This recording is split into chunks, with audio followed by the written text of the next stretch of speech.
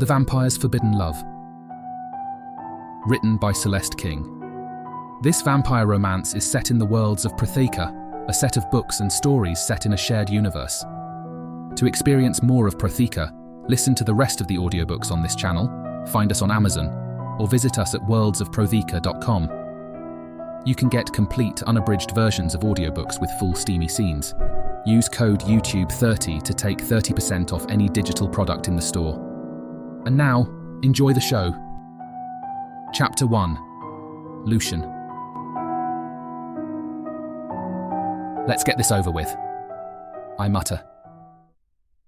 I stride into the small community building, the door swinging open with a sense of grandeur, or as much as it can in this cramped camp, as I make my entrance. It's abuzz with activity, alive with the hum of murmurs and whispers that fill the space. I know that the community room is meant to facilitate relationships, to bond us together so that our attacks are like one cohesive move. And it's why I despise it. But if I want to reach the level I aspire to, I need to show my face. I need to make these people think I am one of them. Even if I still think of humans as little blood bags used for fodder, and the wingless lowlifes fawning over them are weak, I don't let it show. It's been 6 months since the council made these above-ground wild spont bases. We are number 3, officially marking a third of the vrakken out of the tunnels. After we were driven under the mountains hundreds of years ago, we have been surviving while the dark elves and the other pathetic races forgot us. But now, we are ready to reclaim where we once belonged.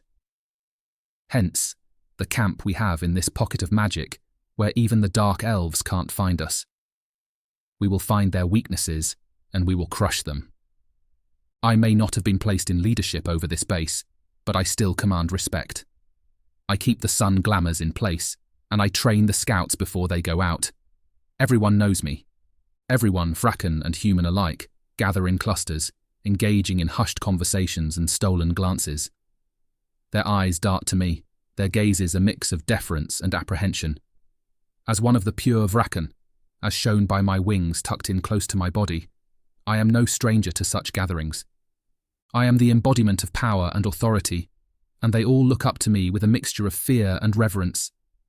They know their place in the hierarchy and understand that I hold their destinies in the palm of my hand. Their eyes, filled with a combination of awe and trepidation, follow my every move, acknowledging my status as their future ruler. It's only a matter of time. Raziel was granted leadership, as he rightfully deserved. He's the oldest of our kind, and I have always been eager to follow his lead. But now it is my turn. There are few pure bloods like me in this camp, and my ability to fly and glamour, not to mention my long life allowing me to hone my skills, should place me above all else. As I navigate through the crowd, the air is thick with the scent of intrigue and ambition. I can sense the weight of their expectations, their hopes and fears, as they silently project their desires onto me. I am their beacon, their guiding star in the abyss of the night. Together, we aim to bring down the dark elves, to escape the tunnels. With me, we will slaughter our enemies and no longer be stuffed below ground. We will have everyone at our feet, whether kneeling or bleeding out. I want to taste the skies again. I want to bask under the starlight. I want to take my rightful place at the helm of this planet like we were promised. Luke. Marius addresses me in a hushed tone. He came from the first wild spont to help us start up. We were friends, or friends enough, in the tunnels. But now, I think it's time for him to take a step back. Brinda is worried about the lack of information that has been gathered. Don't you think it would be better if the scouts... His words fade into nothing more than a mutter when my eyes are drawn to her. Amidst the sea of faces, a human stands out like a rare gem, her beauty unparalleled. It is as if a spotlight shines solely on her. Her cascading white hair, like a waterfall of light, frames her delicate face. Her eyes, the colour of midnight skies, are filled with a mixture of defiance and judgment. She must be new. The scouts have been recruiting more and more humans, and I know that I would have remembered her had I seen her before. She possesses a confidence that is rare among humans, a confidence that challenges the very essence of my being. Intrigued by her remarkable beauty, an intoxicating curiosity envelops me, making it impossible to tear my gaze away from her. Every movement she makes, every graceful sway of her body, holds me captive, drawing me closer to unravel the mystery that lies within her enchanting presence. Lucian, did you hear what I said? With each passing moment, my fascination intensifies, fueled by the enigmatic allure she exudes. Her features, delicately chiseled, seem to reflect a story untold, a tale woven by gods or the long-forgotten Zaphan. Her eyes, sparkling like twin stars in the night sky, hold depths that beckon me to plunge into their infinite abyss. Her mere existence seems to defy the boundaries of ordinary human perception. She navigates the hastily constructed building as though it were a grand hall, with an elegance that commands attention, her every step a testament to her self-assuredness. There is a fire in her eyes, a flicker of defiance that dances with the allure of danger. She is no ordinary human, no meek mortal to be easily swayed, and in that realization, she becomes an enigma that begs to be decrypted, a puzzle that I yearn to solve. No, you aren't listening to me. Why would you? I find myself drawn to every nuance, every subtle gesture that emanates from her being. Her laughter, like a melody that lingers in the air, sends shivers down my spine. The way she carries herself, a perfect balance of strength and vulnerability, captures my attention in a mesmerizing dance. I decide that I must get closer to her. I must speak to the human directly. As I approach, my gaze never leaving hers, I catch snippets of hushed conversations around me. Who's that woman? I've never seen someone captivate Lucian like this before. She must be someone important. Intrigued, I weave through the crowd, each step bringing me closer to her. Finally, I stand before her, our eyes locked in an unspoken battle of wills. I don't believe I've seen you before. I grin at her, a smile that I know can win a woman over in an instant. Perhaps you would like to join us tonight to scout? I ask, my voice filled with a mixture of arrogance and intrigue. We can get to know each other better. She studies me for a moment, her eyes narrowed with suspicion. I'm afraid I must decline, she replies, her voice steady but laced with a hint of defiance. I am taken aback by her refusal. No one has ever refused me before, especially not a mere human. A surge of both irritation and intrigue courses through me. And why would you decline such an offer? I inquire, a slight edge to my tone. She stands tall, undeterred by my presence. I have no interest in being entangled in the affairs of vrakken, she retorts, her voice carrying a firm resolve. A flicker of frustration crosses my features, quickly masked by a predatory smile. You seem confident in your rejection. Tell me, what makes you so special that you think you can say no to someone like me? Her gaze locks with mine, her eyes filled with a determination that surprises me. But then another voice cuts in. Lucian, she isn't trained, Marius hisses to me. She must stay in the camp. The fury with which the human regards him entices a genuine smile from my lips. No doubt that this one is a spitfire. I can practically see her need to prove that she can do whatever she likes pouring off her. Now, Marius, I can handle myself, I say with a smirk. But, Luke, the council... Skewering him with a vicious glare, Marius grits his teeth but shuts his mouth. As I turn my gaze back towards the human girl, a surge of frustration courses through me. In that brief moment of distraction, she has vanished, melting into the crowd like a wisp of smoke. My eyes narrow, and a low growl escapes my lips. This unexpected turn of events only fuels my determination to find her and claim what is rightfully mine. Without missing a beat, I shift my attention to Marius, and I pierce him with a withering glare.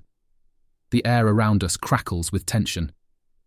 Though Marius is a very skilled and trained fighter, and vrakken like me, he quickly sees in my eyes that this is not a fight he wants to start. He works his jaw, keeping silent as I let my wings flare slightly. To his credit, no fear clouds his face. "Now look," I say with a measured tone, masking the frustration that boils within. "You've made me lose the human. We'll have to finish our conversation later."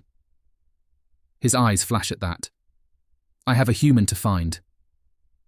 As I utter those words, a cat-like smile curls upon my lips, a glimmer of amusement dancing in my eyes. The human girl's fiery spirit has not gone unnoticed. Her defiant glare, the unyielding way she carries herself, only adds to the allure that surrounds her. This one is not easily swayed, not easily won. And that makes the chase all the more exhilarating. I begin to weave my way through the room. My gaze scans the crowd as more bodies filter in, either finishing or starting their day. I search for a hint of her presence. Every corner, every shadow, becomes a potential hiding place, a potential sanctuary for the object of my desire. My heightened senses are attuned to every whisper, every movement, searching for the faintest trace of her scent. The desire to possess the beautiful woman slowly stirs within me, fueled by a potent blend of longing for power and the need to solidify my position as the future ruler. Her presence, like a tantalizing flame, beckons me to claim her, to make her an emblem of my authority and dominance. She becomes more than just a mere human. She becomes a coveted possession, a symbol of my control over both the vrakken world and my own insatiable desires. As I navigate through the sea of humans, whispers and murmurs follow in my wake. The atmosphere crackles with curiosity as rumours of my relentless pursuit spread like wildfire. I pay them no mind, my focus solely on the task at hand. I am a predator on the prowl. In my mind's eye, I can already envision her by my side. It's odd, since I've never cared much for the idea of mating. Most vrakken don't, and while I don't condemn those who have chosen to mate, even with humans, I would have never chosen it for myself. Until now. With her as my companion, I would be more accepted by the humans we have brought to this camp, and I know the council would appoint me to the leadership position that I crave. She would be a testament to my power, a testament to my ability to conquer and rule over both the vrakken world and the lower human society, just like Raziel and his mate. Just as desperation begins to gnaw at the edges of my patience, a glimmer of movement catches my eye. Through a window, I catch a fleeting glimpse of the human girl, her figure elegant and ethereal against the backdrop of the early morning sun. A surge of adrenaline courses through my veins, igniting a renewed sense of purpose within me. "There you are," I murmur.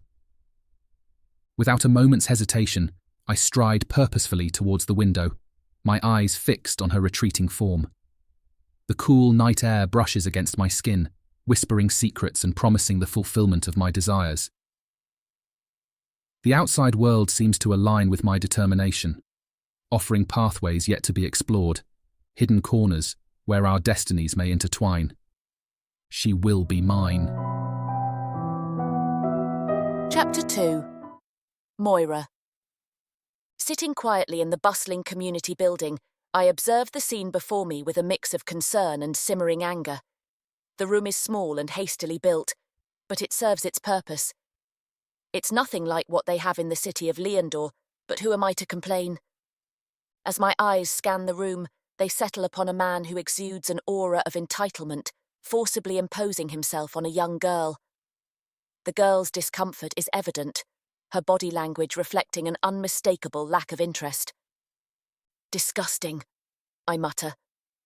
A surge of righteous indignation courses through my veins. With steely determination, I make a silent vow to find this man later tonight, to confront him about his reprehensible behaviour, and watch as karma is delivered to him on a shining silver platter. Leaning back against one of the small tables peppered throughout, I take a moment to gather my thoughts. As I observe the other humans and vrakken going about their business, laughter and conversation filling the air. I cloak myself in an air of calmness, masking the intensity that burns inside. Not one of these imbeciles is aware of just whose presence they are in. A sense of unease tingles at the back of my neck. Something, or rather someone, has caught my attention. In the periphery of my vision, I notice a pair of piercing eyes fixed upon me. The intensity of their gaze sends a shiver down my spine, stirring a strange mixture of unsettlement and intrigue within me. The way their gaze penetrates me, delving deep into the depths of my soul, both unsettles and enthralls me. It's as if they can see through the layers I have carefully constructed, reaching a part of me that remains hidden from the world. Apprehension and curiosity intertwine within me, like two opposing forces fighting for dominance. I stand amidst the bustling crowd, my attention drawn to the figure approaching me. As he walks closer, confidence exudes from his very stance. His words, a mix of arrogance and intrigue, hang in the air as he makes his request. "I don't believe I've seen you before." He gives me a grin that makes my stomach flip. In disgust, I lie to myself. "Perhaps you would like to join us tonight to scout?" His voice dips into a low purr. "We can get to know each other better." I study him for a moment, suspicion narrowing my gaze. Dressed in close-cut training leathers, his attire showcases his wings and cut muscles, both signs of strength and status. His hair flows down past his shoulders, and I hate the way I want to reach out and touch it. "I'm afraid I must decline," I reply, my voice clearly lacking any apologetic tone. His reaction catches me off guard. The flicker of frustration that briefly crosses his features does not go unnoticed, quickly replaced by a predatory smile. His tone takes a sharper edge as he probes further. "And why would you decline such an offer?" He bites, as if he really can't grasp that someone would tell him no. Unyielding, I stand tall, unmoved by his presence. I meet his gaze with determination, ready to defend my decision. "I have no interest in being entangled in the affairs of Vrakken," I assert, my voice reflecting the strength of my convictions. "I'm only here to survey the threat they pose. I have no interest in scouting or fighting. I came for the one thing they offered everyone else: sanctuary. It would be nice to not have to fight for my life for a little while." A flicker of amusement dances in his eyes, a hint of frustration concealed within his smile. It's unfair how gorgeous all the vrakken are, especially this one with a face chiseled with sharp angles and a strong jawline. There is a certain ruggedness to his features, a touch of wildness that adds an air of intrigue. His piercing emerald green eyes, framed by thick lashes, hold a magnetic quality that draws me in, both unsettling and alluring. His response reveals his true position of power. "You seem confident in your rejection. Tell me, what makes you so special that you think you can say no to someone like me?" he remarks, a mixture of admiration and curiosity in his voice. Our gaze remains locked, an unspoken challenge floating between us. The intensity of the moment is interrupted by the wingless vrakken, easily identified by his nearly equally handsome features, his frustration palpable in his words. "Lucian, she isn't trained," the vrakken hisses as he glares at the winged one. "She must stay in the camp." As the winged vrakken turns away, a surge of instinctual caution courses through me, warning of the imminent dangers that may lie ahead. I don't want to train or scout. I didn't really want to draw attention to myself. I just wanted time to sort out a plan of where I'd go next. My entire life, I've been on the run, and I wanted to get ahead of the threat before they attacked. I didn't intend to catch the eye of a vrakken who seems to be powerful. Without hesitation, I silently slink into the welcoming embrace of the shadows, blending seamlessly into the darkened corners of the room. I navigate the dimly lit space, ensuring I remain hidden and evading any potential pursuit. The sun begins to rise, casting its gentle glow over the horizon. I feel a mixture of relief and frustration. Relief I didn't get stuck with that arrogant fool, yet frustrated that he caused me to lose sight of the scoundrel harassing the young girl. Not that he would care. He's probably the same species of scoundrel, but with fangs. I cautiously slip across the compound, which is rapidly emptying. Even with the sun glamour in place, most vrakken shy away from the beams. In fact, over half the camp seems to be nocturnal.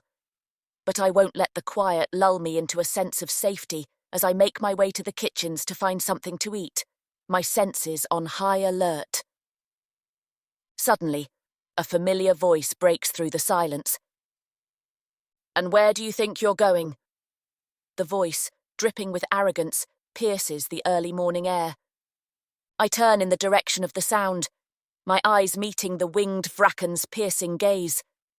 Determination flickers in his eyes, a testament to his unwavering pursuit. "You won't escape me that easily," he taunts, a cruel smile playing on his lips. My instincts kick in, warning me of the immediate danger. Without a moment's hesitation, I swiftly turn, darting out past the sun glamour and into the paths of the woods just outside the boundaries of the camp. Hopefully, the sun's rays will stop him. Though, if he has wings, he's probably one of the ones that keeps the glamour in place. "Stay away from me, bloodsucker," I command, my voice filled with anger. He scoffs, his eyes narrowing as he draws closer, his steps deliberate and calculated. I watch as he crosses the boundary, and a small sliver of hope bursts inside me. "You think you can resist me? You belong to me, girl. Accept it." Girl? Girl? No, I don't think so. A surge of anger and resentment fills me, igniting a burning hatred deep within. The realization of his intentions fuels my defiance, giving me a strength I never knew I possessed. "I belong to no one," I retort, my voice laced with a venomous conviction. "Certainly not the likes of you." His surprise at my resolute words is evident, his initial confidence faltering for just a moment. He never expected such defiance from me. A flicker of doubt crosses his face, quickly replaced by a steely determination. He regains composure, a glint in his eyes as he lunges towards me, his movements swift and calculated. "You clearly don't know who you're talking to," he growls, his voice laced with a mixture of anger and determination. I narrow my gaze, meeting his intense stare with unwavering defiance. He's the one who doesn't know who he's talking to. "I've had enough of your games," I retort, my voice laced with equal measures of anger and resolve. With agility and determination born out of desperation, I swiftly sidestep his advance, narrowly evading his outstretched hand.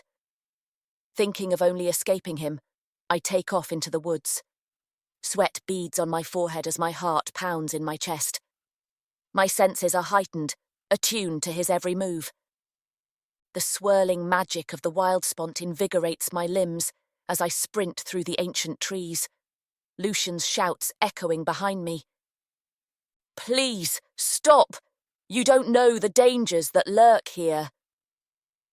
I ignore his calls, emboldened by the strange energy pulsing through this place. The forest feels alive, the leaves and vines shimmering with rainbow light that seems to coat my skin. I can hear Lucian pursuing me, his footsteps swift and steady.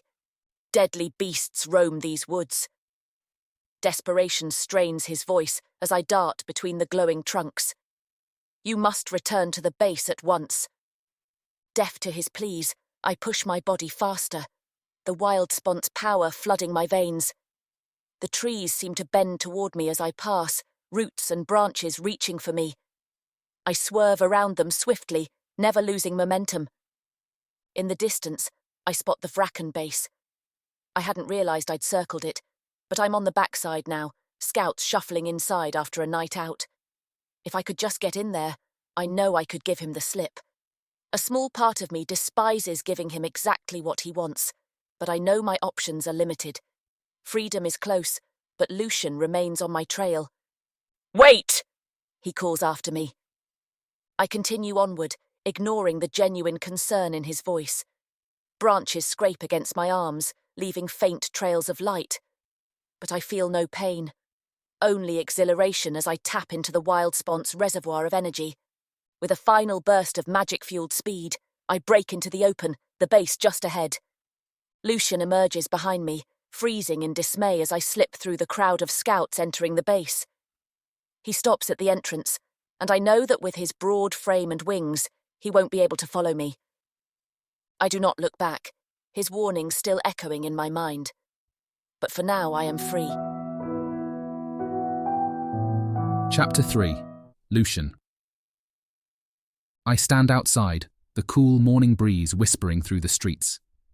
Marius approaches me with a mix of curiosity and wariness etched on his face. Lucian, there you are. Marius comes up beside me, and I fight a snarl. I want to brush him off, but I think better of it. I turn to face him, a vicious smile tugging at the corners of my lips instead. Still looking for me? His eyes narrow. Still looking for the woman? I shake my head. That woman. A mere human. My words trail off in a tone of awe. She rejected me. Marius's eyebrows arch, a spark of intrigue flickering in his eyes. Is she truly worth pursuing? Surely there are countless others who would willingly submit to your will. We are vrakken, after all. I know what he means. Most humans fall over themselves to be with a vrakken, and even if I wanted to take someone less docile to my bed, most vrakken women do anything to sleep with a winged male. A mirthless chuckle escapes my lips as I shake my head. But those ones are so boring. I sigh. No, they're mundane. With a swift call, I summon several of the scouts, telling them to find me the woman. I don't have to explain myself to them as their trainer, and besides, a slight pause, none of them ask me to. I want her delivered to me, I add. I need to have a private conversation with her. I don't need the council or the so-called leader of this camp breathing down my neck if they catch wind of me hunting after a human. But my scouts are known for their discretion. They disperse without question. Marius and I stand outside the perimeter of the base, the cool morning air whispering through the magical trees of the wild spont. Care for a hunt? I say, glancing at Marius. The first knows I could use it.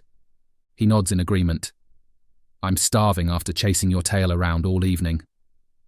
Together we slip into the forest, our footsteps silent against the mossy ground. Even without his wings, Marius is strong enough to glamour, so we don't have to worry as dapples of light hit our skin. My senses open, inhaling the earthy scents of the woods. I detect prey nearby. A lichen, its musky odour unmistakable. I smell lichen, I murmur. Marius's eyes light up at the prospect of the rare treat. We stalk forward, movements fluid and stealthy. I spot the lichen up ahead, drinking from a stream. Crouching, I signal Marius to flank it. He slips to the side while I creep forward. The lichen's head snaps up, nostrils flaring. It bolts. I spring, lungs burning as I chase it through the glowing trees. Marius whoops nearby, trying to cut it off. The lichen veers left, and I put on a burst of speed. It glances back, eyes wide with terror. My fangs snap down in anticipation. With a final leap, I tackle the lichen to the forest floor. It thrashes beneath me, bleating frantically. I wrench its head back, exposing the throat. My teeth pierce its hide, hot blood gushing into my mouth. The lichen spasms, then goes limp. I drink deeply, magic surging through my veins. The corpse drops as I finish. Wiping my chin, I look up to see Marius watching enviously. You couldn't save some for me? He laughs. I shrug. You're fast. Catch your own. Marius takes off and I trail behind, refreshed. We crest a hill and spot a day grazing below. That one's yours, I call. Marius grins, then charges. The day startles, but he's upon it in seconds. With an exuberant shout, he buries his teeth in its neck. I look on, amused. The day wasn't much of a challenge after the lichen. but we both got to feed. Marius finishes and jogs over, eyes bright. "Not a liker, but it'll do," he says. I clap his shoulder. "Not bad. Now come on, I have some business to handle before training this afternoon." Together, we lope toward the base. Once on the ground again, Marius splits off with a brief nod, and I stalk toward the far building in the back. It's my own personal quarters, equipped with an office as the training officer. Throughout the day, I find it increasingly challenging to focus on my responsibilities. My mind constantly drifts back to thoughts of the mysterious woman who controls my senses. The affairs of the base, the machinations of power, all pale in comparison to the enigma that she embodies. "Again," I bark, circling the scouts as they spar in pairs. I adjust stances and techniques, keeping a keen eye out for mistakes. A scout throws a sloppy punch and I grab his wrist, twisting hard. "Keep your hands up," I snap, shoving him back into the match. I resume pacing, scowling. These recruits are mediocre at best. We need warriors, not weak fledglings. A yelp draws my attention as a scout hits the ground.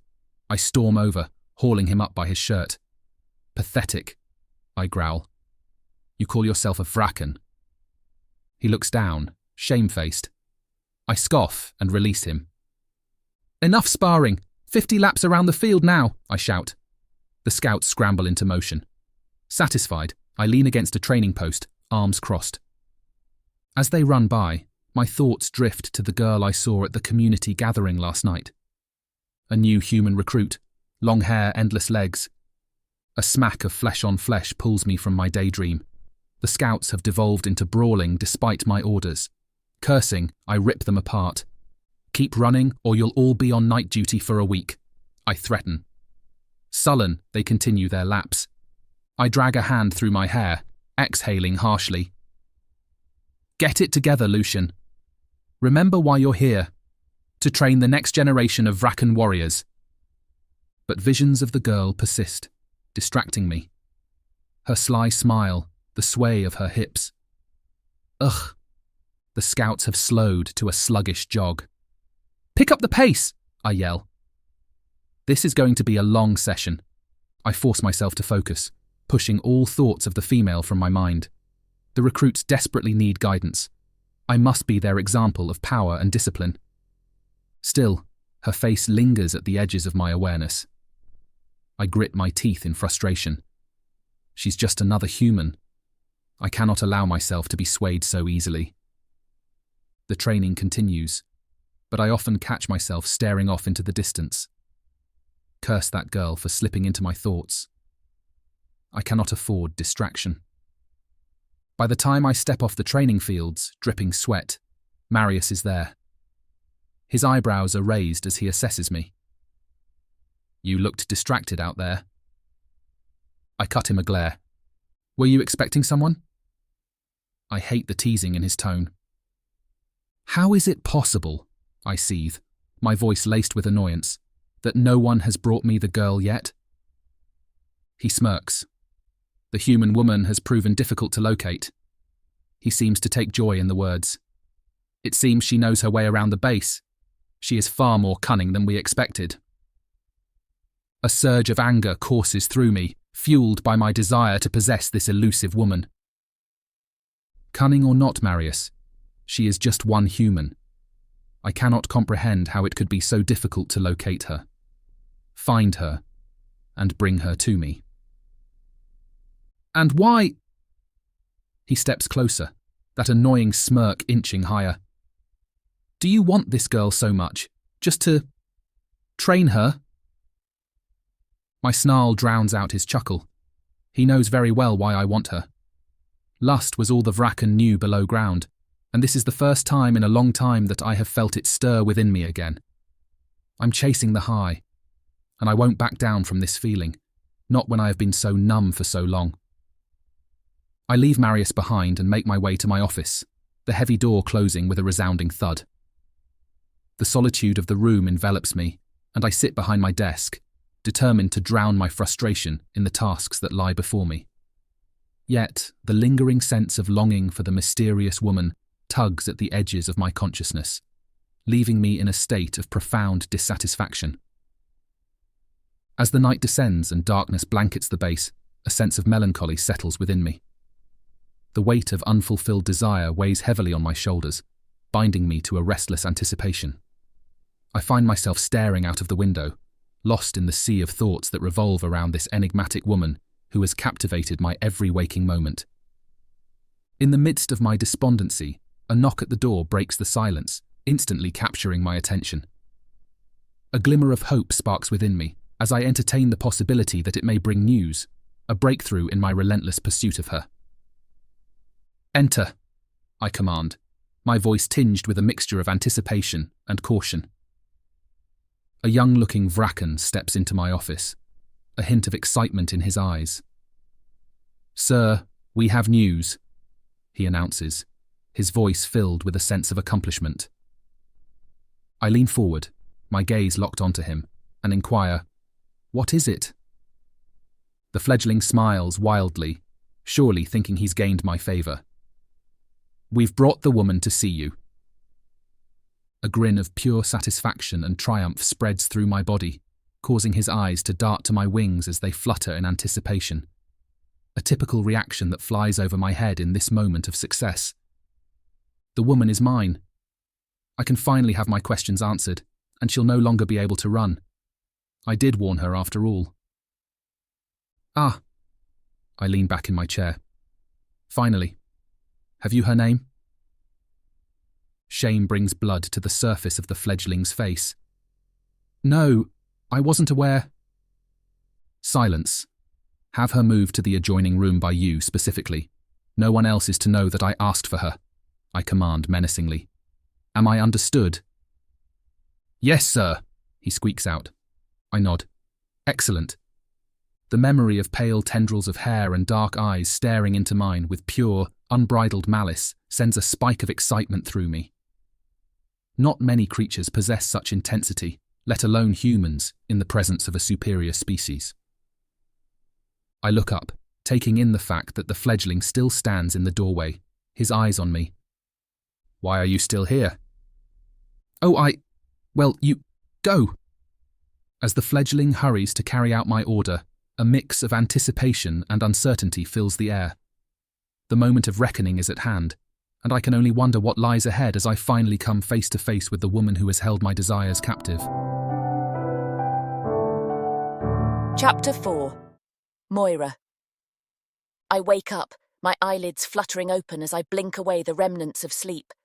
The room is shrouded in dim light, casting eerie shadows across the walls. Confusion washes over me as I try to piece together the events that led me to this place, this confining prison they call a bedroom. How did I end up within the oppressive grasp of these walls? The very air feels heavy with captivity, suffocating me with a sense of entrapment. As I sit up, my muscles protesting the movement, I poke my head out of my room to peek at the dormitory. My gaze falls upon the scene before me. Humans, their eyes downcast, move about with a sense of subservience, catering to the every whim of the vrakken who hold dominion over them. We were supposed to find freedom here, a way to get back at the dark elves. But it's clear that this base is just another place to enslave us. The sight only deepens my feelings of powerlessness, reminding me that I too have become nothing more than a pawn in the twisted games of these immortal beings. My mind drifts back to the harrowing moment of my capture. The memories flood my senses, vivid and haunting. I fought with every ounce of strength and determination, fueled by a fierce desire to resist their clutches. Adrenaline surged through my veins as I dodged and weaved, driven by an instinct to evade their advances. But the odds were stacked against me. Overwhelmed by their sheer numbers and relentless pursuit, I found myself caught in a whirlwind of chaos and betrayal. Deception struck like a sudden blow, as reinforcements arrived unexpectedly, turning the tide against me. And I now realize with a grip of panic that I am too new here for anyone to notice. Humans come and go. Some are made, some run. I have a suspicion that some vrakken use the ones that can't scout well. My absence would garner no attention. "You're up," a fledgling, as I've heard them called, remarks, noticing that I now am awake. They are more servants than slaves, treated with some respect, and still much, much better than a human. They're young and meant to serve their vrakken elders. We're meant to provide them with what the fledglings will not. Reflecting on the conflicting emotions that swirled within me, when I realized the vrakken pursuing me was willing to go to such extraordinary lengths, curiosity begins to blossom within my chest. What could have driven them to orchestrate my capture with such determination and tenacity? Was it purely a thirst for power? Or could there be a hidden motive beneath the surface? As I contemplate the grand orchestration that led to my arrival within this domicile, the realization dawns upon me. It must have been a vrakken of great status behind my capture. Lucian. The sheer resources, authority, and manpower required to orchestrate what I consider my kidnapping could only be wielded by him. I find solace in the recesses of my mind, revisiting the memories of my capture. The relentless resistance I displayed against overwhelming odds brings forth a glimmer of pride, despite the ultimate outcome.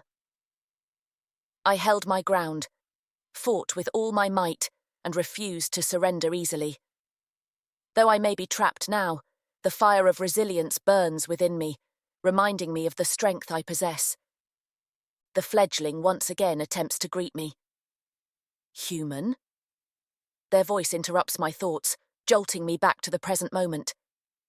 "Do you need something?" The question, the disdain in their voice, they must have been instructed to care for me like a vrakken, something that would pain most of these creatures. I pause for a brief second, considering my response.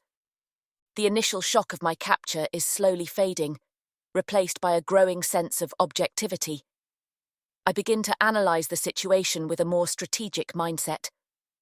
The potential influence and strategic advantage that could arise from being in the presence of an older vrakken, one treated practically like the sorcerer king himself, cannot be ignored. While their motivations remain hidden, I contemplate the potential benefits that this forced proximity may bring. I glance at the fledgling. I am parched. "Let me fetch you some water." She strides around to the bedside stand and pours a fresh glass of water from a crystal carafe. She hands it to me, looking less put out than before. Taking a sip, I realize that this is certainly something I could get used to. The special treatment. It's a nice change of pace from the small hut I managed to scrape together, with 5 other women, in Liandor. The day stretches on, with the fledgling dutifully attending to my every request, fulfilling my needs with unwavering diligence. In fact, she even seems to warm up to being in my company. Maybe because I do not order her around like her kind would. She caters to my whims, anticipates my desires, yet there is one request she refuses to grant. "I'm sorry," the fledgling says with a hint of regret, "but I've been instructed that you are to remain in your chambers." Disappointment washes over me, mingling with frustration and a renewed sense of confinement. The realization that I am not just physically trapped, but also subjected to the will of another, sinks in. Lucian has taken every precaution to ensure my compliance and restriction. A small part of me wonders if I could get by this vrakken. She is faster, yes, but she is young, and probably not accustomed to her body. From the way she darts around occasionally or squeezes something too hard, I'd say she's newly made, and I stand a chance of getting free. Or killed. Time passes. The fledgling continues to attend to my needs, bringing meals to my chambers 3 times a day. The food is meticulously prepared and presented, a testament to the resources at their disposal. I find solace in the delicious meals, allowing them to momentarily distract me from the confined reality of my existence. Disappointment and frustration intertwine as I come to terms with the extent of my imprisonment.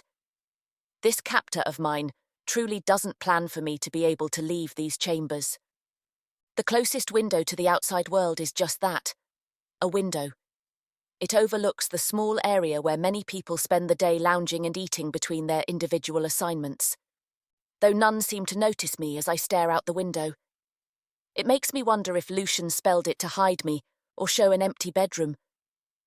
I think many people forget that even though the vrakken look more human, though inhumanly beautiful, than dark elves, they both share magic. The vrakken just seem to prefer getting their hands dirty over relying on it. To keep the minutes from crawling by at such a painfully grueling pace, I immerse myself in books. I'm one of the lucky few humans on this island that know how to read, and surprisingly, this base has many books. The fledgling ensures that I have access to a selection of literature, providing a small respite from the monotony of my captivity. I devour stories of adventure, escape, and resilience, finding solace in the factual worlds that transport me far from my current predicament. Perhaps the most torturous aspect is the lack of decent conversation. As much as the books try, they can't engage in true discourse with me. And, as hard as I try, the fledgling refuses to discuss anything other than my needs and wants. She's no help at all.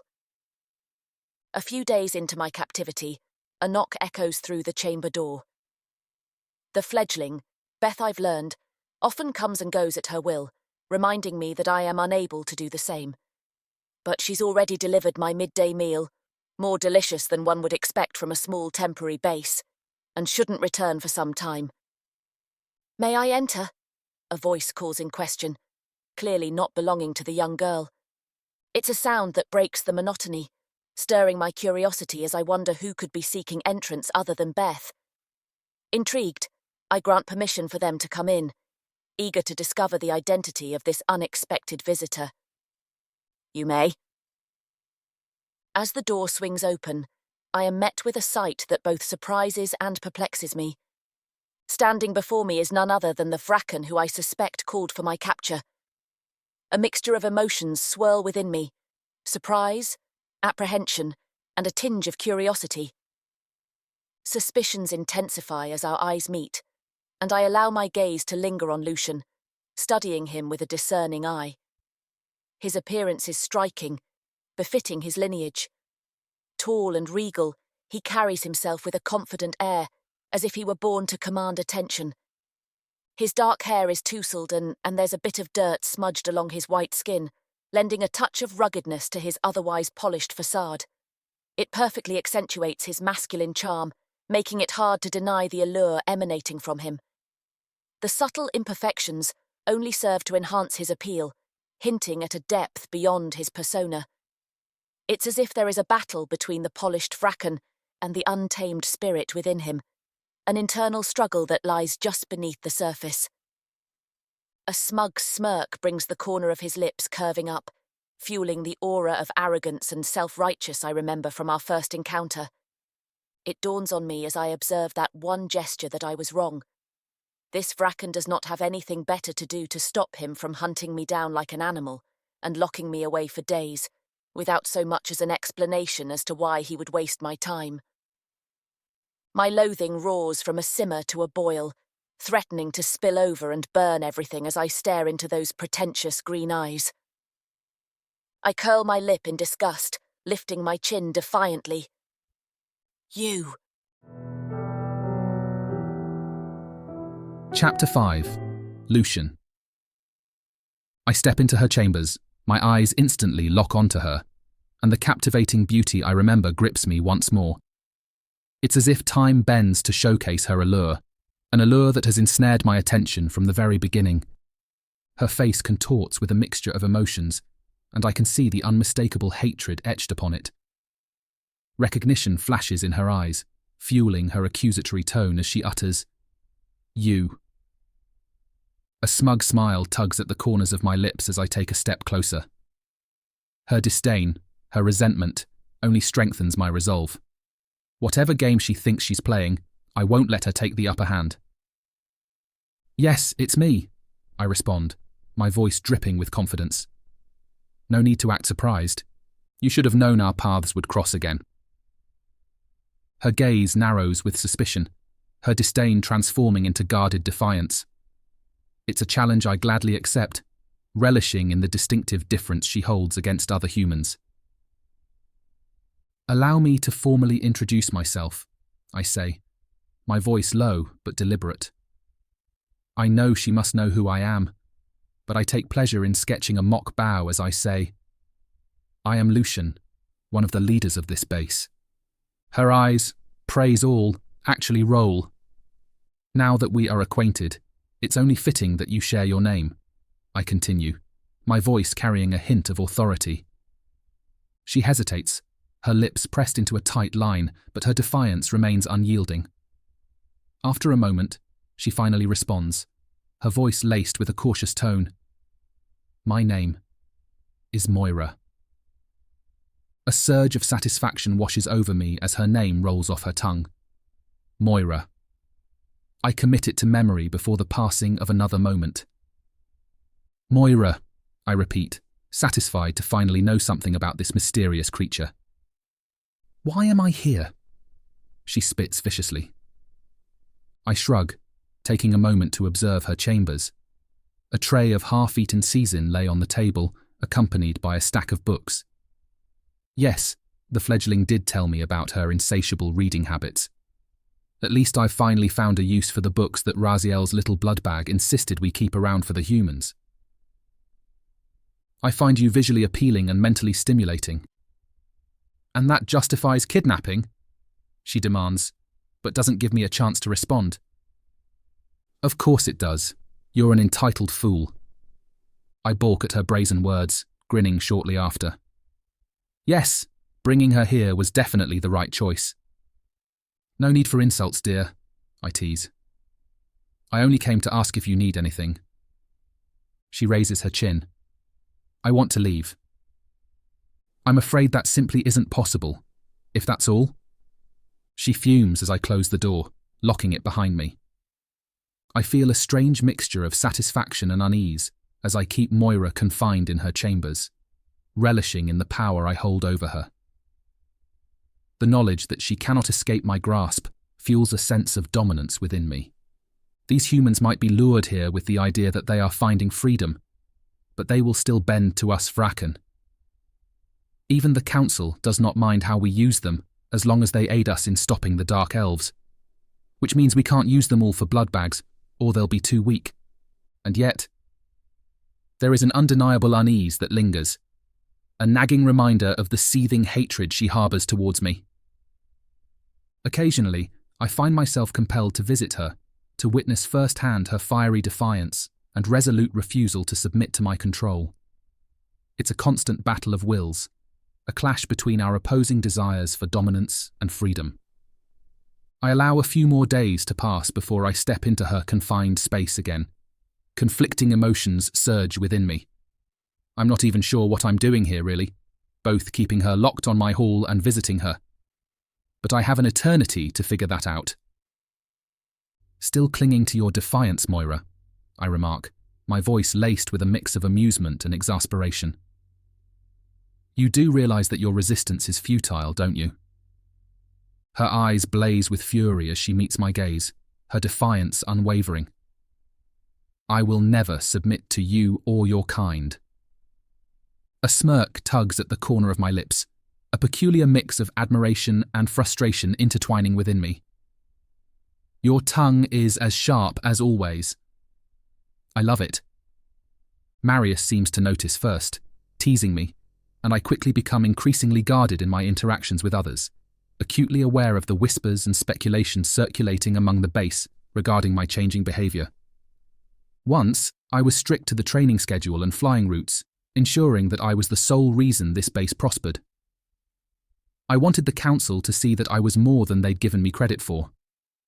But now I'm sulking around my hall far too much.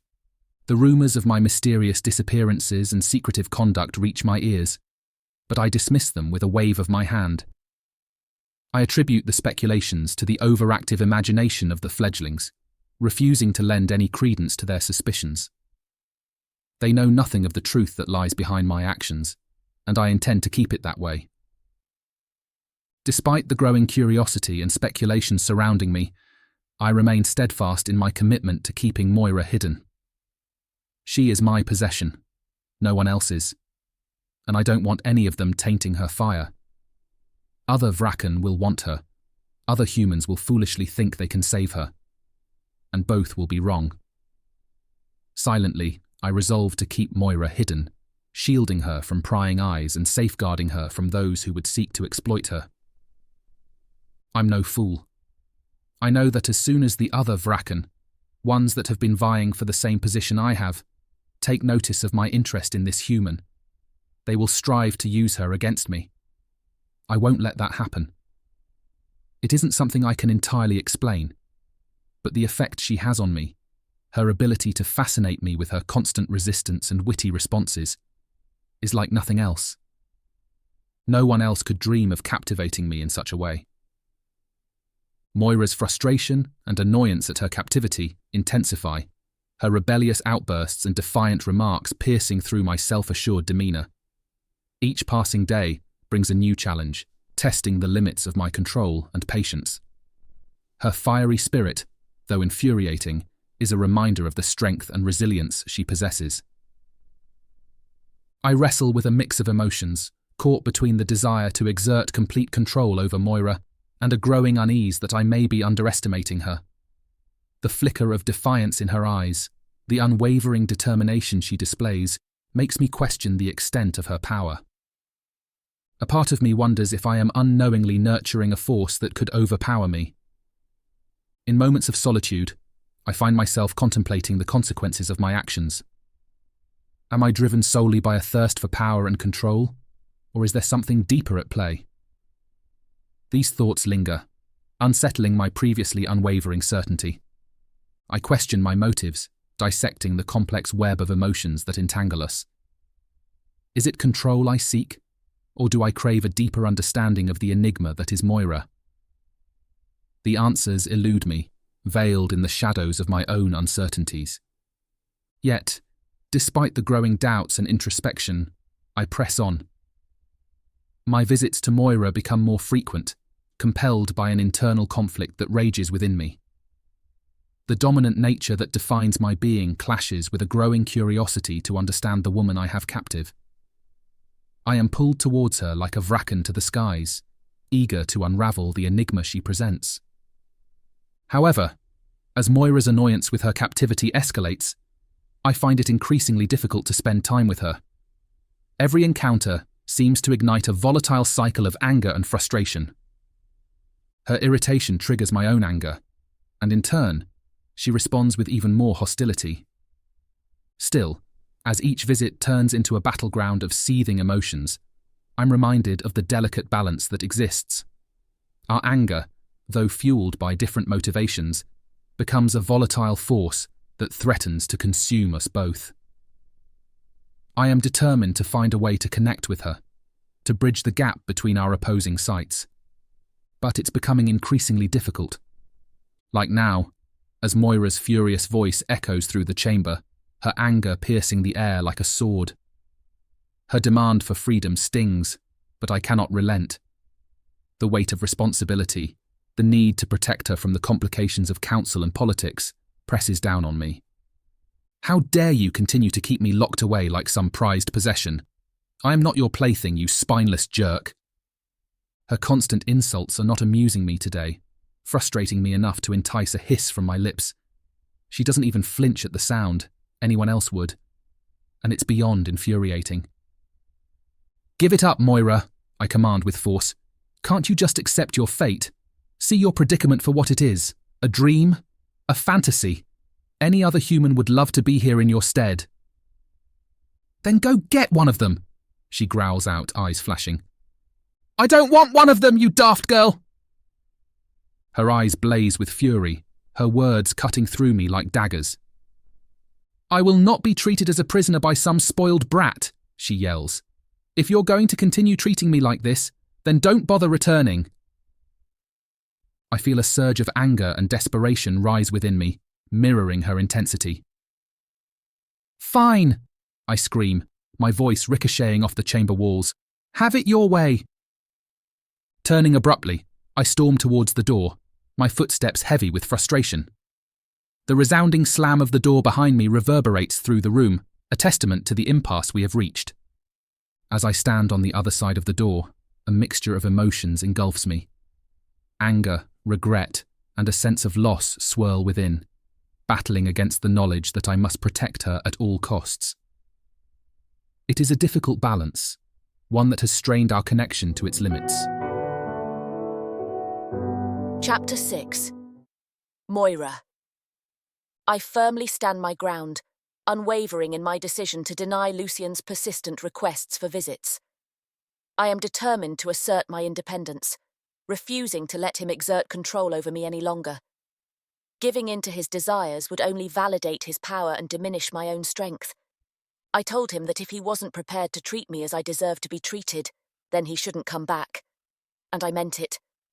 I would rather rot in these chambers than be tucked away like some secret obsession or jewels in a case. No matter how much his anger escalates, I remain resolute. I recognize that my denial serves as a source of empowerment. It allows me to reclaim agency in a situation that sought to strip it away. I will not be reduced to a mere captive, trapped by his rules and desires. I am more than that, far more than he will ever realize. In my defiance, I find solace. The spark of rebellion ignites within me, fueling my resolve to resist and challenge the power dynamic that exists between us. I relish in this newfound strength, knowing that my refusal to comply is a symbol of my resilience and refusal to be controlled. He comes back the next day, his voice carrying a tinge of expectation as he asks to visit again. Don't be difficult, Moira. Just let me in. I cross my arms, glaring at the door as if it were him. No. My refusal hangs in the air, a declaration of my strength and determination. With each denial, I reaffirm my autonomy, refusing to give in to his desires. Lucian's frustration simmers beneath the surface, his anger palpable. Why must you always defy me, human? He growls, his tone laced with exasperation. You chose this path, you winged prick. I'm merely along for the ride. I revel in the power I hold over Lucian, a surge of satisfaction coursing through me. My refusal to conform to his expectations unsettles him, shaking the very foundation of his control over me. It is a reminder that I am not a mere puppet to be manipulated at his will. I am strong, and I will not be broken. Many have tried. None have succeeded. Several days pass, and Lucian persists in his attempts to gain entry. Like a broken record, he asks once again to come in, and once again, I firmly refuse, denying him access to my chamber. As I remain resolute in my defiance, a flicker of curiosity begins to creep into my mind. Why doesn't he simply bust the door down anyway? Why does he continue to ask for permission when he could easily exert his dominance over me? These questions swirl within me, taunting my thoughts. Is it because he fears the consequences of such an act? Or is there something else that holds him back? The answers elude me, buried beneath the layers of our intricate power struggle. Seeking solace and someone to confide in, I turn to Beth. Not ideal, but better than nothing. He's such a presumptuous, entitled prick, don't you agree? I look at her expectantly. She cowers, eyes flicking from side to side. Oh, never mind. You won't be honest anyway, I mutter with an eye roll. Lucian is her boss, or however their stupid hierarchy works after all, and holds a high position of power. I cannot understand why Lucian persists in asking for permission when he could easily take it by force. Not that it would be a good decision with an outcome he'd hope for, I add thoughtfully. Perhaps he respects your boundaries. Ha! I bark out a doubtful laugh. You do realize that he had his men kidnap me, yes? Respect is at the bottom of the list. She flinches and sucks her lips between her teeth. I've noticed her harsh exterior melting away, and I'm hoping that maybe I'm getting her on my side. Maybe I can get out of here. Your loyalty is commendable, but you don't need to lie to me. I wait expectantly for a response, but I'm ultimately met with silence. Very well. I'd like to be left alone. Beth offers a curt nod. Her movements hurried and quickly leaves the room. As the door shuts behind her, I am once again left alone in the confines of my chambers.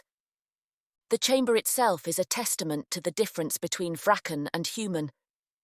We are on their former military base. I've heard whisperings that these are temporary, that their home is below ground, not that many want to return to it. Instead, they are biding their time until they can claim the above-ground world. But even in this base, the vrakken are shown at least a modicum of respect. Humans are given small quarters, enough for the 2 beds squeezed into the small space. We were forced to share, and yes, we worked for the bed and the food. I've had it worse, but still, we were given little. This room, though, I can tell was a vrakken room. It's spacious with taller ceilings, most likely to accommodate wings, and more furniture. There's a rug, curtains, little furnishings that to them seem normal, and to me seem luxurious. Yet, as I take in my newfound fortune that surrounds me, I cannot escape the suffocating nature of it all. Despite the things that I once dared to yearn for now in my possession, there is an undeniable emptiness that permeates the air. Material possessions cannot fill the void within me, nor can they bring true fulfillment. It is not the lavishness of the chamber that suffocates me, but the weight of my circumstances, the unexplainable attention and possessiveness of this vrakken. The emptiness I feel is not only physical, but also emotional. It is a longing for freedom and independence, a desire to escape the clutches of this gilded cage that holds me captive. The chamber itself serves as a constant reminder of the control and power that Lucian holds over me. In this chamber, I am reminded of the struggle I face daily. The beauty that surrounds me only serves to magnify the injustice of my situation. Here I am, anything that I could ever need at the tips of my fingers, and I am unable to enjoy it. As the sun dips below the horizon, casting the chamber in a dim twilight, I embark upon my nightly ritual. The air becomes infused with a subtle flicker of warmth and tranquility as I light the candles scattered strategically around the room. Their soft glow illuminates the space, casting dancing shadows on the walls, creating an ethereal ambience that temporarily shields me from the stark reality that lies beyond these walls. Seated by the window, which I'm shocked the vrakken have due to their sunlight sensitivity, but I am glad nonetheless. I am drawn to the mesmerizing sight of the moonlit landscape beyond. The silvery glow of the moon casts a serene halo upon the world outside, a world that seems so tantalizingly out of reach. I yearn for the freedom that lies beyond these walls, a freedom that dances just beyond my fingertips. And yet, I stay. Which is as much of an enigma as Lucian minding the single boundary I have left here. "What is wrong with him?" I ask the moon. "What is wrong with me?" As the candles flicker and cast their warm glow, my mind becomes a realm of contemplation. I reflect upon the events that unfolded, analysing the subtle clues hidden beneath Lucian's motives and actions. What is it that drives him to persist, despite my refusals? More importantly, what is it that drives me to stay instead of escaping? Could it be that the life I've chosen has come to bore me? Watching those who deserve it writhe with the consequences of their actions as karma is imposed is far from dull. It is entirely satisfactory. But there was a time where I wanted more in life. Have I grown complacent, and this sudden change has just turned out to be too good to let go? There are a multitude of opportunities here, I know that. But how do I take them? The beaming rays of moonlight yield no answer for me. Chapter 7. Lucian. As the days pass, I find my mind drifting, my thoughts clouded by the enigma of Moira's defiance. The matters that once held such significance lose their sharpness, overshadowed by the persistent question of why she resists me so vehemently. The weight of her rejection lingers, distorting the clarity of my purpose and undermining my ability to stay grounded amidst the intricacies of my role. With each passing moment, the impact of her denial grows, leaving me torn between the desire to understand her motivations and the frustration of being unable to break through her barriers. The ripple effect of our interactions permeates not only my personal realm, but also my responsibilities as a leader. Yet, despite the challenges Moira's rejection presents, I am driven to find a resolution. The presence of my female vrakken lovers only adds to my frustration, as their attempts to comfort and distract me are met with dismissive waves. As Isabella reaches out to touch my arm, her voice tinged with concern, I cut her off sharply. "Don't bother," I snap, pulling away from her touch. "Your feeble attempts won't ease the turmoil within me. I have no interest in your hollow solace or petty distractions." Isabella's face falls, hurt evident in her eyes. "But darling, we only want to help," she pleads, her voice wavering with disappointment. I scoff dismissively, my irritation mounting. "Help? Is that what you call it?" I retort, my voice dripping with disdain. "You think your presence can replace what I truly desire? You are mistaken." Lavinia steps forward, her gaze defiant as she speaks up. "You shouldn't let whatever has upset you define your happiness." I narrow my eyes at her, my temper flaring. "You dare speak of my happiness?" I reply, my voice laced with bitterness. "You, who know nothing of what I truly desire, your empty words hold no weight here." As their expressions shift with a mix of disappointment and resignation, I make it clear that their attempts to console and distract me are futile. With a dismissive wave, I step away from them, leaving no room for argument. "I need solitude," I assert coldly, my voice cutting through the tension. "I must confront this on my own terms. Your presence only serves to remind me of what I lack." As they retreat with wounded expressions, I am left alone to grapple with the frustrations that consume me. In the silence that follows, I steel myself for the battle ahead, knowing that resolution lies not in the arms of my lovers, but within the depths of my own introspection. Their feeble attempts to comfort and distract me have only solidified my resolve to find solace elsewhere. I will not settle for hollow substitutes or shallow distractions. The ache within me burns with the desire for something deeper, something that these vrakken lovers can never provide. I pace impatiently across the length of my office, the sound of my footsteps echoing against the hard floor. Frustration courses through my veins, my fingers tapping nervously against my thigh. Furrowing my brow, I let deep lines etch themselves upon my forehead as I contemplate the various paths stretched out before me. Composure wavers, betraying the inner turmoil that churns within me. Reaching the far end of the office, I turn abruptly and begin my restless journey back, my eyes darting around the room as if searching for answers amidst the ornate tapestries and gleaming artifacts. What am I to do? I mutter, frustration lacing my voice. How can I navigate this treacherous path and find the resolution I seek? Thoughts race like wild hokins, each possibility examined and discarded with equal haste. Consequences weigh heavily on my mind, the burden of responsibility pressing down upon me. Yet, my restless soul refuses to submit to the suffocating confines of convention. I stop abruptly, pressing my back against the cool marble wall, closing my eyes as I take a deep breath, attempting to steady my racing thoughts. Visions of Moira's rejection flicker in my mind, fueling a fire of determination within me. As I continue pacing, lost in my thoughts, the heavy wooden door creaks open, and Marius steps into the room, his presence interrupting my restless journey. He clears his throat politely, catching my attention. "Luke, can I talk to you for a moment?" Marius's voice carries a hint of formality, his gaze focused and attentive. I halt my steps, turning to face him with a nod. "Of course, Marius. What is it that you need?" He approaches with a folder in his hands, his gaze steady. "I wanted to discuss the upcoming meeting with the council. They are growing restless. We've taken a lot of humans and must be drawing attention, We need to finalize a plan of attack with the other bases. I lean against the edge of my mahogany desk, folding my arms across my chest. Go on, I encourage, my tone indicating my readiness to engage in the discussion.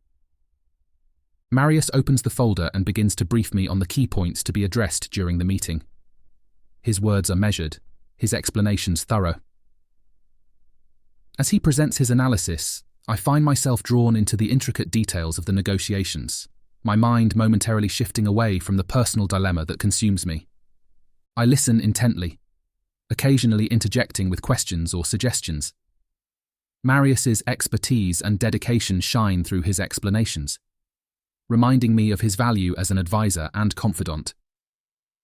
Even if he can be annoying at times, once he completes the briefing, there is a brief moment of silence.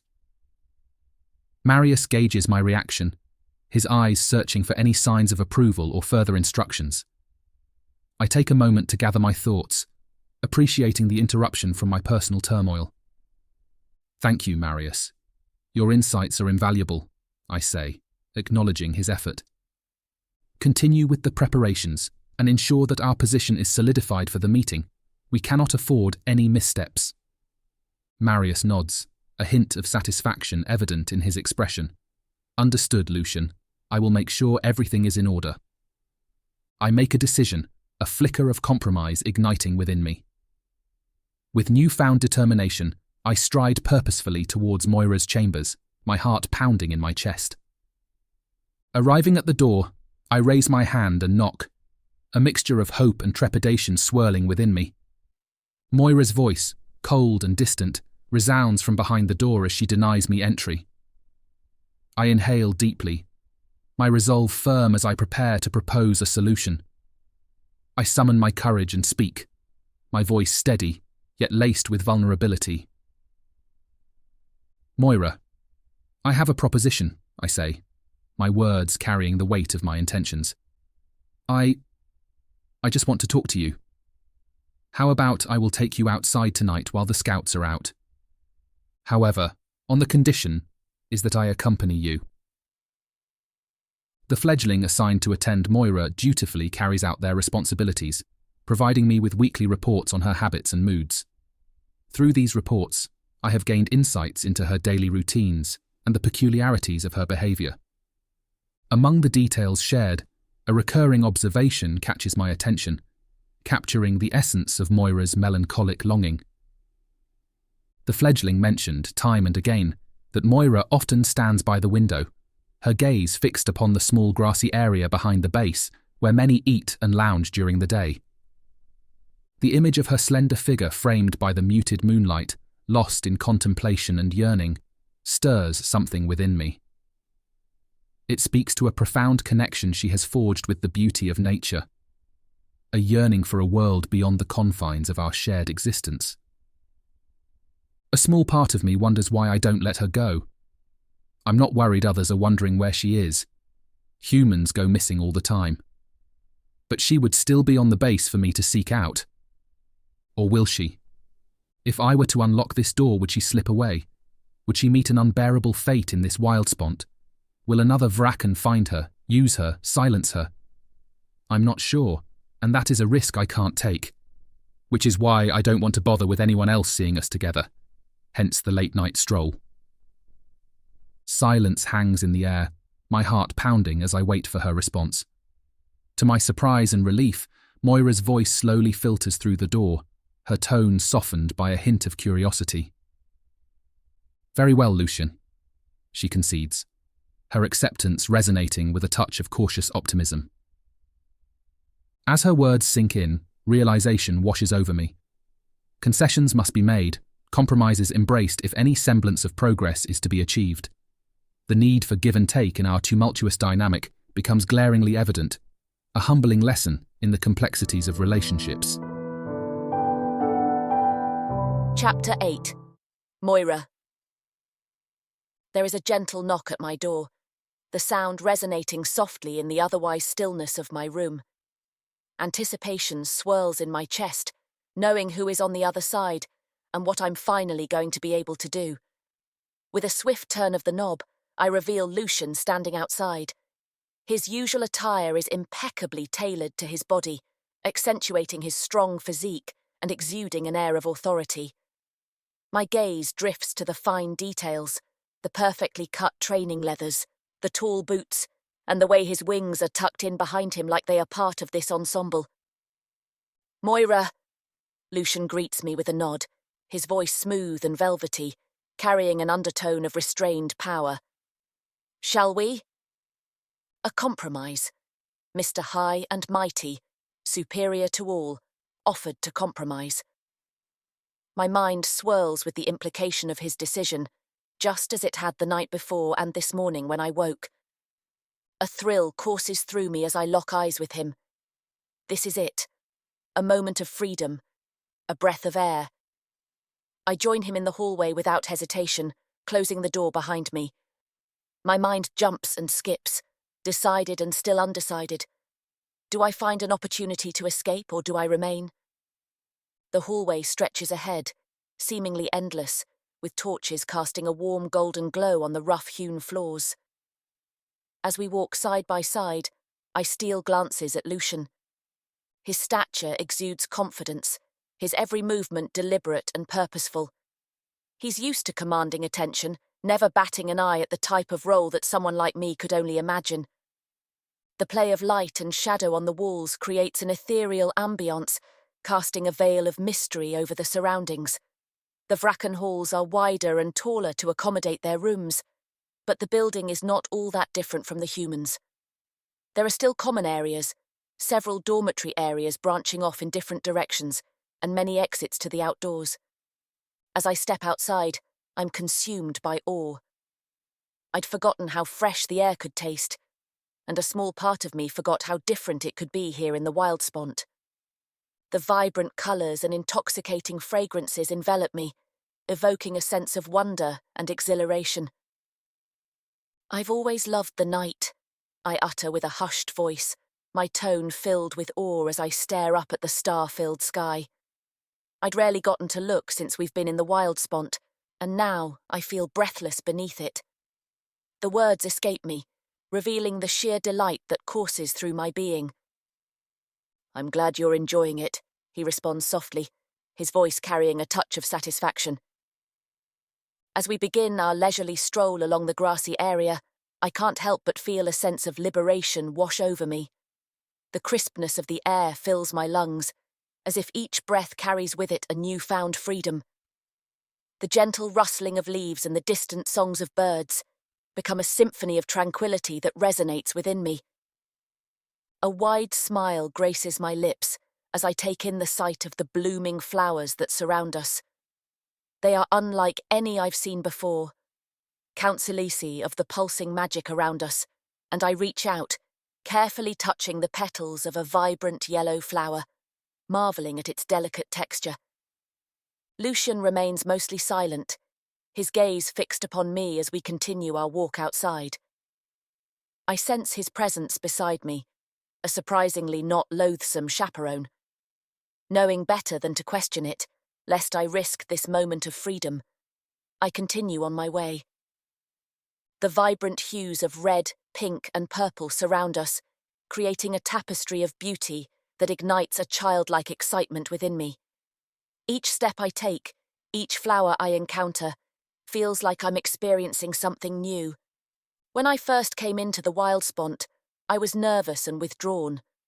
I was too busy analysing the people around me to worry with the forest that I could hear moving, the air that I could feel pressing against my skin. But now I'm taking it all in. I never realised how much I missed the sensation of fresh air, I muse, my voice filled with a mixture of happiness and longing.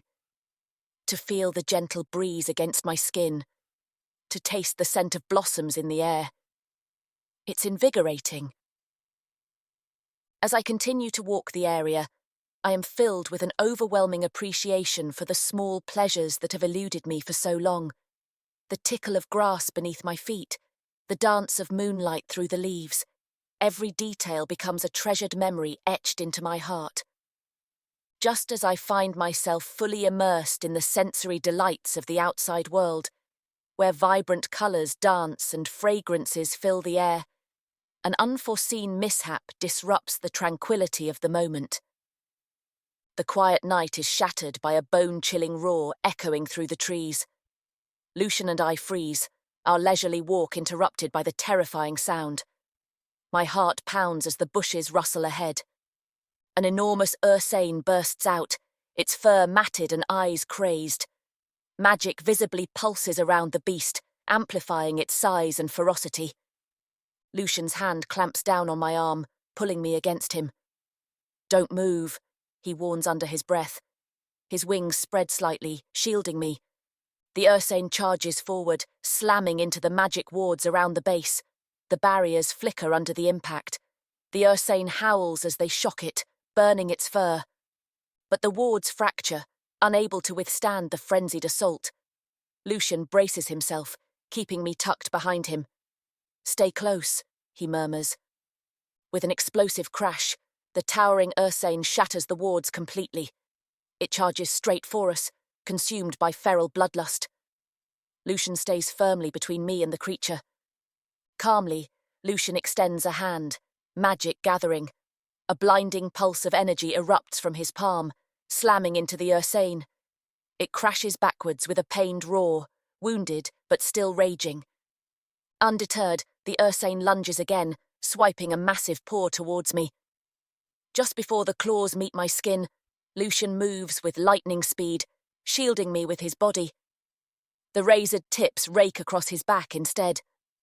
Lucian doesn't even flinch, keeping himself firmly between me and the attacking beast. With another sweep of his arm, he unleashes a second devastating magical blast. The energy slams into the ursane head-on. It staggers, then collapses to the ground, unmoving.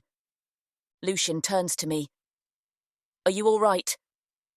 His eyes burn with intensity. I'm stunned. He protected me effortlessly, keeping me safe without hesitation.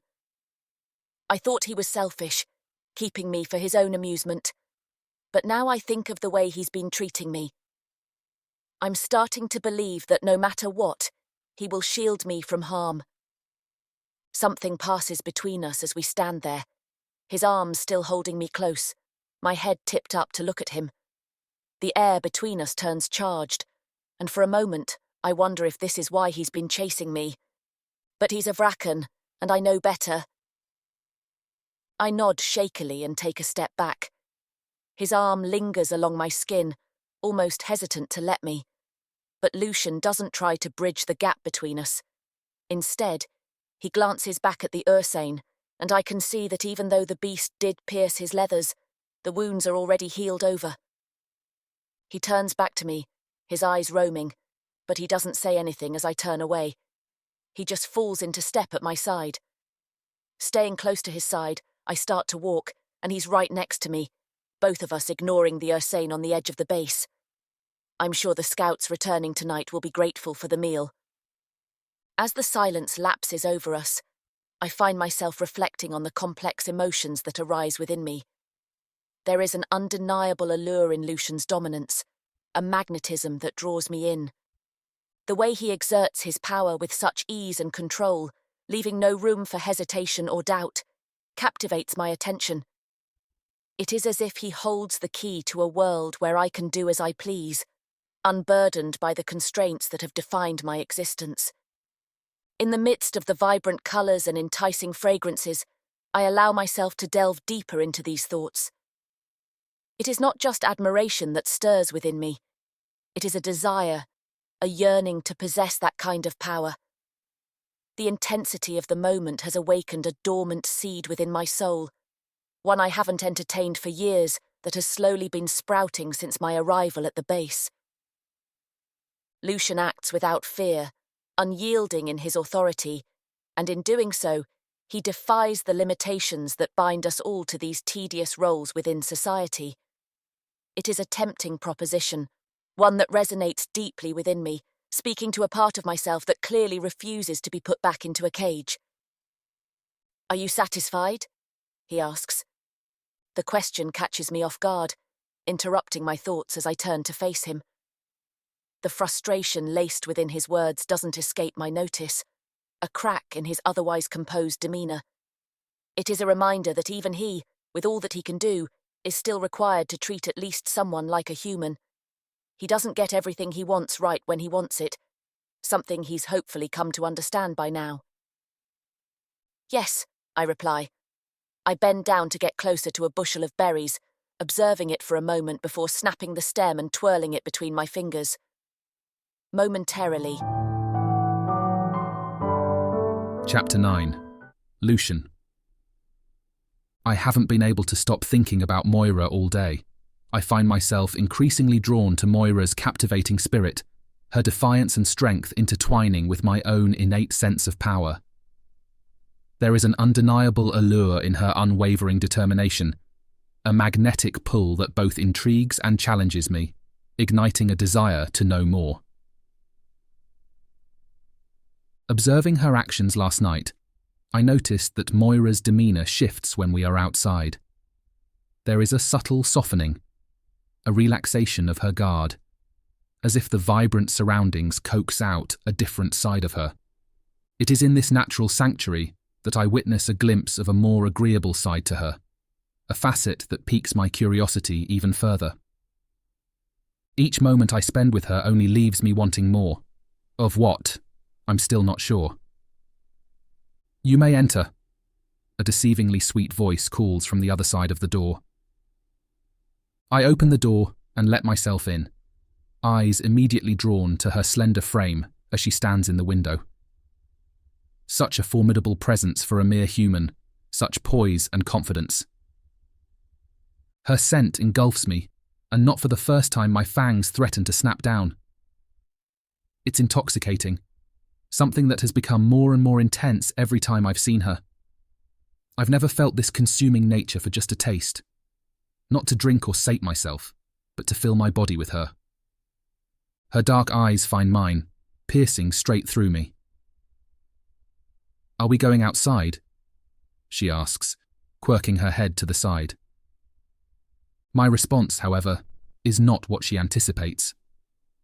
I let out a grumble under my breath, my frustration colouring my tone. "No, Moira. I just want to talk." What little of an expression had enchanted her features dissipates. "I see," she replies with detachment. "I don't even know why you bothered coming." Her words hang in the air, heavy with disappointment and animosity, leaving an unexpected ache within me. Confused by both my feelings and her response, I scramble to rectify whatever mistake I made. Was last night's trip not enough? Was she not satisfied as she was yesterday?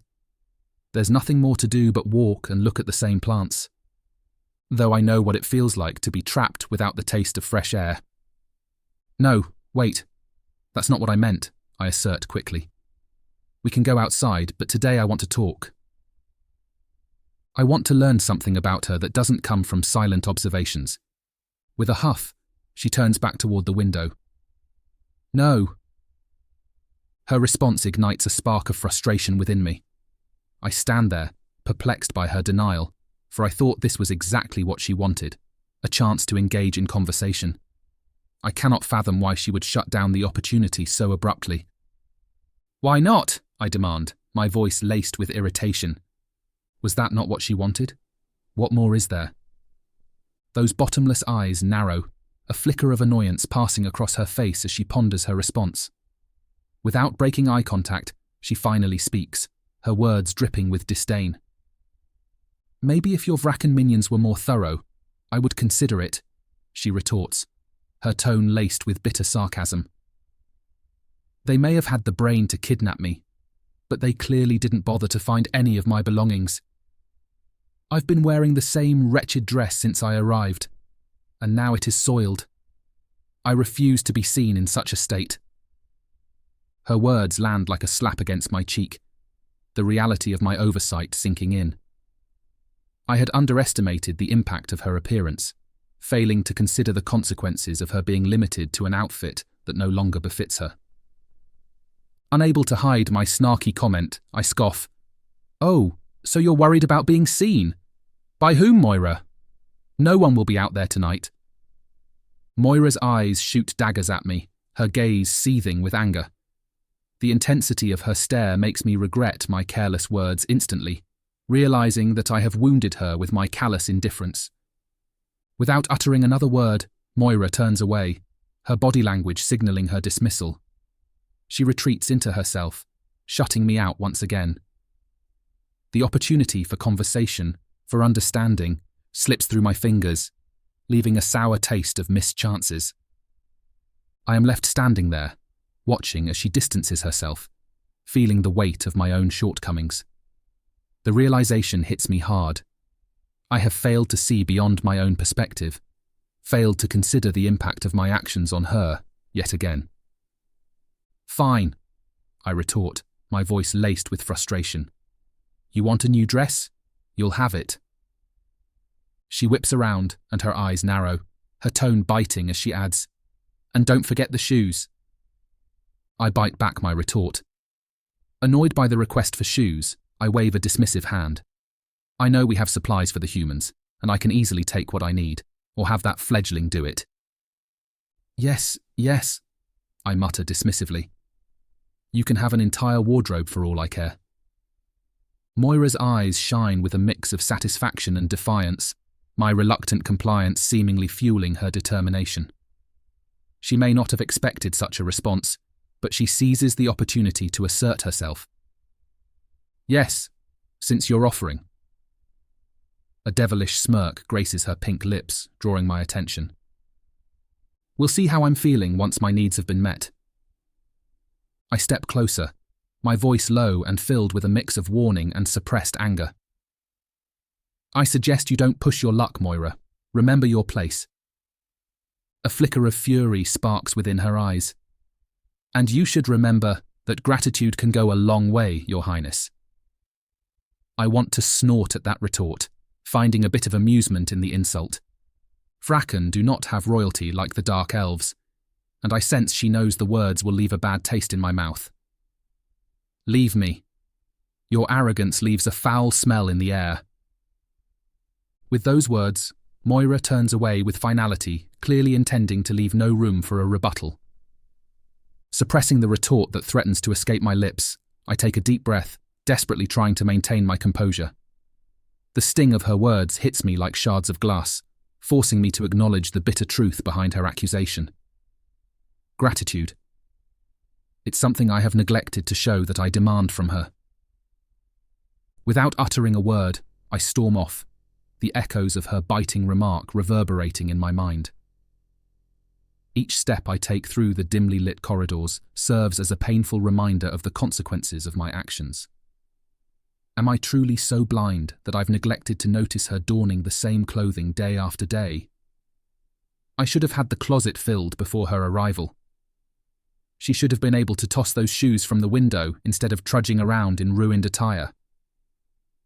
I realize I'm more upset with myself for my oversight than with Moira and her reaction. The weight of my own negligence weighs heavily on me, driving home the realization that I have failed to consider her needs and the impact of my actions. Fascinated by her unexpected response, leaving me waiting for her to agree to walk with me before denying me. There's a part of me that admires her defiance, the spark of resistance that challenges the status quo. Determined to make amends and fulfill her demands, I send the fledgling to search the human supplies for the best items. I want to ensure that Moira is provided with a new dress, as well as the shoes she desires. It's the least I can do to rectify my oversight and alleviate her concerns. As I wait for the fledgling's return, I ponder the reasons behind Moira's defiance. Is it born out of a deep-rooted sense of self-preservation, a survival instinct honed through her experiences? Or perhaps it's driven by a desire to challenge the established power dynamics, to assert her own agency in a world that has sought to strip it away. As the fledgling brings back a myriad of outfits and shoes, I personally pick through them. I want her to feel seen and acknowledged, to know that her needs and desires are being taken seriously. With a firm tone, I instruct the fledgling to have them cleaned and then inform me when they are brought to Moira's room. I will want to ensure she's happy with them. As I consider the upcoming interaction, my mind is consumed by a mix of anticipation and apprehension. The clothes themselves hold little significance compared to the bridge they represent. I'm torn between the allure of control and a genuine desire to explore the depths of Moira's character. The allure of control tempts me with the familiar, the sense of power and dominance that I've become accustomed to. Yet deep within, I'm coming to understand that if I continue to try to control her, I won't get any closer to truly understanding her. But by relinquishing control and embracing the uncertain path ahead, I might gain far more than I could ever hope to control. Chapter 10. Moira. I enjoyed the surprised expression on Lucian's face when I denied his request, a flicker of satisfaction igniting within me. The following morning, my satisfaction grows as 13 new outfits arrive. It's a moment I relish, a small victory in the ongoing battle. Each one is simple, warm, and well-tailored. They will fit me better than anything that I have ever owned before. I run my fingers across the delicate fabrics, savouring the empowering feeling that courses through me. As much as I have been denied, I do still have power. Beth lays them out on my bed, a soft smile playing on her lips. You know, I've never seen Lucian do anything for someone else. I glance up at her, and a knowing look glints in her eyes. He'll be here soon. You might want to get dressed. I turn to face her, a mixture of amusement and defiance in my eyes. Will he now? Maybe it would be better if you didn't. Well, that is... She stammers unsurely. Oh, just spit it out. She looks away. Well, it's rare that he acts like this, and perhaps you could... Let this one slide, I complete impatiently. Beth gulps. Fine, I suppose. Shall we then? Beaming, she asks which one I would like to try first. As I slip into the soft garments, my reflection in the mirror provides a visual reminder of the strength I possess. It is not just the fabric that envelops me, but a newfound sense of resilience and self-assurance. These dresses symbolise my becoming more than an object of a powerful vrakken. Just as I'm finishing dressing and pinning my hair back, a knock resonates through the door, jolting me back to reality. Beth swiftly opens it, revealing Lucian standing before us. His gaze lands on the dress I'm wearing, and I can sense a flicker of something dark in his eyes as he remarks, I see you've changed. The dress that adorns me fits so well I was stunned by my own appearance. Its flowing fabric gracefully drapes around my figure, caressing me with its whisper-soft touch. The deep blue hue mimics the inky expanse of a moonlit sky. The dress is sculpted to accentuate my curves, while still allowing freedom of movement. It's simple, and yet, more than anything I could have asked for. As Lucian's gaze shifts from the dress to my eyes, I catch a subtle change in his demeanour. There is a glimmer of surprise in his eyes, perhaps a recognition that my defiance challenges his preconceived notions of who I am. In a bold move, Lucian extends his arm towards me, an unspoken invitation to accompany him. Without hesitation, I place my hand in the crook of his elbow, feeling his smooth skin beneath my palm, with his arms exposed in his leathers. It sends a shot of electricity through me. Now this is how it should have been from the start. When a woman is invited to go out with a man, she should be met with respect. As we make our way through the base and slip outside to the empty area, Lucian breaks the silence with a stiff question. I expect the dresses are up to your standards. I meet his gaze, a hint of defiance shining through. I appreciate your generosity, but I assure you, it has not clouded my judgment. I understand the nature of your gift. A cold chuckle escapes Lucian's lips as he continues walking. You always have a way with words, don't you? I must say I am intrigued by you. I scoff, my gaze shifting from our surroundings to Lucian's face, unable to comprehend how such vile and vain creatures could possess something so beautiful and peaceful. And why is that? Because I don't bend to your every whim? My voice drips with sarcasm and defiance. Any other human— Don't bother finishing that sentence, Your Highness. I snap, cutting him off, my patience wearing thin. I yank my hand away from his arm, eager to distance myself from his oppressive presence. My night should not be tainted by his arrogance. Just when you think someone has lost an ounce of pretension. We continue our walk, the atmosphere thick with tension. Lucian's guarded expression reveals a mix of curiosity and deep-rooted distrust. Despite the beautiful surroundings, the garden has become a battleground, symbolizing the clash of our conflicting ideologies. Each step feels like a challenge, a silent duel between his desire for control and my unyielding spirit. As we move forward in silence, my focus shifts to the sights and sounds around me. The vibrant colours of the flowers dazzle in the sunlight, their petals swaying gently in the breeze. The fragrant aroma fills my senses, momentarily soothing the turmoil within. I find solace in the understanding that nature, unlike the fools who wander through its beauty, does not seek power or control. The flowers bloom and wither, guided by their own natural rhythm, unaffected by the whims of those who pass by. Oh, how I envy their simplicity, their ability to exist without the restraints of societal complexity. Might I make a request? Lucian casts a sidelong glance at me, his curiosity piqued. What is it now, Moira? I would like a bouquet of flowers to adorn my room, I say, my voice calm but determined. It would bring a touch of nature's beauty into my personal space.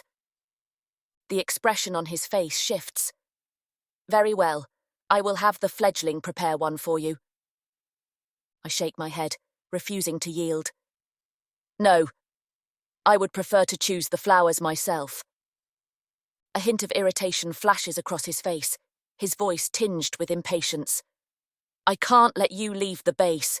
You know this. My eyes narrow infinitesimally. And if I don't leave the base? What does it matter to you if I pick the flowers? He sighs, his frustration evident. Very well. If it means that much to you, choose the flowers yourself. I grin. Another victory, albeit small, has landed in my lap. With determination in every step, I survey the flowers that dot the grassy areas, searching for the perfect flowers to compose my bouquet. The vibrant hues of twinkling night blooms catch my eye, their velvety petals beckoning to be plucked. I reach out, carefully selecting a few of these timeless blooms. Lucian watches with mild curiosity, his eyebrow raised. What is this obsession of yours with this small patch of land, Moira? You seem to find an unnecessary amount of fascination in them. I tilt my head, meeting his gaze with a glimmer of mischief in my eyes. I simply find them visually appealing and mentally stimulating. His eyes narrow in confusion, betraying a flicker of recognition. The words I use mirror the very ones he threw at me in disdain just a week before. A sigh escapes Lucian's lips as he resigns himself. Just choose the flowers, Moira. I suppose it matters little in the grand scheme of things. A smile tugs at the corners of my lips. My voice drips with an unnecessary amount of sarcasm as I respond. Thank you, Your Highness, for granting me this privilege. It's refreshing to exercise my own preferences amidst your constraints. If he hates the nickname I've given him, he doesn't show it. I thought he'd detest being likened to a spoiled dark elf brat more. As I add more flowers to my growing bouquet, I revel in the delicate scent that envelops me. It is a scent of freedom, a reminder that even in the midst of such stifling surroundings, I can find moments of solace and self-expression. His gaze flicks over my selections. Your persistence knows no bounds. Certainly not. You're one to talk, I counter. He smirks, smug and satisfied. I suppose we aren't quite as different as one might think. My lips curl with distaste and I mutter, I beg to differ. Lucian steps in front of me, leaning down to snap the thick stem of a black star Xantadeschia spring. He offers it to me, piercing me with that powerful emerald gaze. The moment my fingers take hold of his choice in flower, he speaks. I would burn to hear you beg. Chapter 11. Lucian. My perception of Moira begins to shift, my eyes opening to see her as more than just a possession, a mere pawn in the game of power. There is a depth to her intelligence that captivates me, drawing me in with an irresistible allure. I find myself drawn to engage in deeper conversations with her, seeking to unravel the layers of her mind. The sharpness of her wit and the unique perspectives she brings to our interactions have me intrigued, curious to learn more about her thoughts and beliefs.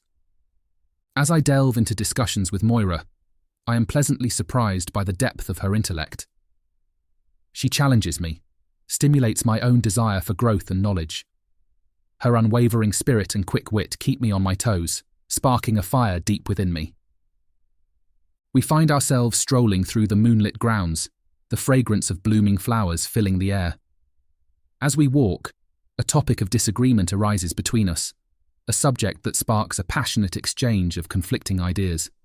She stops, her expression determined, as she turns to face me. "You can't possibly be so daft as to believe that in earnest," she asserts, her voice laced with a mixture of disbelief and incredulity. Only she would dare to speak to me in such a way. For a moment, I hesitate, caught off guard by her boldness. But then a part of me, buried deep within, begins to appreciate her tenacity, her unwillingness to stay silent. She is unlike anyone else I have encountered before, and her defiance both intrigues and frustrates me. And so I find myself captivated by her spirit, drawn to the stimulating conversations we share. In those moments, the boundaries between us fade. She looks at me with a little less hatred, speaks with a little less venom. In Moira, I have discovered a partner in intellectual discourse, a companion who challenges my assumptions and broadens my horizons. The more I engage with her, the more I realize the depth of her intellect and the brilliance she possesses. One morning, I watch as she bends down, her fingers gently caressing the petals of a flower, studying the intricate details with a focused eye. There is a softness in her expression, a genuine appreciation for the natural beauty that surrounds us. "Blood blooms," she says, her voice carrying a hint of reverence. "They say it's a symbol of sacrifice, of love. Its velvety crimson petals evoke a sense of desire, while its intoxicating scent stirs emotions of romance and longing." My curiosity piqued, I step closer, captivated by her knowledge and the passion with which she speaks. I find myself drawn in, eager to learn more about this seemingly ordinary flower that holds such significance to her. Her scent outweighs the blossoms she is peering at, and with her leaned forward, her neck exposed, my teeth threaten to snap through my own lip. I want her. Not to consume her, but to be consumed by her. I want my senses engulfed until she is all I can feel, taste, hear. I want it all. She pauses for a moment, seemingly lost in her own thoughts, before continuing with a gentle smile. Used for medicinal purposes, perfumes, candles, and teas. Quite the versatile little one, isn't it? I begin to appreciate the layers of complexity within Moira, peeling back the surface to reveal a woman who is not just a passive figure in my life, but a force to be reckoned with. She challenges my preconceived notions and defies the role I initially assigned to her. The more time I spend with Moira, the more I realize that she possesses a strength and determination that kindles a growing admiration within me. Her unwavering spirit, combined with her sharp intellect, creates a captivating blend that I find myself irresistibly drawn to. My focus on possessing Moira slowly transforms into a deeper desire to truly understand her.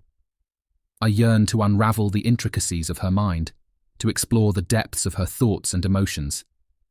I am captivated by the way her intelligence complements her unwavering spirit, creating a unique and compelling combination. And it seems the other vrakken have noticed as they gossip about me, their whispers reaching my ears. They speak of my sudden change in behavior, speculating about the reasons behind my disappearing acts and tardiness to meetings and events. I heard Lucian has been disappearing for hours at a time, one wingless vrakken says in hushed tones. He used to be so punctual. I wonder what's gotten into him. Another vrakken, one who has been made nearly as long as we were underground, nods in agreement, adding, "Yes, and have you noticed how he arrives late nowadays? It's so unlike him. Something must be going on." As I overhear their conversations, a pang of unease tugs at my conscience. Perhaps I should be more aware of the image I'm projecting, the impression I'm leaving on those around me. I do admit to seeking out any moment to spend with Moira, and to drawing them out longer than I should, but I find her far more interesting than anyone else on the base. Deep in thought, I continue through the bustling corridors, unaware that more gossip awaits me. And then, as if by fate's design, I hear a passing murmur that twists my gut. As I pass by a pair of conversing fledglings, their voices hushed, but their words reaching my heightened senses, I catch snippets of their talk. They speak of the mysterious human presence that has captured the attention. They say he's got a human locked away in one of his rooms. No one knows who she is or why she's there, one vrakken whispers to their companion. The weight of secrecy hangs in the air as they exchange their knowledge. The vrakken continue their conversation, their voices tinged with intrigue. Why would he have one hidden away? It's not like there aren't dozens here. The council won't really care what he does with one, the older one muses, seeking to dig deeper into the secrets that surround this unknown presence. The answer eludes them, but they express confidence in their ability to gather the information. I'm not sure. Can't imagine it would be too difficult to find out, though. The wingless one replies, a hint of determination lacing their voice. I listen attentively, the puzzle pieces falling into place. So they've finally caught up, have they? The other vrakken, the ones who want to push me out, has become aware of the human who is becoming my distraction. The game of secrets and whispers has begun, and I find myself at the centre. With a sense of intrigue burning within me, I make my way through the hallways towards my office. The whispers of the fledglings linger in my ears, their words floating through the air like ethereal echoes. I know that my perception of Moira continues to evolve. The layers of complexity that I once overlooked as a hassle now stir a sense of respect within me. Her sharp intellect, her unwavering spirit, and her unique perspective on the world have ignited a newfound admiration. She was right. She is more than just a possession or a beautiful face. A seed of an idea takes root in my mind. I begin to ponder the possibility of introducing Moira to the council as mine. Not necessarily my mate, but perhaps, as Raziel did, I can claim some interest with a human at my side. And I wouldn't have to keep her locked away if others know not go near her. She possesses a remarkable combination of intelligence and charm, and I believe she would be a refreshing presence to help me claim my rightful spot as leader of this base, as an elder. The thought of showcasing her to the council, allowing others to witness the captivating blend of her intellect and spirit, intrigues me. I envision her engaging in conversations with the influential figures of our society, challenging their perspectives, and leaving them in awe of her ability to navigate the intricacies of our world. Oh, the controversy, the intrigue. Another elder takes a human. But would Moira want to be tied to me in such a way? It would almost be easier for her to be made. No vrakken would mess with her. She would be safe, and she would be irrevocably tied to me. And yet, I can't take that choice from her, can I? The question lingers in my mind, unexpected and unsettling. It's a thought that I never imagined myself entertaining, let alone considering as a potential factor in my decision-making process. The very notion of pondering her preferences, her desires, shocks me to my core. I can't believe it, I mutter to myself. Luke? Marius looks up from his station in my office where he sorts through correspondence between the bases. I scoff, leaning back in my chair. She's enchanted me. I'm captivated. Dare I say she's worked magic on me. Have I truly reached a point where her opinion holds weight, where her comfort and well-being become influential aspects in my choices? It feels foreign, almost inconceivable. And yet, in the depths of my consciousness, I recognize the truth that lies within. "Oh," he hums, "I see."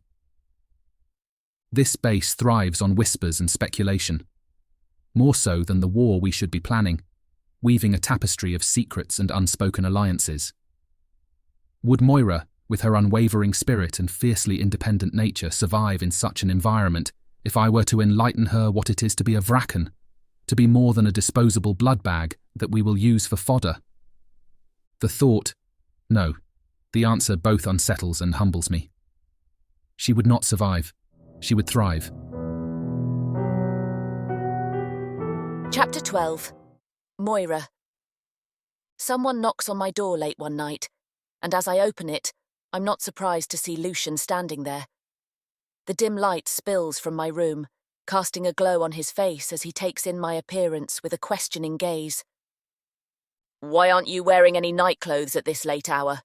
he questions, his words laced with a hint of concern. My glare meets his gaze, and with a touch of defiance I respond. Perhaps I would be if I had any nightclothes to begin with, but that is beside the point. What are you doing here, Lucian? The question hangs between us, until he musters the courage to articulate his intentions. He asks if he can come inside, his voice carrying a note of hesitation. My mind races with skepticism, wary of his sudden presence at this hour, but something in his expression convinces me to grant him entrance. As he steps into my room, his demeanour slightly uneasy, I brace myself for whatever explanation he is about to offer. But instead of delving into the reason for his visit, he surprises me with a proposition. "Would you like to attend a ceremony tomorrow evening?" His words hang in the air, and I find myself momentarily stunned, struggling to process the unexpected invitation. My mind races to catch up, grappling with the notion that he is extending an offer for me to partake in the opulent world of the council.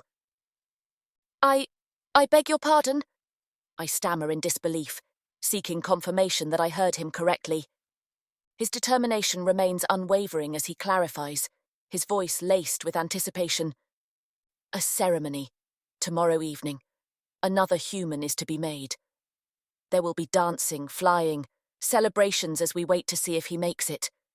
It will be underground in the tunnels." His words wash over me, and I can scarcely believe that he is actually inviting me to such an event. I didn't realise there was such fanfare around being made, but I suppose that only the vrakken celebrate. The realisation dawns upon me, and a mix of emotions floods my being. Amazement, curiosity, and a sliver of hope intertwine within me. "You're inviting me to a vrakken ceremony?" I question, my voice betraying both surprise and scepticism. As in, I would be neither confined to my chambers nor the slight grassy area outside my window. A sense of liberation courses through my veins at the mere suggestion that I could be free, even if only for an evening. The prospect of stepping into a world I've only heard of away from the isolation that has engulfed me for so long is both exhilarating and intimidating. And a small part of me is curious to see where it is that Lucian has spent hundreds of years. His jaw ticks, a subtle sign of his growing impatience. It's a simple question, Moira, that requires only a simple answer. Lucian's gaze meets mine, his eyes speaking volumes, and I observe the tension in his features as he awaits my response. This question holds more significance than it initially appeared. "Yes," I assert, before he wakes from whatever state he's in and retracts the offer. "Yes, I want to." The following night, I can't help but feel a thrilling surge of excitement and anticipation as Beth delicately helps me slip into a deep crimson gown I've chosen for the ceremony. It's a simple cut, like the others, but it hugs me tightly, and its rich hue, akin to a freshly spilled drop of blood, is sure to make an unforgettable statement. As Beth meticulously adjusts my hair into long, loose waves around my shoulders, the length an important symbol to the vrakken, I glance at my window, It's dark outside, and I'm able to see my reflection. The sight before me is transformed. The flowing fabric hugs my figure, accentuating the curves and lines of my silhouette, and Beth has even used some kohl and rogue to highlight my features. "The council will have their eye on you tonight," Beth says quietly, both warning and admiration in her tone. Though I don't fully understand the implications of her words, I answer, "They certainly will." I stand in front of the mirror, Beth finishing the last touches, and we exchange a knowing glance filled with anticipation. I have realised, at least partially, what Lucian is planning. This evening marks my first appearance at his side, and I am determined to make a memorable impression. There is a reason he wants me away from the others, to be shown next to him among the vrakken. I'm just not quite sure what that is. Moments later, a gentle yet commanding knock echoes through the door. I open it to find Lucian, impeccably dressed in attire I've never seen, a cloak of confidence wrapped around him. A close-cut tunic highlights his torso, breeches show off his muscular pants, and his arms are still on full display. His eyes widen in admiration as they sweep over my figure, his voice filled with genuine appreciation. "A vision in red," he observes with a smirk. "Shall we?" Lucian leads me down the hallway and away from the base. With my hand in his, one wing expanded around me as if to shield me, he leads me into the forest. The moon guides us as we approach a cave, and with a grin, he tugs me into the cavern. I gasp as magic grips my skin, washing over me as we slip into a tunnel system that seems impossible from the cave we entered. It must have been another portal, bringing us beneath the mountain. "This is where you lived?" I notice how tight Lucian's muscles are as he guides me deeper down until the tunnels start to expand and music reaches my ears. "For hundreds of years," he answers. I don't get a chance to respond before we break into a massive cavern. Vrakken are draped in thin fabrics, some barely clothed, others flying up in the space that seems to be the hollow of a mountain. Almost instantly, everyone turns to look at us, their eyes flickering with curiosity and speculation, exchanging knowing glances and hushed words. I can practically hear the whispers floating in the air, like gusts of wind carrying fragmented secrets and half-truths. "Who is she?" "Bringing her down here." "Look at that dress." Their insatiable hunger for gossip and the desire to unravel the enigma that is Lucian's new companion is palpable. The weight of their silent assessments doesn't escape my notice. The lingering gaze of a vrakken across the room, the subtle tilt of a head in conversation that abruptly ceases as I pass by. All evidence of the buzzing whispers and sidelong glances that accompany my every step. As the vibrant colours of the room unfold before me, the melodies of the soft music and murmurs weaving a tapestry of sound, I allow myself to be swept away by the magic of the moment. Surrounded by elite vrakken, their graceful movements a dance in themselves, I find myself immersed in a symphony of beauty and poise. Lucian escorts me from group to group, only ever introducing me as the lovely Moira, as if everyone should already know who I am. It would be a scathing lie to say I don't derive a certain amount of satisfaction from those words every time he speaks them. Yes, I agree, holding my chin higher. I am lovely, I am Moira, and I am still so much more. "Allow me to introduce you to the lovely Moira," he presents me, his tone laced with a hint of possessiveness. It thrills me to hear those words, as if he wants the world to acknowledge my presence as someone significant, someone beyond just a mere acquaintance. In the midst of the intricate dance of social interactions, I make my mark. I don't shy away, and instead engage in intellectual discussions, showcase my wit and intelligence, and most importantly, disagree. With each passing moment, it becomes increasingly clear that I am not simply a plaything. The more people address me, the more people understand that there is a reason this vrakken, one that seems to command a great deal of power, offers his arm to me. Lucian never falters. In his interactions, he epitomizes grace and charisma. It is clear that these conversations come naturally to him, as if he performs this intricate dance regularly in the council arena. His ability to effortlessly navigate the complexities of social etiquette and engage with vrakken from all walks of life is a testament to his refined upbringing and his innate understanding of power dynamics. Yet, amidst his effortless charm and politics, Lucian never loses sight of me. He seamlessly includes me in his interactions, introducing me with a sense of pride that is impossible to ignore. The way his hand rests subtly on the small of my back, guiding me from one conversation to the next, is the last thing I ever expected to happen. During the whirlwind of the ball, I catch snippets of conversations. Aware of the sharp glances and subtle gestures exchanged behind fans, I become acutely conscious of the gossip circulating behind my back. "Did you hear?" a woman hisses. "She's human. Human." "Do you think she truly belongs here?" another one answers.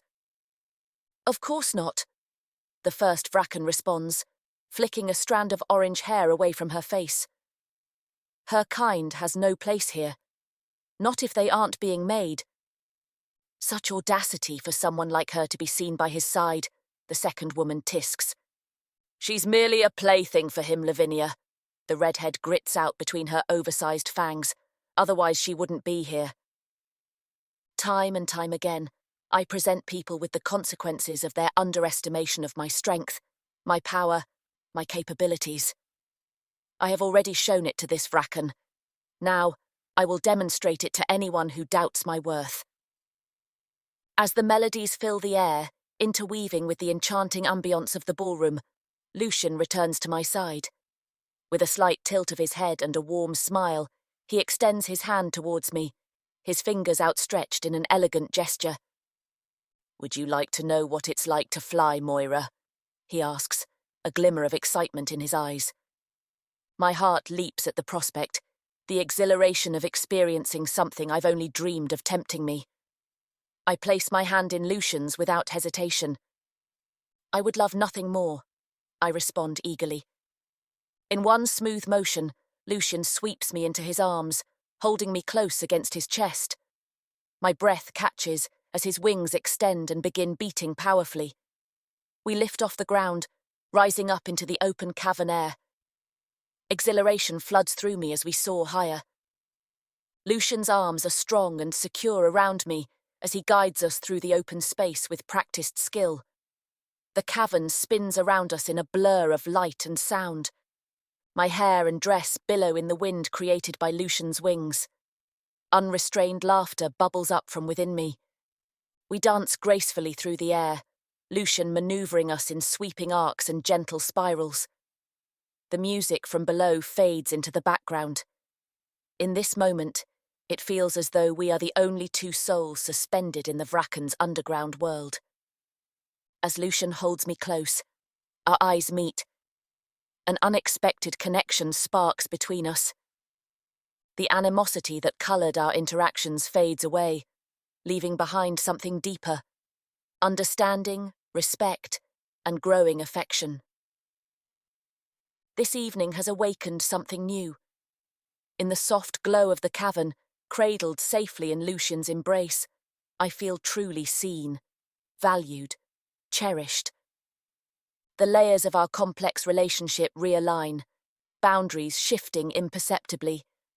Our silent communication lasts only heartbeats, but speaks volumes. Everything is different now. Lucian rights us gently, keeping me tucked against his chest as we drift back to solid ground. All around us, vrakken watch our descent, intrigue and speculation swirling. But Lucian's eyes never leave mine, his expression open and tender, the touch of his hand at the small of my back anchoring me. Whatever comes next, this moment will stay etched in my memory, preserved in luminous detail. A turning point written in the stars. Chapter 13. Lucian.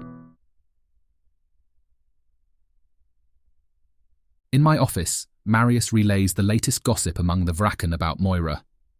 I listen intently as their whispers echo in my mind, warnings and objections from both Marius and fellow vrakken. The weight of their disapproval bears down on me, causing me to question the traditional vrakken relationship dynamics that have governed our society for centuries. The council did not partake in the gossip, of course, but that doesn't mean they won't make an example of me. I remember seeing Raziel restrained as another bit his mate, and my gut twists at the thought of what I have done to Moira, of what the council could do if they so wished. You must be cautious, Marius counters, his voice filled with concern. The council doesn't want any unrest when we should be focusing on the dark elves, and your connection with the human may be seen as a form of taunting the careful peace that's been cultivated. Many believe it goes against our very nature as vrakken to have a human on your arm that's not your blood bag. I pace the room, the tension evident in my every step. I understand their concerns, Marius. But what if our kind has been confined by tradition for too long? What if there's a different path we can walk, one that allows for genuine connection? He narrows his eyes, his tone edged with caution. Then I'd say you sound like Raziel, who you once mocked. She's human. But she's so much more than that. Despite Marius's words of caution, I find myself inexplicably drawn to the idea of a different kind of partnership with Moira. There is something about her that captivates me, a spark that ignites within me whenever she's near. The memory of the night we shared lingers in my thoughts, hauntingly beautiful. The way she looked at me, those eyes filled with a mixture of vulnerability and strength, continues to resonate within me. In that moment, I caught a glimpse of a genuine connection, one that transcended the confines of tradition and allowed for true equality and understanding. I won't ignore the way I feel when I'm with her. I admit, my voice tinged with certainty.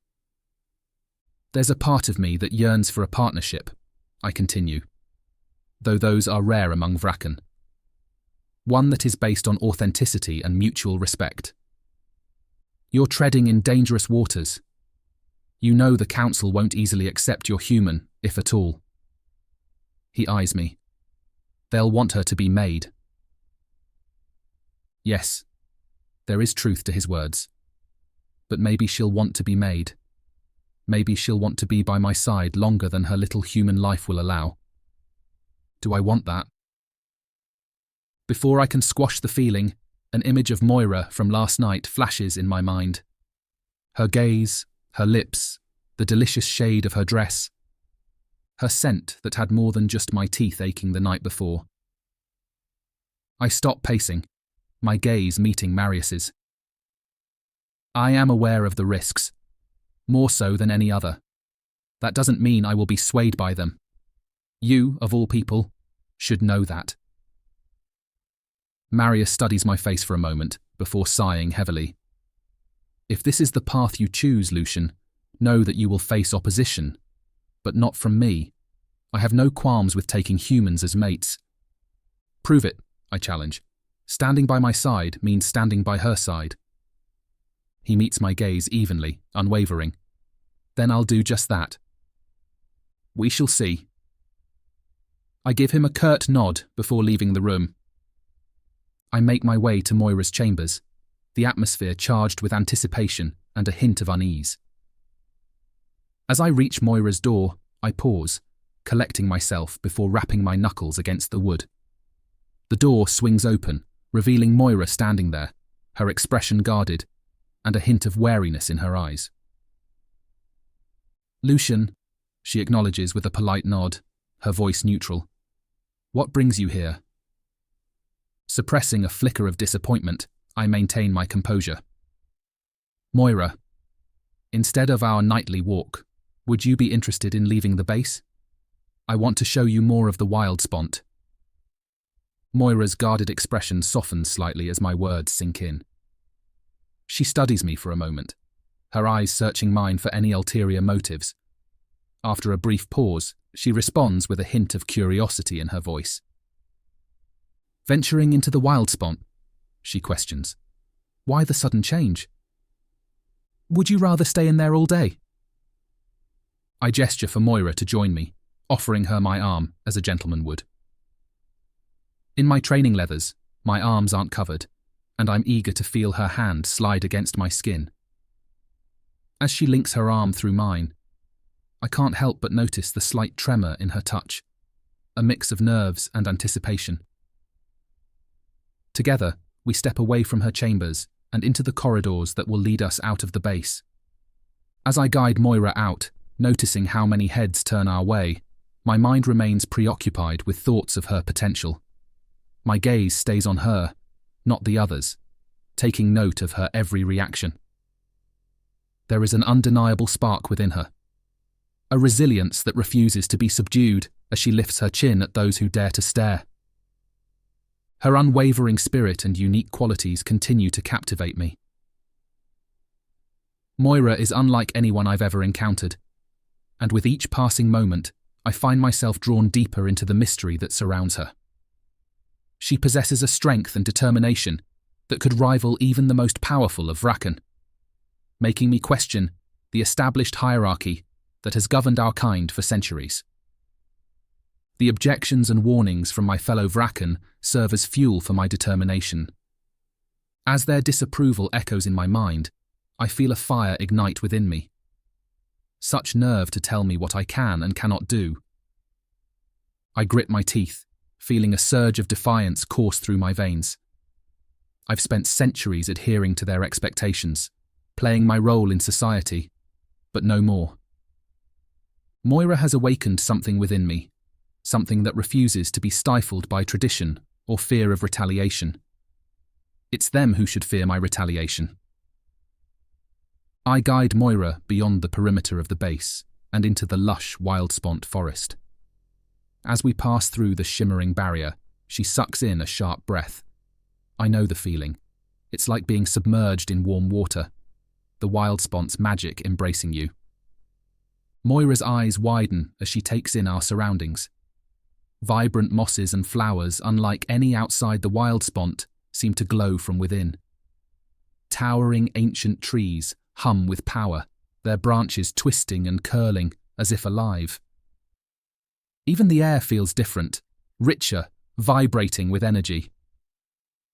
"This is incredible," Moira whispers in awe. She reaches out to brush her fingers against the smooth bark of a nearby tree.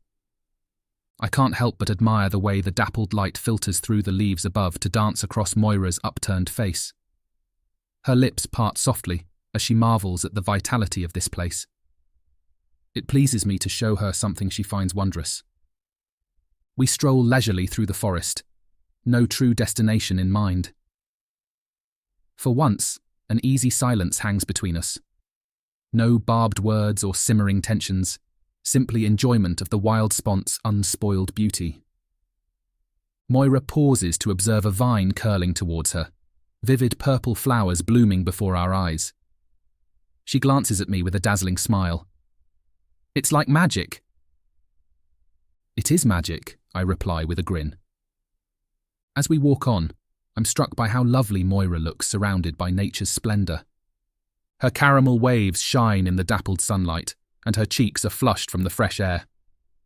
The atmosphere between us feels light, our steps in sync. When Moira stumbles on an exposed root, I catch her reflexively, my hands grasping her waist. We freeze, our bodies press together. Moira's hazel eyes lock onto mine, our faces inches apart. The heady scent of her hair and her warmth seep into me. We hover on the brink, tension pulling taut. My fingers flex against the curve of her hips. Slowly, reluctantly, I release her. Clearing my throat, I step back and offer Moira my arm once more. Her lips quirk up as she accepts it. We resume our leisurely pace, but the charged moment lingers. I can still feel the ghost of her body against mine. Our walk continues, easy conversation flowing. But now there's an undercurrent, a newfound awareness crackling just below the surface. I sense Moira's stolen glances when she thinks I'm not looking. Each secret half-smile makes my heart beat faster. Her eyes sparkle with excitement as she takes in the vast array of knowledge before us. It's beautiful out here. And all these flowers and herbs. Imagine all the salves and balms we could create. The things we could do with all the magic that pulses here. We, I repeat in surprise, my heart skipping a beat. The word hangs in the air, carrying a weight I hadn't anticipated. The realization that Moira may have shared my vision of a shared future catches me off guard, sending a thrill of excitement through me. Her eyes widen, cheeks flushing with a mix of embarrassment and apprehension. "No, I didn't mean it that way," she murmurs, her voice filled with a hint of regret. A flurry of emotions surges within me, hope, curiosity, and a longing for the possibilities that her slip of the tongue unveils. It is a rare glimpse into the potential connection between us, hinting at a mutual desire for a future full of power, but like I never imagined. Power that is shared but equally earned and deserved. "Moira," she meets my gaze. "You are a lot of things. A liar is not one of them."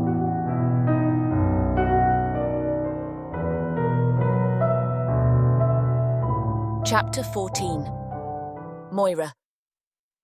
Lucian invites me to join him for breakfast instead of another morning of eating in my room. A spark of surprise and delight ignites within me as I accept his invitation with a sense of anticipation. After a brief hesitation, I manage to reply with a real smile. That would be a nice change of scenery. Just a moment. I retreat to my chambers, feeling a mix of excitement and apprehension. I carefully choose a simple dress, one that offers me movement and looks more feminine than usual. As I make my way back to meet Lucian, I find myself wondering what this gesture truly means. We walk in silence, the air heavy with unspoken thoughts. I steal a glance at Lucian, observing the reserved expression on his face.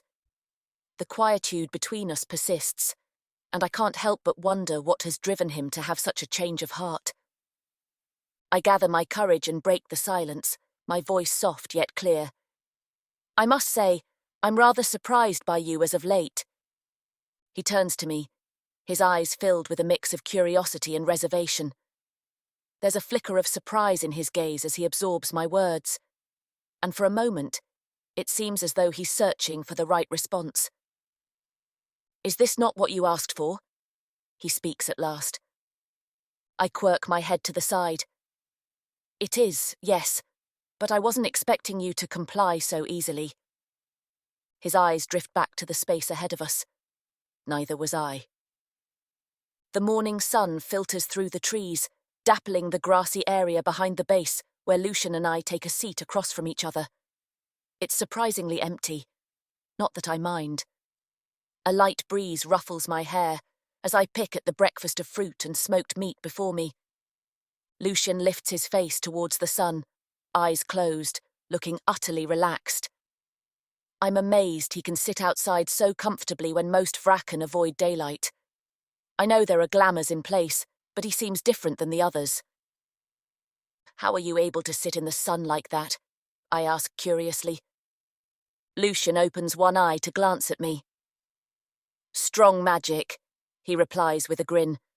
"One of my many talents." I roll my eyes at his boastful tone but can't help smiling. "Well, don't get too smug. You'll burn." "I assure you, I am in no danger." Lucian makes a show of stretching out leisurely on the grass. I flick a berry at him, which he catches easily between two fingers. "Show off," I mutter, but I'm impressed. We continue our meal, chatting lightly about inconsequential things. Lucian asks about my favourite things from back home. In turn, I prod him for stories from his long life. His deep chuckle when I make him laugh sends a pleasant tingle through me. As I unpack the food, Lucian leans back on his elbows with a content sigh. The sun brings out reddish hints in his dark hair. His handsome profile is striking against the vibrant wild-spont flowers behind him. As I observe him, I'm struck by how comfortable and natural this feels. Our guards are lowered, conversation flowing easily. The fragile bud of trust between us grows stronger. He turns to me, his eyes full of warmth, and something else that makes my breath catch. I can feel everything between us irrevocably changing the more time we spend together. For once, I find I don't mind. I take a bite, savouring the flavours that dance upon my tongue. The food is delectable, each ingredient blending harmoniously to create a symphony of taste. The textures delight my senses as I relish the perfect balance of sweetness and richness. But there is something more in each bite today. A hidden element that transcends the flavours themselves. It's the hint of freedom that accompanies the meal. As I chew, the taste becomes even more exquisite, as if the very act of partaking in this breakfast releases a weight from my spirit. In this moment of indulgence, I feel a glimmer of liberation. The taste of the food becomes tinged with the realization that I am not just a captive, but a person with desires and dreams, enjoying a moment of respite within the confines of this room. Filled with a sense of curiosity, I lean closer to Lucian, my voice a gentle whisper. Lucian, I have a question. Do vrakken have to eat food as well as drink blood? My eyes are filled with genuine intrigue, eager to learn more about the nature of his kind. A smile tugs at Lucian's lips as he registers my question, his eyes sparkling with amusement. He takes a moment to savour the inquisitive nature that shines through my curiosity. Finally, he responds, his voice carrying a playfully mysterious tone. We do not. Some have tried and liked it, but for many of us we are accustomed to only one thing. He winks. But we do have preferences, just like you. His answer intrigues me further, a doorway opening to a realm of possibilities. Lucian's response leaves room for curiosity to flourish, and I can't help but wonder about the intricacies of his own preferences. The brief exchange carries a sense of lightness, a break in the reserved atmosphere that has surrounded us. In this moment, it seems as though the walls that have confined us are gently crumbling, replaced with a newfound connection, albeit a cautious one. My thoughts drift towards the evolving dynamics between us. I find myself reflecting on the peculiar contradiction that resides within me. While my heart harbours disdain for most within this base, Lucian seems to occupy a different space in my mind. There was a time when my loathing for him burned fiercely, fueled by the resentment born from our forced proximity and the restrictions placed upon me. But as the days have passed and our interactions have unfolded, a subtle transformation has taken place within me. I cannot deny the admiration I hold for Lucian, his power, his position, and the way he carries himself with an air of authority. There is a captivating allure to his presence, a charisma that commands attention. It is as if he exists in a realm separate from the rest, possessing a distinct magnetism that I cannot help but acknowledge. Yet, what strikes me more profoundly is his willingness to reconsider his preconceived notions about me. The fact that he has allowed himself to see beyond the role of captor and captive and embrace the possibility of something more genuine is nothing short of remarkable. It speaks of a depth and flexibility of character that I find both intriguing and commendable. The shift in my perception is subtle, a gradual erosion of animosity replaced by a growing respect. While I am not ready to fully trust him, the seed of something akin to appreciation has taken root within me. I find myself acknowledging his capacity for change, his ability to question the beliefs and judgments that have shaped our interactions thus far. In this contemplation, I realize that our paths are irrevocably intertwined. The very circumstances that have brought us together have also set the stage for a potential transformation, both individually and in relation to one another. As uncertain as the future may be, I find a glimmer of hope in the possibility of understanding and connection. With these thoughts swirling within me, I cast a glance toward Lucian. There is a flicker of gratitude in my gaze. Gratitude for his openness to change, for his willingness to see me beyond the confines of my role. And in the depths of my heart, I acknowledge the complexity of emotions that I am still navigating, aware that my feelings for him are far from black and white. Just as I settle back into my breakfast, Lucian's voice breaks through my thoughts, his words carrying a sense of invitation. He leans toward me, his eyes gentle and inviting. "Would you like to join me for a walk before returning inside, Moira?" he asks, a glimmer of anticipation in his voice. A smile tugs at the corners of my lips, an invitation that mirrors his own. I accept his offer. We rise from our seats in unison, and I take his offered arm, enjoying the feeling of my skin on his. My heart flips, and for a brief moment, I realize that I'm putting myself in danger. Not because I fear Lucian won't protect me, but because I can't protect myself from him.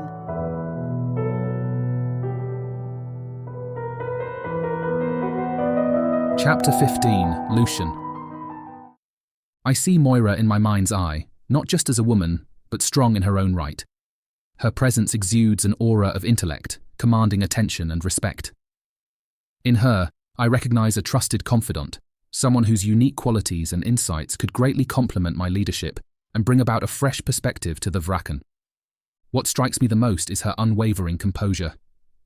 She remains unfazed by the way I exert my dominance over humans and vrakken alike, reflecting my own insatiable appetite for power. Moira's ability to rise above the schemes and power plays depicts a cunning intellect that surpasses many I have known for centuries. With each passing moment, I find myself longing for her counsel on matters of strategy. I value her intellect and intuition as I navigate the complex web of vrakken politics that surround our council. Moira possesses a depth of understanding that extends beyond her captive status, and I yearn to tap into her insights, knowing that they could shape our kind for the better. I take a decisive step towards change, openly including Moira in discussions that take place in social settings.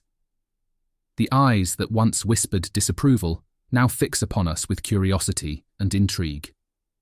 It fuels my determination to challenge the conventions of the vrakken society, setting the stage for a potential shift that would elevate Moira's influence and authority. And I simply adore listening to my human tell vrakken that they're wrong. In the private confines of her room or out on our walks, she and I engage in a spirited debate, each bringing forth our perspectives on reshaping vrakken traditions. It is a clash of ideas, a battle of wills that ignites the room with an electrifying energy. Like when I told her vrakken were more powerful. That's why we were in charge.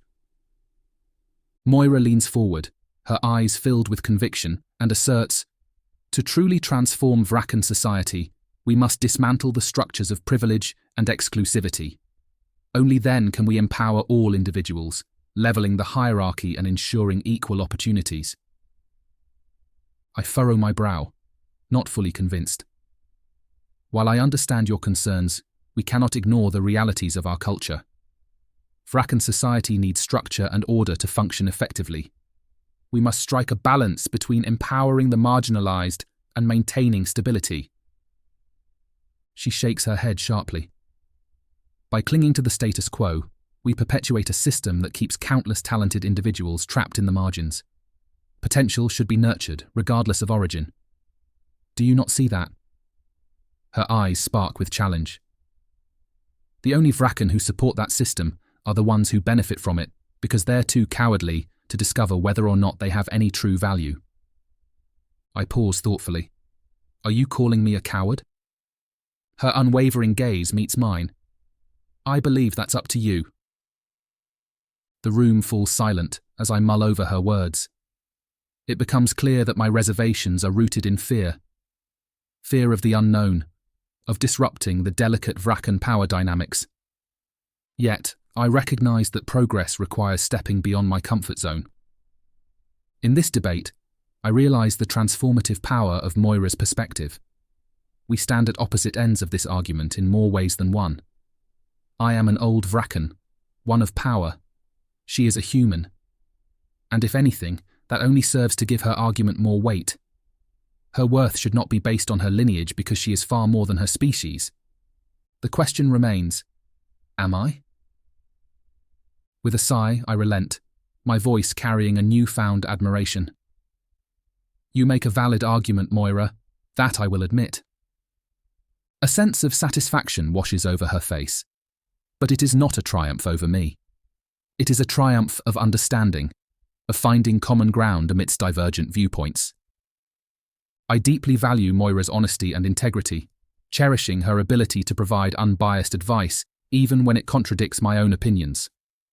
Her unwavering commitment to truth and fairness resonates with me profoundly.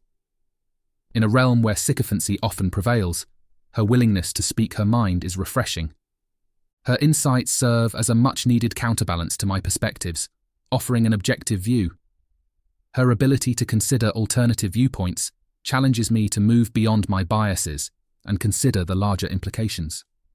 There are moments when her advice makes me question my judgment, but I appreciate her role in shaping my leadership. While it may be tempting to surround myself with yes-men, I recognize the importance of opposing viewpoints. Through her unwavering honesty, she holds a mirror to me, highlighting blind spots and risks. Her fearless approach to advising me, even when it contradicts popular opinion, shows integrity. As we lounge in my office, I casually bring up a matter of strategy that's been on my mind.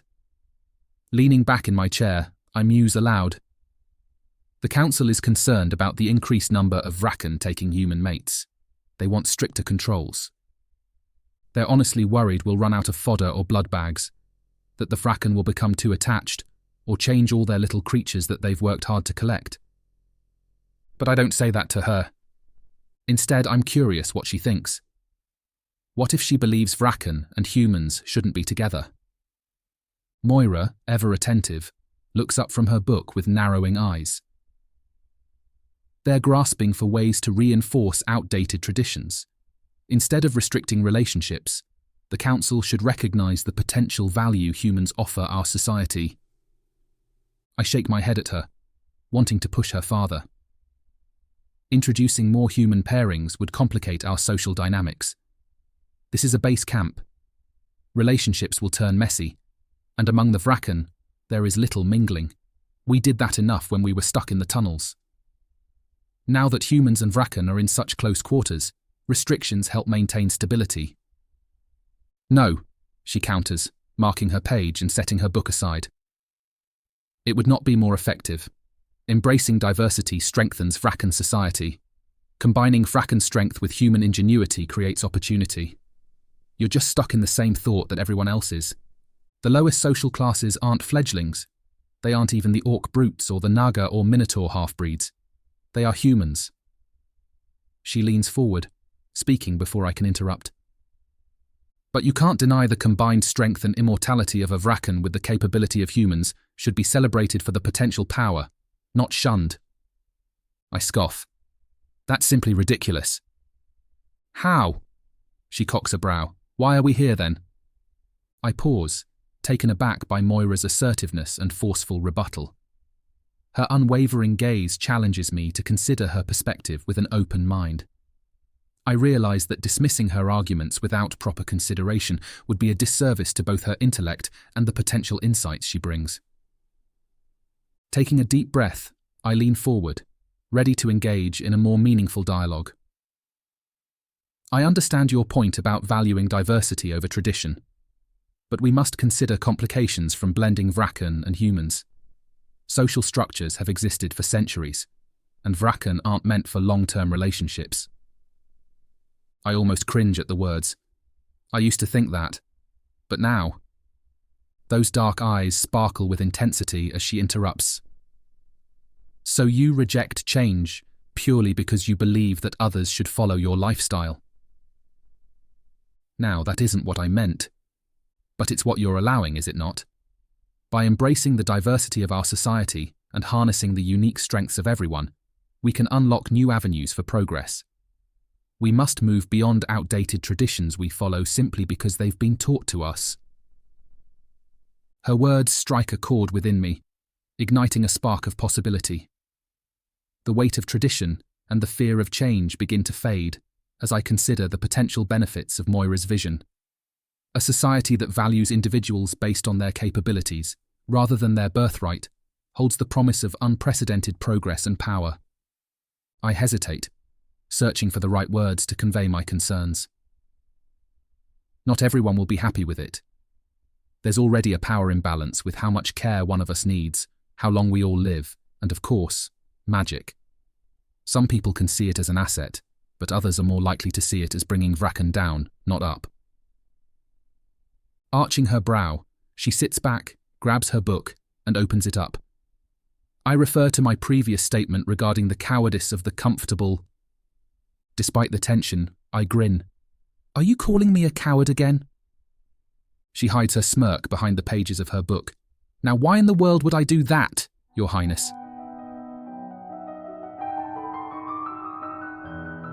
Thank you for listening to the audiobook. We hope you're enjoying it thus far. To get the full audiobook with all the unabridged scenes, visit our shop at worldsofprotheka.com. Use discount code YouTube30 to take 30% off everything in the store. That's all one word. YouTube30. If you need further convincing, I've brought my friend Caius, who also gives voice to stories from Protheka. Welcome, Caius. Well met, Lucian. So now, you've done a fair amount of audiobooks in Protheka already, haven't you? I have, Lucian. We have a 6-book demon serial called Demons of Protheka that is up on the channel. It's available for free on YouTube. The unabridged version? No, Lucian. Just the abridged version. If you want to hear me say the dark and naughty things into your ear, the best place to find it is worldsofprotheka.com. And our listeners will be able to hear you all day? Over 78 hours of my voice narrating dark fantasy stories from the worlds of Protheka that will make your knees shake and your lips quiver. If that's not an endorsement, I don't know what is. Very good. Thank you, Caius. Thank you, Lucian. It was a pleasure to come onto your story today. Now let's continue our story. Chapter 16. Moira.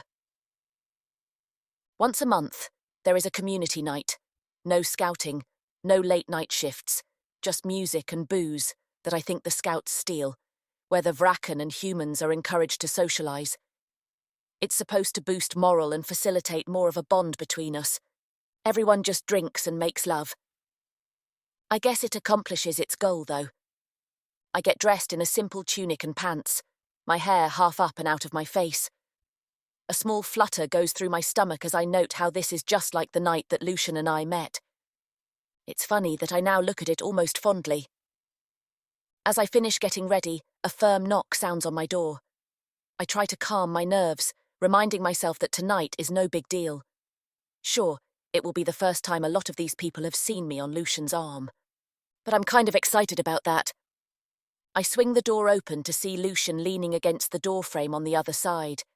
His presence exudes an air of confidence and authority, attracting the attention of all who encounter him. Tall and regal, he stands with a commanding posture, his broad shoulders hinting at the strength that lies within. His hair, nearly black and meticulously styled, frames a chiseled face that seems sculpted by the gods themselves. His piercing gaze, a shade of intense green, holds a depth that can both draw you in and forewarn of the unwavering determination that lies beneath. Lucian's attire only further accentuates his good looks, his garments expertly fitting his chiseled physique. The fabric of his tunic clings to his form, highlighting his lean yet muscular build. The deep navy colour complements his complexion, making his alabaster skin seem even more radiant. The golden embroidery adorning the hems adds a touch of regality, a symbol of his position as a leader among the vrakken. As much as I try to deny it, a small ember of admiration flickers within me. His charm is undeniable, and it's difficult not to be captivated by the way he carries himself with such grace and poise. Secretly, I admit to myself that there is an allure in his presence that I cannot ignore, not that I would ever acknowledge it aloud. As Lucian's intense emerald gaze sweeps over me appreciatively, I fight the urge to fidget under his scrutiny. "You look lovely tonight, Moira," he says, his velvety voice sending an involuntary shiver down my spine. I offer him a small smile, hoping it disguises the inadvertent pleasure his compliment ignites within me. "Shall we go?" I ask, eager to step out of my chambers. Lucian extends his arm in invitation, and I slip my hand into the crook of his elbow. His bicep is solid beneath my palm, hinting at his strength. We make our way into the torchlit corridors, footsteps echoing in tandem. I catch glimpses of vrakken and humans alike, pausing to stare as we pass by. Lucian keeps his gaze fixed ahead, while I resist the urge to wither under their probing looks. Speculative whispers seem to float on the air around us. As we exit the building, the cool night air washes over me. The lights of the community hall glow warmly in the distance. Lucian's presence at my side fortifies me, allowing me to tune out the weight of scrutiny from all sides. When we reach the entrance, Lucian pauses, tilting his head down to meet my eyes. "Ready?" he asks. The intensity of his gaze sends a flutter through my stomach. I lift my chin, standing taller. "Yes." Hand on his arm, we step forward into the lively space. All around us, conversations grind to a halt, a hush rippling through the room. Dozens of pairs of eyes fix onto us, blatant curiosity and surprise etched on faces. Then the hall is immediately filled with the whispers as everyone turns to each other to begin speaking of us. I feel a little shaken from the attention, but Lucian looks only at me, oblivious to the attention centered on us. In spite of the eyes tracking each movement, a sense of comfort washes over me. With Lucian beside me, the whispers fade to background noise. In this moment, all that matters is us. I swallow hard. "I think I want a drink," I murmur. He nods, escorting me to the bar where he leans over it and plucks a glass and a bottle. It's self-serve, and he pours the dark liquid into the glass before offering it to me with a salacious grin. Over the din of the conversation, I hear the fast-paced music of the band in the corner. It's mostly vrakken, though I should be surprised they know how to play instruments when they've had hundreds of years with nothing to do. They are quite good. I knock back the liquid, enduring the searing hit down my throat as I hold my hand out to him. "Another," I request. He quirks an eyebrow but says nothing more as he fills it up. I swallow this one too, and he fills a third without saying anything, thankfully. I think Lucian can tell that tonight is a lot for me. I didn't anticipate the toll that being locked up in my room would take on me. But being in this room packed full is frazzling my nerves. Or maybe it's being close to Lucian. He's been affecting me more and more. Feeling sufficiently buzzed, I slam the glass on the sticky bar top. "Want to dance?" A slow, lazy smile spreads across Lucian's face. I'm not much of a dancer. I reach forward and grab his hand. "Don't worry, Your Highness." I tug him through the thick crowd. It's not hard. We start to move on the makeshift dance floor, the upbeat music pulsing around us. Feeling emboldened by the alcohol buzzing through my veins, I place my hands lightly on his broad chest. Lucian's strong hands come to rest on my hips, his fingertips pressing into my skin. We begin to sway together, our bodies finding the rhythm. I meet his intense emerald gaze, unable to look away. His thumbs stroke distracting circles against my hip bones. Being this close to him, I'm surrounded by his earthy scent and the heat that radiates from his muscular frame. Another couple bumps into me from behind, forcing me closer to Lucian. Without hesitation, he extends his wings around us protectively. The leathery appendages encase us in an intimate cocoon, shutting out the rest of the room. "Put those away," I whisper, my face just inches from his. He smirks, "Then get closer." Feeling bold, I spin around, his hands sliding across my stomach as I do. I seize the opportunity to press my back fully against his torso, our bodies seamlessly aligned. Lucian's arms wrap around my waist, holding me firmly as we sway. The tension thrums between us, our accelerated breathing in sync. I let my head fall back against his shoulder, losing myself in the feeling of his hard body moulded to mine. In this charged moment, my analytical thoughts fade away. For once, I stop overthinking and just experience the exhilaration of our closeness. No more second-guessing or denial, only indulgence in this raw attraction. Lucian's palms slide purposefully up my sides, eliciting a soft gasp from my parted lips. Our hips rock together, fueled by daring desire. Tonight, there are no rules, no limits, only possibilities. Where is your smart mouth now, Moira? His lips are at my ear. Or have you found better things to do with those pretty lips of yours? His words send a shiver of anticipation down my spine, each syllable resonating within me. I tilt my head back to look at him. In his gaze, I see a fierce determination, a silent promise that I'm not sure I want him fulfilling. I lean closer, drawn by an irresistible magnetism that has taken hold. But before I can fully bridge the remaining distance between us, Lucian surprises me. His grip tightens, pulling me even closer, and as he rocks his hips into me. The sudden proximity leaves me breathless, our closeness igniting a string of sparks that dance along my skin. The veil of formality evaporates, and I become acutely aware of the intoxicating scent that emanates from him. The aroma is a captivating blend of earthy musk that stirs my senses and sends a rush of warmth through my veins. His nearness is suffocating and exhilarating all at once, an intoxicating cocktail of desire and uncertainty. Lost in the labyrinth of his presence, I take in the lust-filled look on his face, studying the chiseled lines and the intensity that flickers behind his eyes. It's as if a silent conversation passes between us, a language more profound than mere words. But I know we can't do this, so I loosen my grip on Lucian. Our bodies reluctantly separate, yet the imprint of our closeness lingers. The brief taste of his scent lingers in the air, a sweet and tantalizing memory that lingers on my lips.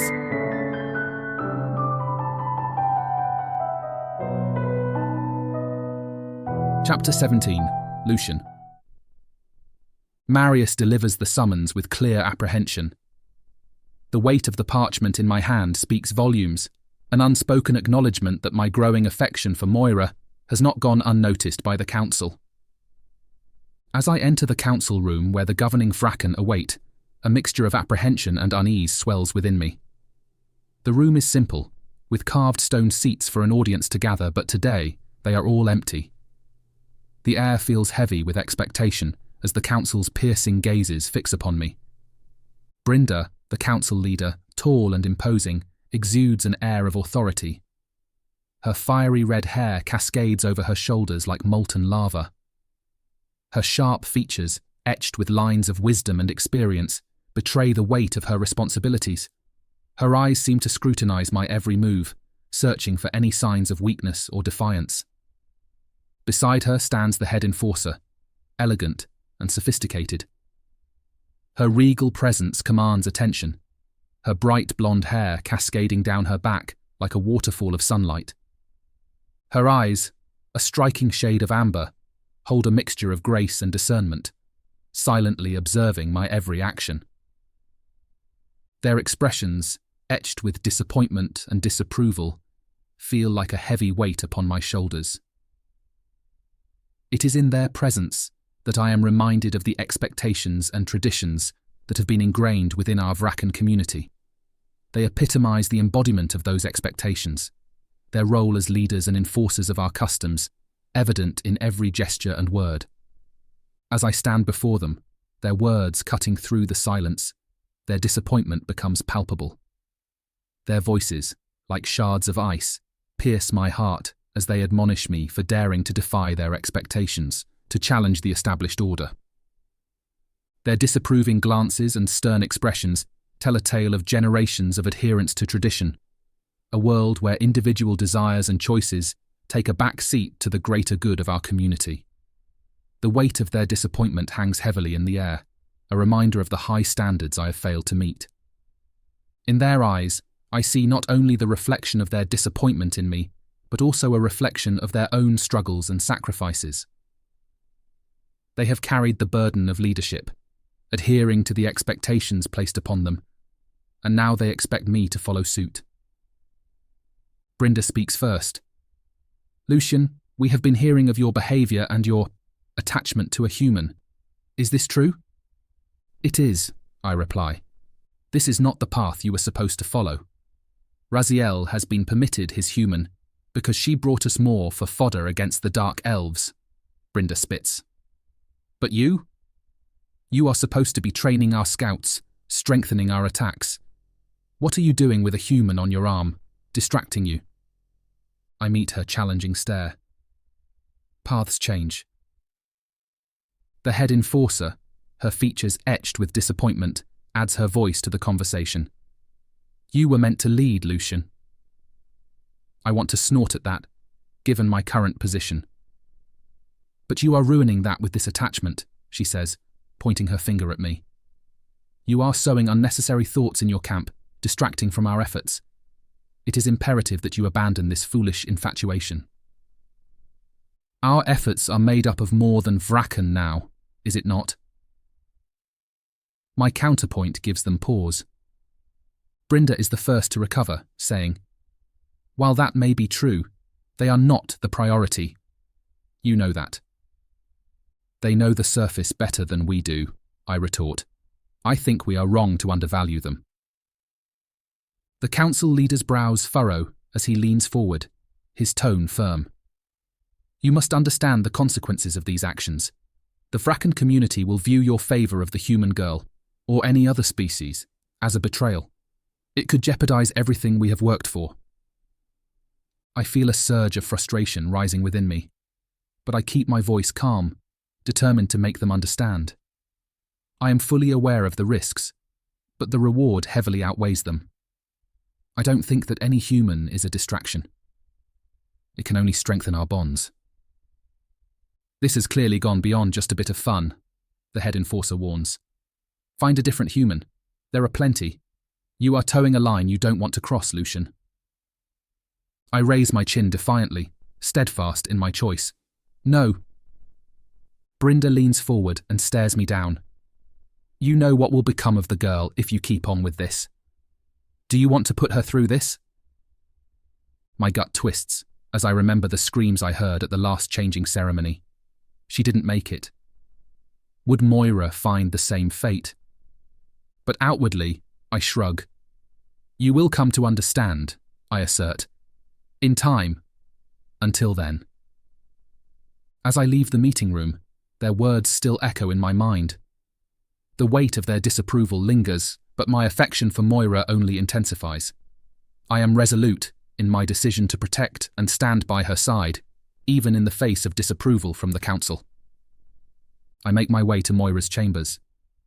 The corridors stretch before me, each step fueling my determination to share my frustrations with her. I yearn for her understanding, her solace amidst a world that seems determined to tear us apart. My heart quickens its pace, anticipation intertwining with apprehension.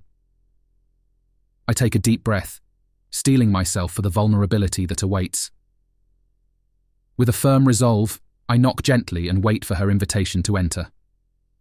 Moira opens the door, her eyes reflecting a mixture of surprise and curiosity. Even in the dimly lit room, her beauty shines like a beacon, captivating my attention. Lucian, she murmurs before moving back. Come in. I step inside, the warmth of her presence enveloping me, and I speak, my voice tinged with frustration.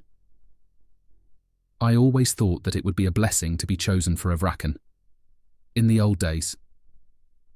Fuzzy memories from nearly a century ago flash behind my eyes. It was. But is this how you felt when I took you? Furious. Enraged. Moira's brow furrows in confusion, her gaze locked on my restless pacing. What are you talking about? She questions, her voice laced with curiosity. I stop mid-stride, facing her, my hands clasped tightly behind my back.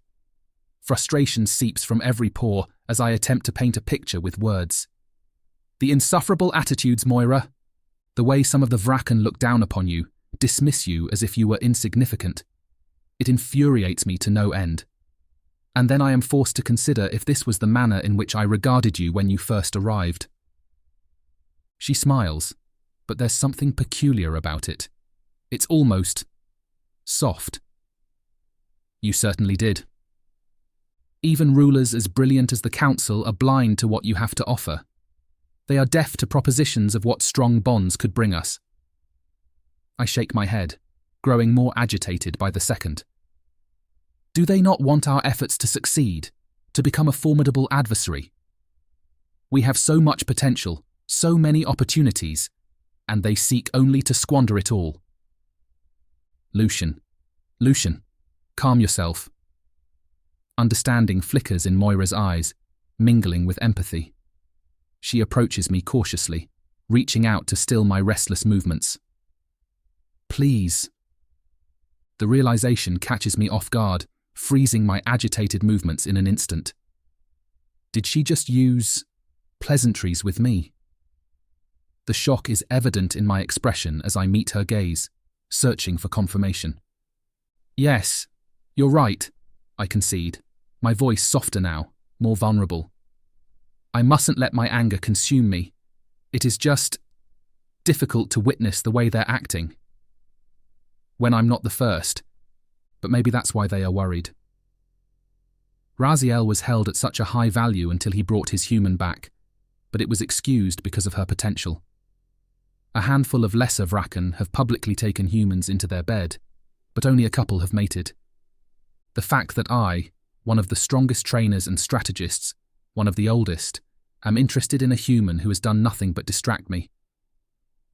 I can see where the concern would come from the outside. Patience, Lucian. These things take time.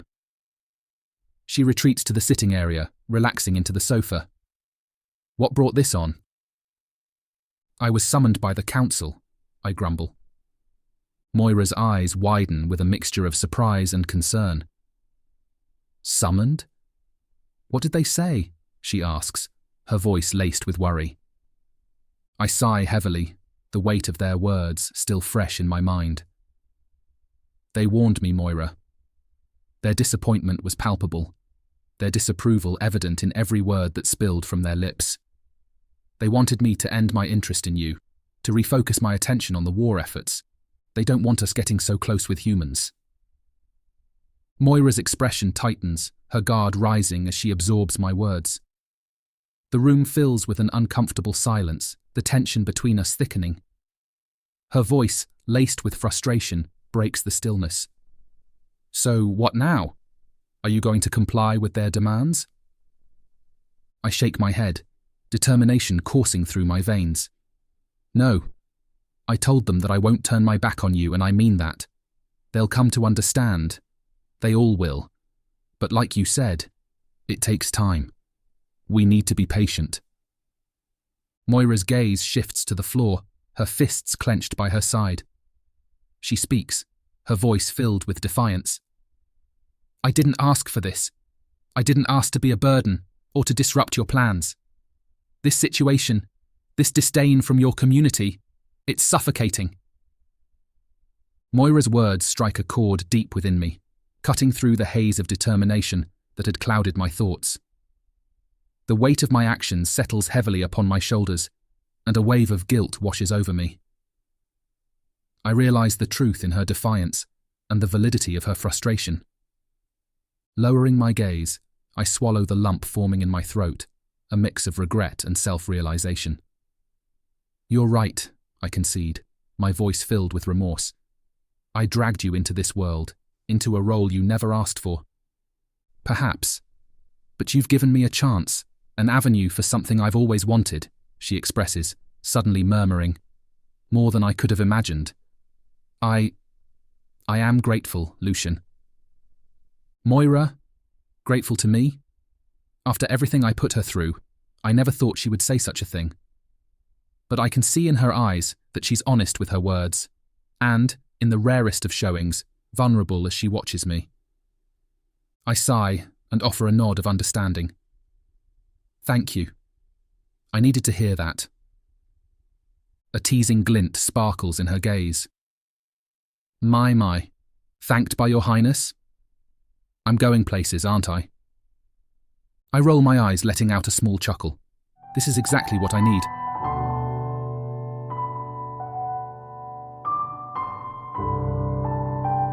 Chapter 18. Moira. The consequences of disrespecting me become apparent to those who choose to ignore the warnings. It's a striking pattern that manifests in a variety of ways, each more unnerving than the last. Whispers among the vrakken tell tales of disfigurement, where once beauty turns into a grotesque visage, a permanent reminder of their transgressions. Others succumb to unexplained illnesses, withering under the weight of an unseen force that drains their vitality. Vrakken can't die, or at least that's the rumour that has spread, but they can become walking dead. And that's what's happening as some unfortunate souls are met with accidents and injuries, as if the very fabric of reality conspires against them to deliver a harsh lesson in humility. These incidents create an atmosphere of caution and unease among those who witness the aftermath of disrespecting me.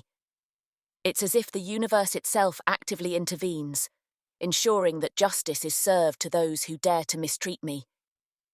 The stories spread like wildfire, acting as a deterrent to others who might be tempted to test the boundaries of propriety. Yet, I find myself lacking the interest or inclination to delve deeper into the reasons behind these occurrences. Perhaps some secrets are best left undiscovered, hidden within the enigmatic tapestry of the universe.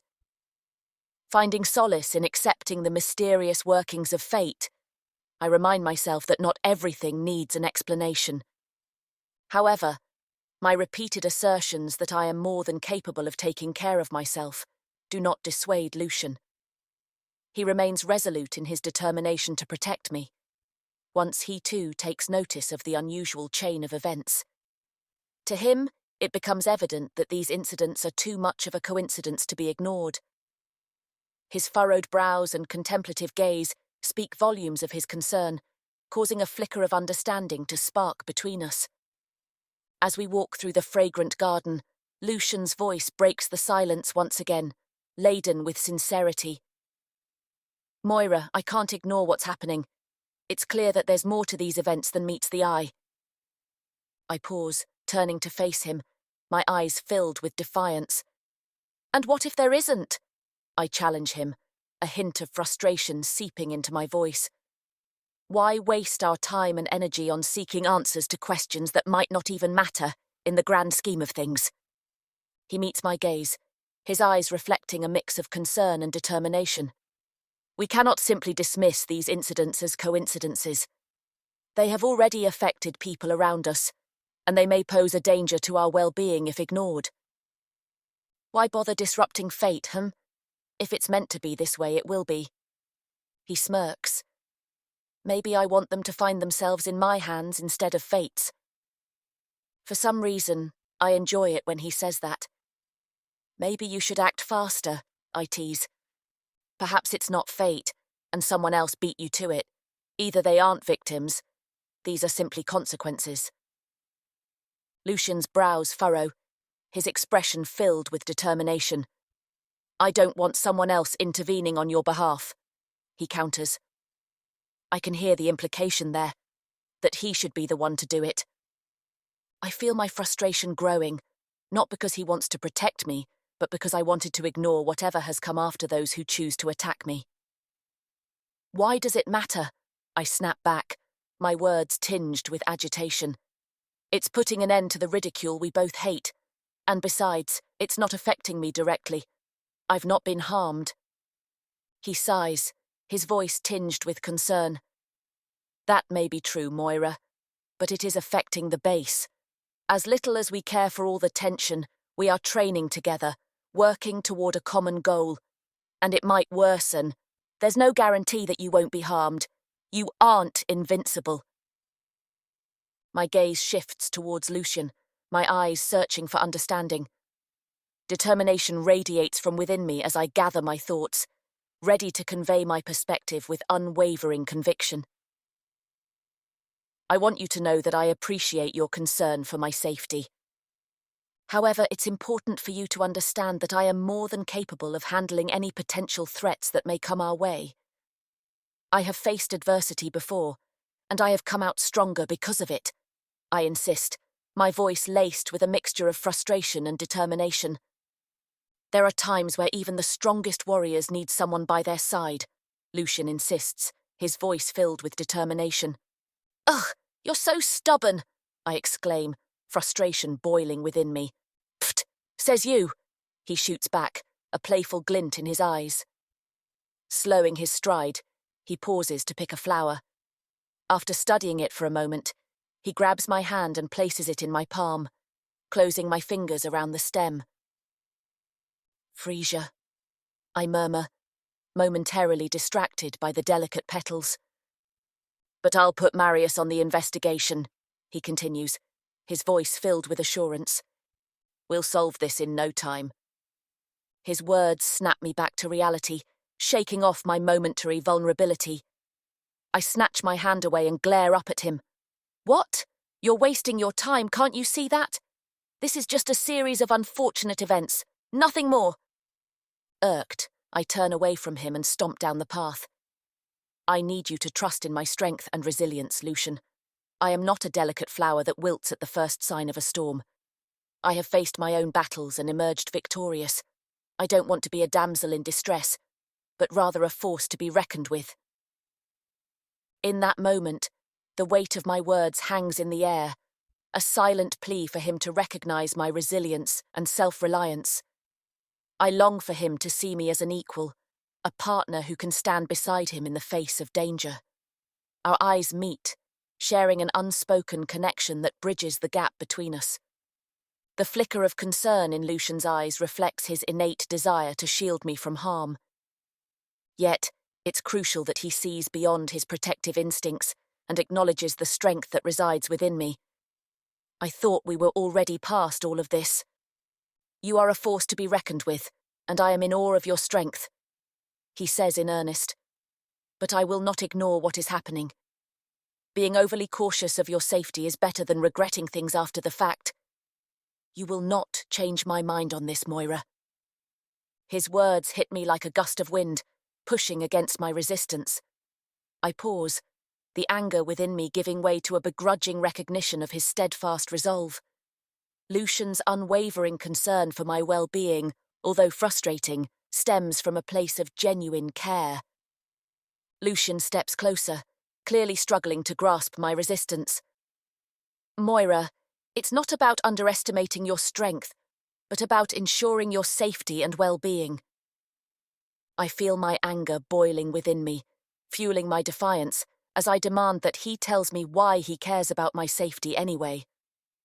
Why do you even care about my well-being? I snap. Lucian's eyes narrow, his own anger flickering in response. He scoffs, his tone biting with sarcasm. Oh, forgive me for caring about someone's safety. Silly me for showing any concern. His dismissive response only fans the flames of my anger. I take a step closer, my voice dripping with venom. Don't patronize me. Why have you all of a sudden decided to be polite after kidnapping me? Why do you care? Angrily, he takes a step back, his frustration evident as he responds sharply. I don't owe you an explanation for anything. Perhaps you're more oblivious than I thought. Finally, with a heavy sigh, Lucian turns on his heel and storms off, leaving me alone in my anger and confusion. As I watch his retreating figure, a strange sensation of regret washes over me, but stubbornness holds me back from chasing after him.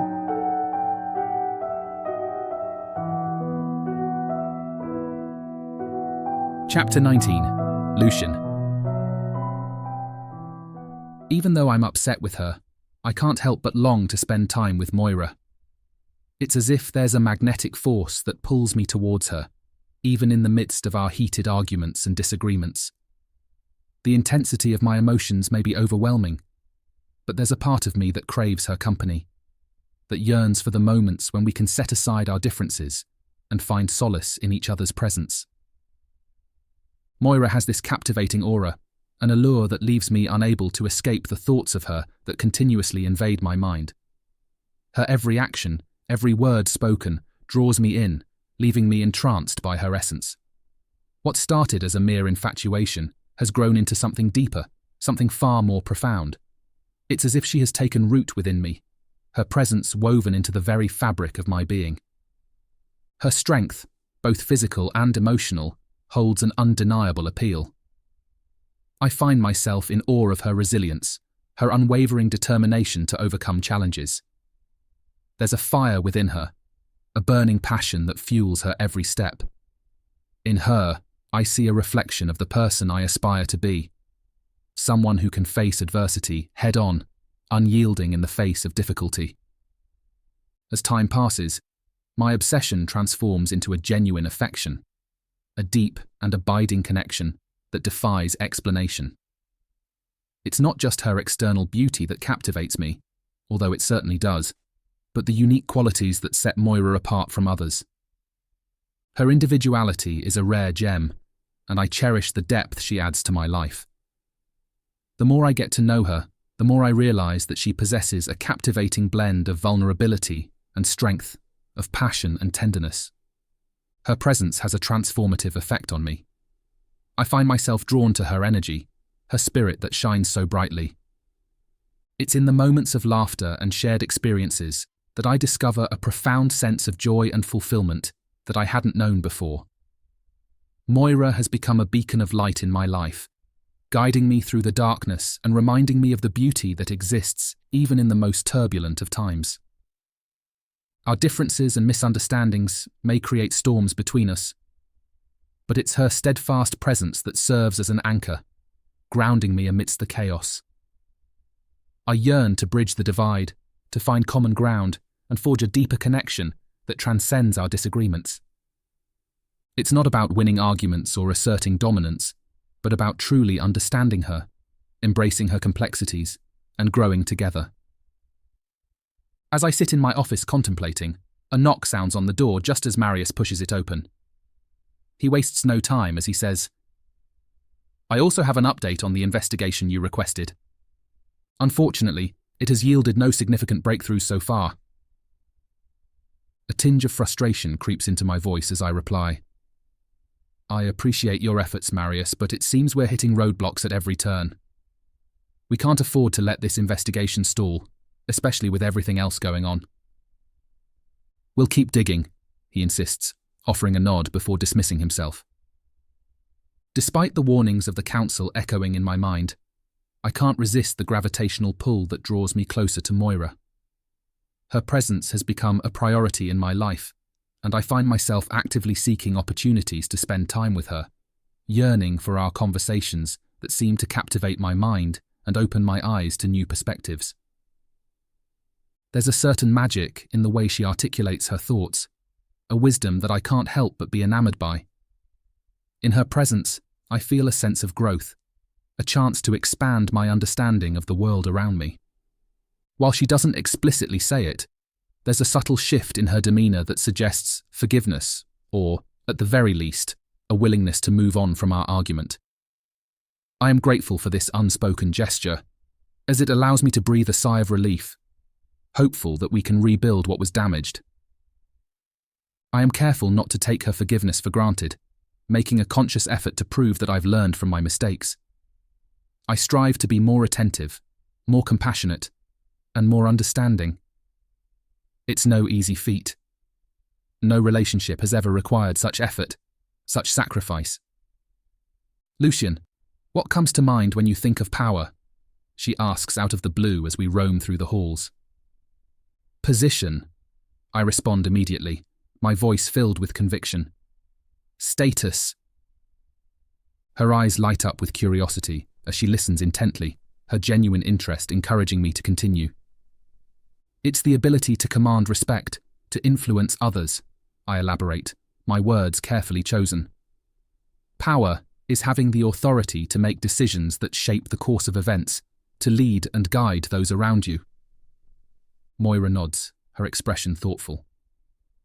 "I can understand why those aspects are often associated with power," she muses, her voice resonating with a blend of curiosity and wisdom. "However, I believe there's more to it than just the external trappings of authority. True power lies within, in the strength of one's character and the impact they have on the lives of others. Her words penetrate deep within me, igniting a spark of introspection. I realize that, yet again, her perspective challenges the conventional notions of power that I have held onto for so long. I marvel at the way Moira approaches life with confidence and independence. Her ability to make decisions and stand her ground, even in the face of adversity, deeply resonates with me. Just anyone doesn't possess that level of, well, power. As our connection deepens, I become increasingly attuned to the intricate tapestry of Moira's emotions. Like an artist studying their masterpiece, I learn to read the subtleties in her expressions, the way her eyes sparkle with joy, or how they dim with concern. I listen attentively, not only to the words she speaks, but also to the unspoken messages she conveys through the cadence of her voice and the gestures of her hands. With each passing day, my understanding of Moira grows deeper. I am familiar with the ebb and flow of her moods, recognizing the subtle shifts that paint her emotional landscape. Whether it's the quiet reflection that settles upon her on contemplative nights, or the energy that emanates from her during moments of excitement, I am there to witness and embrace every facet of her being. Her desires and needs become woven into the fabric of my own consciousness. I make it my priority to support and uplift her whenever I can, acting as her steadfast partner on this journey through life. Offering a listening ear, I lend her my undivided attention, holding a safe space for her to express her thoughts. As the sun sets behind the trees, casting a warm golden glow, Moira and I find ourselves nestled on the grass, not too far from a small stream of water. The gentle sound of rippling water and the fragrance of blooming flowers create an atmosphere of tranquility around us. Moira turns to me, her eyes shimmering with curiosity. "Lucian, what is your greatest fear?" she asks softly, her voice carrying a gentle vulnerability. I take a moment to reflect, then meet her gaze. My greatest fear, I admit, is the fear of failure. She hums in a melancholic tone. There's a far-off look in her eye, like she's gone somewhere else. The fear of not being enough, of falling short in the eyes of others. It's a heavy burden to carry. I study her, trying to pierce the veil of her mind and figure out just what is going on in there. Your worth isn't defined by the judgments of others, she tells me in just a breath of a whisper. With a gentle touch, I reach for her hand and hold it firmly. Neither is yours. Her eyes meet mine, and I can sense a flicker of vulnerability mingled with gratitude. It's a hard lesson to learn, wouldn't you agree? One that doesn't come without scars. Gazes locked, we observe each other. As the breeze rustles through nearby trees, we sit there, hand in hand, finding a moment of peace. It is here, with the honeyed rays of sun colouring her face, that I come to the profound realisation. What started as mere obsession has evolved into something far more profound. My feelings have deepened, intertwining with respect, admiration, and a genuine desire to see her thrive. I no longer see her as an object of fascination, but as a person who has captured my heart and soul.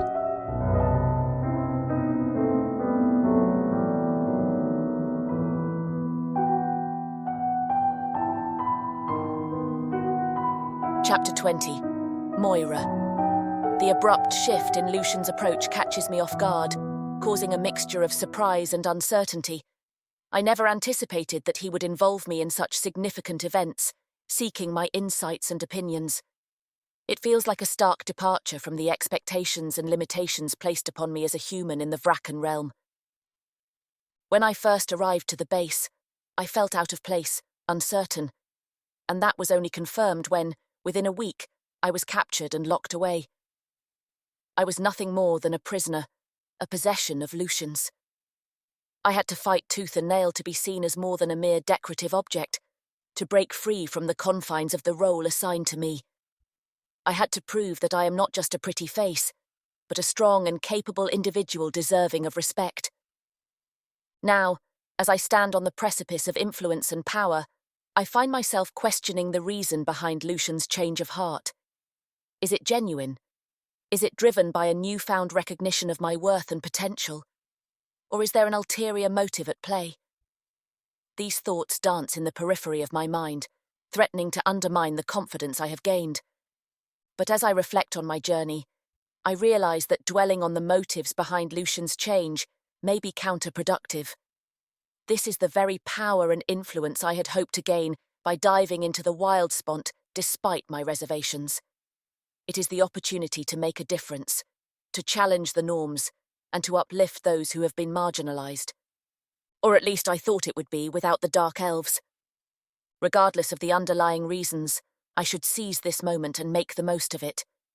I have fought hard to be seen and heard, and now I must embrace the power of influence that I have yearned for. As we gather at the grand table for a meeting with Raziel, Nicholas, Silas, the three base leaders, to discuss upcoming scouting and attack plans, my heart pounds with excitement. The room is filled with powerful figures, and I'm a little stunned to see a human beside the oldest vrakken in the room.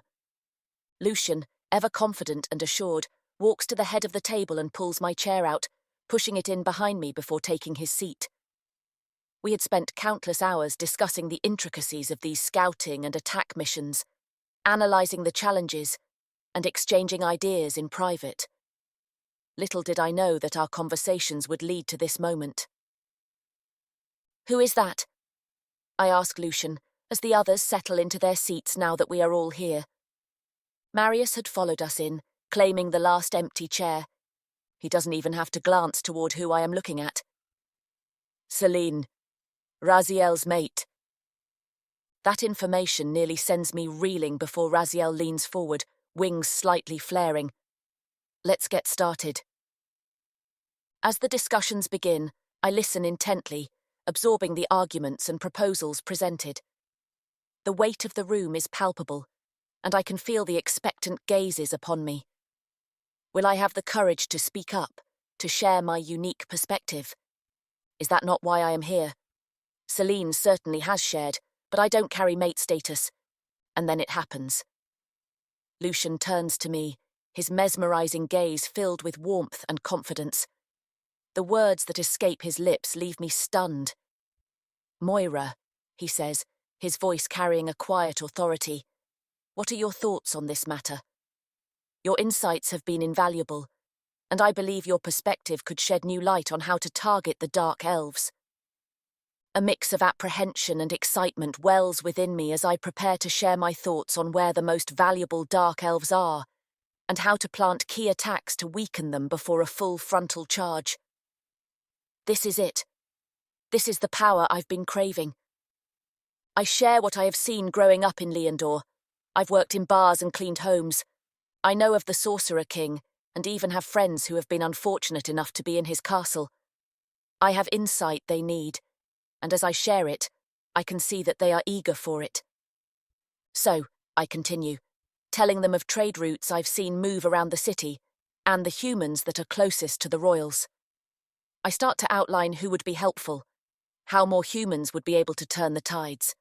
While Lucian and Raziel lean forward, captivated by my words, others maintain a skeptical expression, like Silas and Nicholas, but I refuse to be deterred. While this approach may require a long-term investment, it is the only way to bring about effective and lasting change, I assert with conviction. We must take away the people they need and train them. It will give us more numbers, more information, and weaken them. Suddenly, Silas shoots out of his chair, his face contorted with disdain. "You think that humans are worth that much?" he sneers, his voice dripping with condescension. It's clear what he thinks. Lucian's stare darkens dangerously, fangs ready to make an appearance, but I place my hand over his and fix Silas with a glare of my own. I don't need him to come to my rescue. The efforts you are working toward will thrive with the potential contributions of any species with something to offer. You may think little of humans, but we are mighty in number and more resourceful than you think.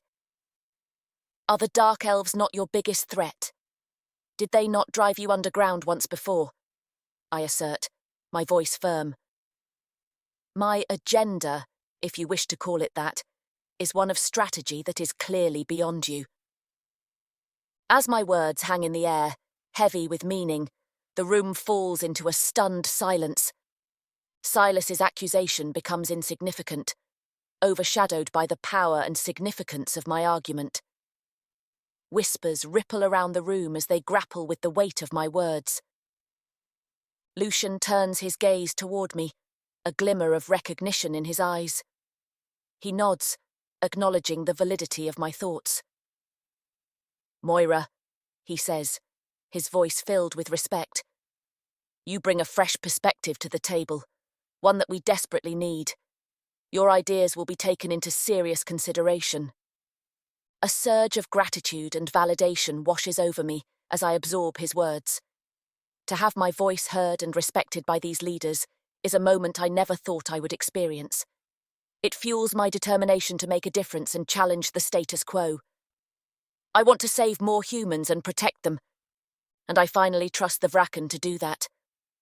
With an air of confidence and authority, Lucian intertwines my insights seamlessly into the ongoing conversation. He applies my thoughts to the discussion in his own words, effortlessly capturing the essence of our collaborative approach. The room falls silent, captivated by the synergy between us. As I witness Lucian's skillful delivery, blending my ideas with his, I can't help but feel a surge of pride and excitement. The impact of our partnership on the room is palpable. It's a powerful demonstration that my presence is more than a shiny new plaything. As I stand in the midst of this profound moment, the realization dawns upon me that the impact of Lucian's inclusion and recognition extends far beyond the confines of this room. It transcends singular conversations and alters the very fabric of my presence.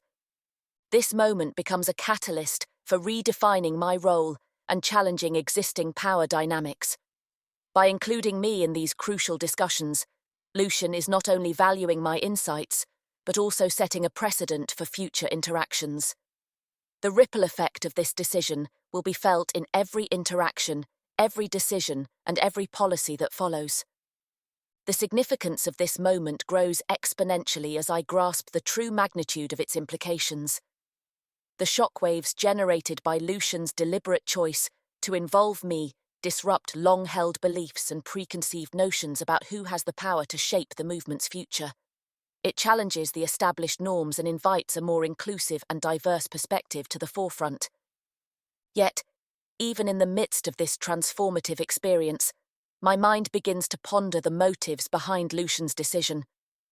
I find myself questioning the reasons, attempting to decipher the intentions that set this change into motion.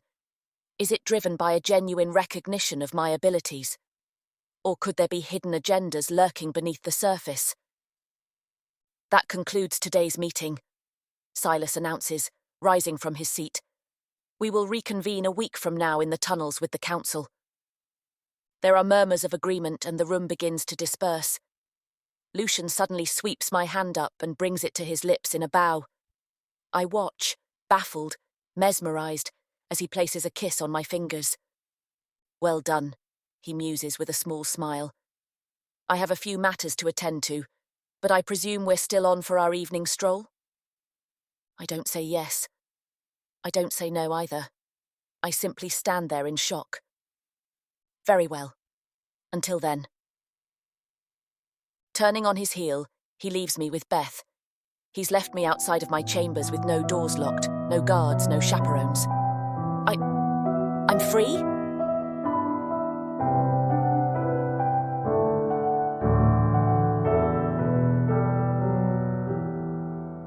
Chapter 21. Lucian. When I first noticed the whispers among the vrakken, a subtle undercurrent of conversation that caught my attention, I was intrigued. Strange occurrences seemed to be linked to those who mistreated Moira, and the implications of this left me intrigued, and a little jealous. At first, I attempted to dismiss the rumours, wanting to maintain a sense of normalcy in my relationship with Moira. I tried to focus on our connection and navigating the mounting tension with grace, hoping to preserve the equilibrium within our dynamic. However, as the whispers persisted and the incidents became more frequent, I could no longer turn a blind eye.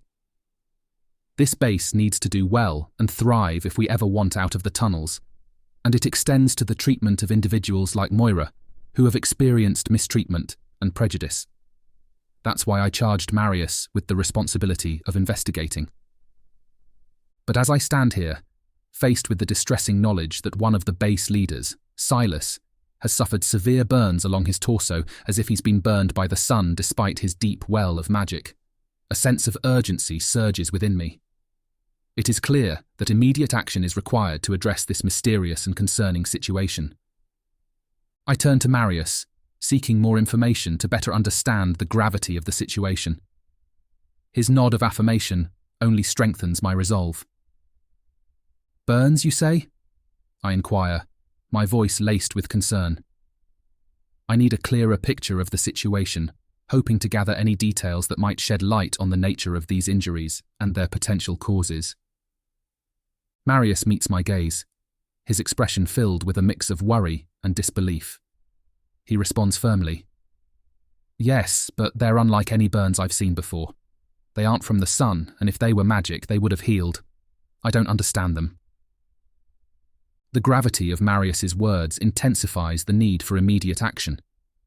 This is not a situation that can be taken lightly or brushed aside. The safety and well-being of those within the base are my utmost priority, and now it is clear that an unknown threat looms amongst us. Moira could be in serious danger. As I contemplate the urgent actions that need to be taken regarding the mysterious burns, my thoughts are interrupted by the arrival of a fledgling bearing a summons from the council. "The council have summoned you to the council room in the tunnels," the fledgling announces breathlessly. With a sense of urgency, I make my way down into the tunnels, my footsteps echoing through the opulent corridors. Upon entering the room, I am met with the sight of council members, as well as Raziel, Celine, and a handful of other base officials, all seated around the room. However, it is the presence of Moira standing in the middle that captures my attention. Without hesitation, I stride to Moira's side. "Moira, are you all right?" I ask, concern evident in my voice. "Lucian." She looks at me, her expression a mix of relief and worry. "I'm fine. What's going on?" "Silence!" The authoritative voice of the matriarch, Brinda, rings through the room. "We have been made aware of the circulating misfortune that follows the human girl and the dangers it poses to this council." Her eyes skewer her. "What say you, human?" My gut twists, knowing that I failed to handle the situation before it reached the ears of the council. I understand the gravity of the situation unfolding before me and step forward. "I have long known of these incidents and have taken proactive measures by assigning a team to investigate," I inform them calmly. "We know of your investigation," Brinda confesses. "You have had an abundance of time to solve these heinous crimes and yet remained ensnared by an insignificant human girl. She is clearly seeking to distract you so that she can continue to act out her vengeance. Instead of putting an end to her schemes, you invite her to a strategic meeting." Enraged voices shout out from around us. While the council lays blame at Moira's feet, painting her as dangerous and responsible for the happenings, I feel a wave of disbelief and protectiveness wash over me. How can they condemn someone without concrete evidence? How can they overlook the fact that she has been carefully chaperoned throughout her entire stay? "In all fairness, matriarch," I interject, my voice filled with conviction. "Moira has done nothing to warrant such accusations. She has been under constant supervision, her actions have been impeccably virtuous, and there is no substantial evidence linking her to these unfortunate incidents." Brinda's face remains stern, unyielding. She looks at me with a mix of disappointment and concern. "Lucian, it is not just about what she has or hasn't done. We cannot ignore the pattern of misfortunes that seem to have followed her. The safety of this council is our utmost priority, and we cannot afford to take any risks. The council members, sensing the tension, start chiming in with their agreement. "She's right," one council member proclaims. "She could be helping the Dark Elves, utilizing their disgusting magic. We should prioritize our own security." I turn to face the council members, my voice filled with determination. But we cannot let fear cloud our judgment. We should not let baseless assumptions dictate the course of action. Brinda's eyes narrow as she counters. "Lucian, we're not making baseless assumptions. We have consulted with the base leaders, and the signs are clear. Moira's presence has disrupted our plans and the base's function." I take a deep breath, steadying myself, refusing to let their conviction waver mine. "With the utmost respect, matriarch, the base leaders can be subjective. She has no place among our kind. The human will doom us all. She must be executed for the safety of the vrakken." As the council members launch their attack on Moira, I feel a surge of anger rising within me, my protective instincts kicking in. It is unjust to witness the maltreatment she is subjected to in their presence, and I am determined to shield her from further harm and humiliation. "Cease this immediately!" I interject, my voice filled with righteous indignation. "How can you blame Moira for these incidents? There is no evidence linking her to them. This is unjust and unfair." The head enforcer's face contorts with disappointment. "Lucian, we expected better from you. We have always trusted your judgment, but it seems you have lost sight of your responsibilities." "No, I haven't," I respond with conviction, my voice unwavering. "My responsibility is to further the cause by finding the Dark Elves' weak point and bringing them down. Moira will make us stronger. She will help us harvest untold amounts of power and pinpoint how to win against the Dark Elves this time." "You foolish child! Can't you see that she's using you?" Brinda hisses back. "Your defense of her allows her to get away with countless crimes." "It was me!" I roar. The room falls into a painful silence. All eyes, wide in disbelief, are on me. "You?" Brinda repeats in disbelief. "Yes, Mother," I affirm, my voice filled with finality. "I orchestrated the incidents that have plagued the base." I glance at Moira. No one treats her this way and gets away with it. The head enforcer's face contorts with shock and disbelief. "How could you, Lucian? Betraying our trust and jeopardizing the safety of the base. You were supposed to be training them, not harming them." Brinda's voice drips with disappointment. "You have become blind to our efforts, Lucian." "I know better than you do."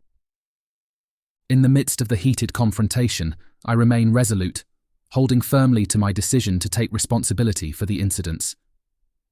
I refuse to allow Moira to bear the brunt of the blame or face any further mistreatment. Despite the shock and disbelief that ripple through the room, I stand my ground. The council may be taken aback by my unwavering defense of Moira and my self-imposed blame, but I refuse to back down from my position. Now, if we're done with this charade, silently, I beckon Moira to my side. I have matters of business to attend to. Let this be a reminder of what should happen to those who disrespect my human.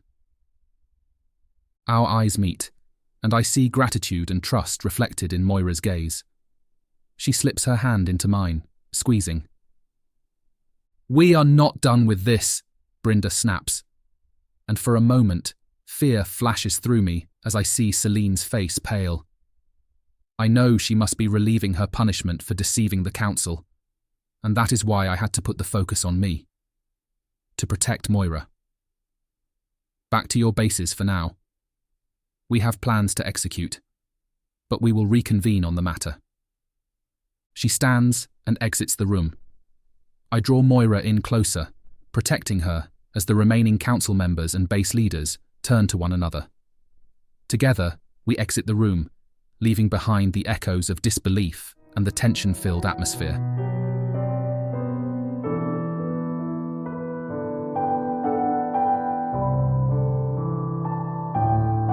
Chapter 22, Moira. Striding down the corridor, hand in hand with Lucian, my mind reels with a whirlwind of emotions. Confusion, frustration, and a tinge of anger swirl within me, battling for dominance. What just happened?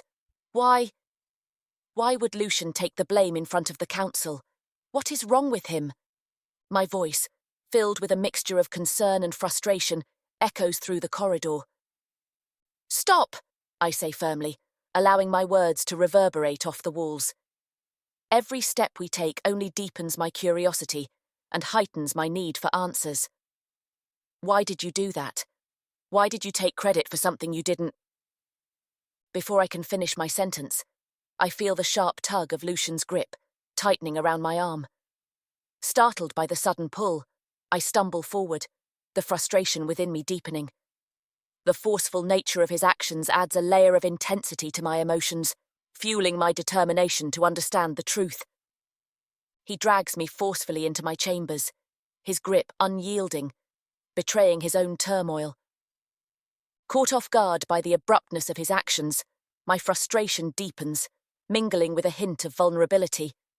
The intensity of my feelings bubbles to the surface, animating my voice and giving it an edge. Stop dragging me around like a beast on a leash and answer me, I demand, my words a mix of anger and urgency. The weight of the situation, coupled with my need for clarity, drives my voice with a fierce determination.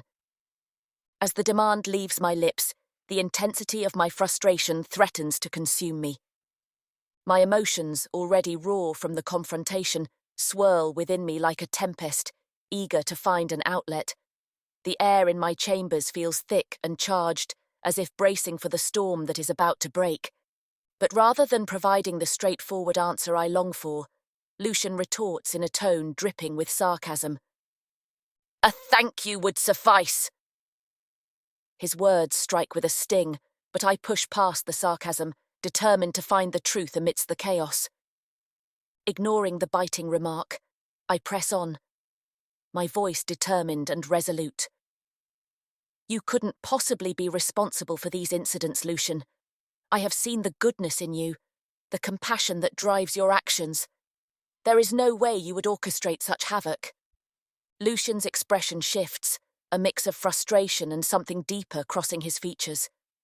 A touch of bitterness in his voice slices through the air, hinting at a painful past. How can you be so certain? I've done things that would make your stomach churn, Moira. I kidnapped you, did I not? His words hang heavy in the air, challenging the foundation of my beliefs and understanding. The memories of our turbulent past resurface, threatening to tarnish the bond we have forged. Doubt creeps in, weaving its way into the fabric of my thoughts. But I push it aside, refusing to let it define our present. That's not the point, I exclaim, attempting to grasp at the truth that eludes me. I refuse to let our past define our future. My words reverberate through the chamber, carrying the weight of my unwavering belief. You took the blame, but we both know that you didn't do it. Lucian's response comes swiftly, his voice edged with a mix of frustration and defiance. Yes, I did! Anger flares within me, fueling my resolve as I refuse to back down. The fire in my eyes matches the passion in my voice. No, you didn't, Your Highness. I can see through your facade. You sacrificed yourself to protect me. His eyes narrow, a mixture of confusion and defiance reflecting back at me. And how would you know? He challenges, the edge in his voice betraying his own inner struggle and the weight of his past actions. Determination courses through my veins as I gather the strength to reveal the truth, to lay bare the secrets that have burdened me.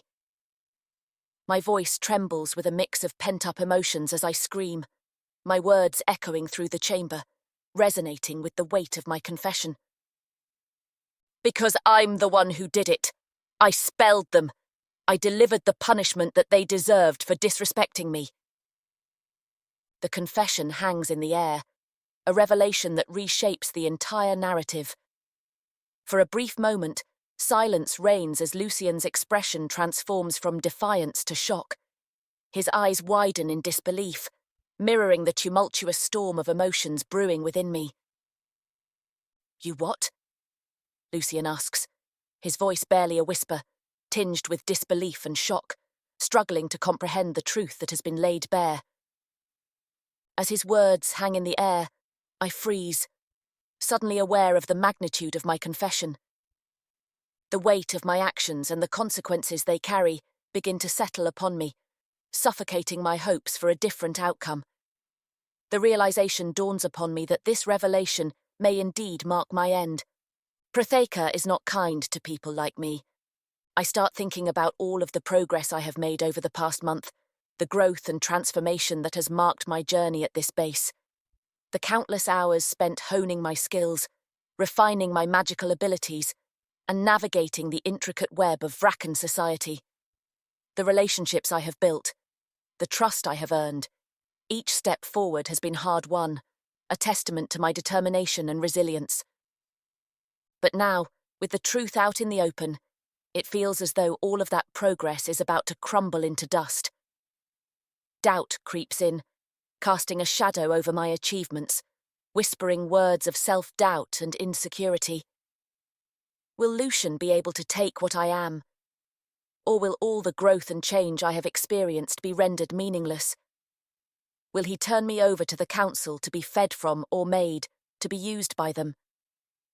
The weight of these questions settles heavily on my chest, constricting my breath and clouding my thoughts. A sense of desolation washes over me as Lucian, without a word, turns and walks out of the room. The silence that follows his departure is deafening, filling the space with an eerie emptiness that mirrors the void growing inside me. My mind races, trying desperately to comprehend the magnitude of what has just happened. The revelation of the truth, the exposure of my actions, feels like a dagger to my heart. How could I have let it come to this? Fury surges forth, an uncontainable force coursing through my veins. It burns like molten fire, consuming reason and logic in its wake. I can no longer suppress the storm within me. In a fit of uncontrolled rage, I unleash my frustration upon the room, tearing apart every piece of furniture, every token of comfort, as if hoping to expel the anger that threatens to consume me. The screams that erupt from my throat blend with the cacophony of destruction, a symphony of chaos and despair. But as the storm of anger begins to subside, regret seeps in like a poisonous venom. I sink to my knees amidst the wreckage, tears streaming unchecked down my face. Should I have told Lucian the truth? Should I have let him bear the blame and shielded myself from the consequences of my actions? The weight of my own carelessness bears down upon me, an oppressive burden that drowns me in remorse. Yet, buried within the depths of my confusion and self-condemnation, there's an unanswered question. Why would I care if he took the fall anyway? I should have let him. I should have stayed silent. Why didn't I? The expression of shock on Lucian's face replays in my mind.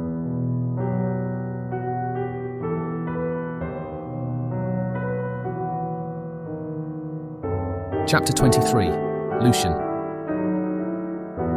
As I step out of Moira's quarters, a heavy silence settles between us.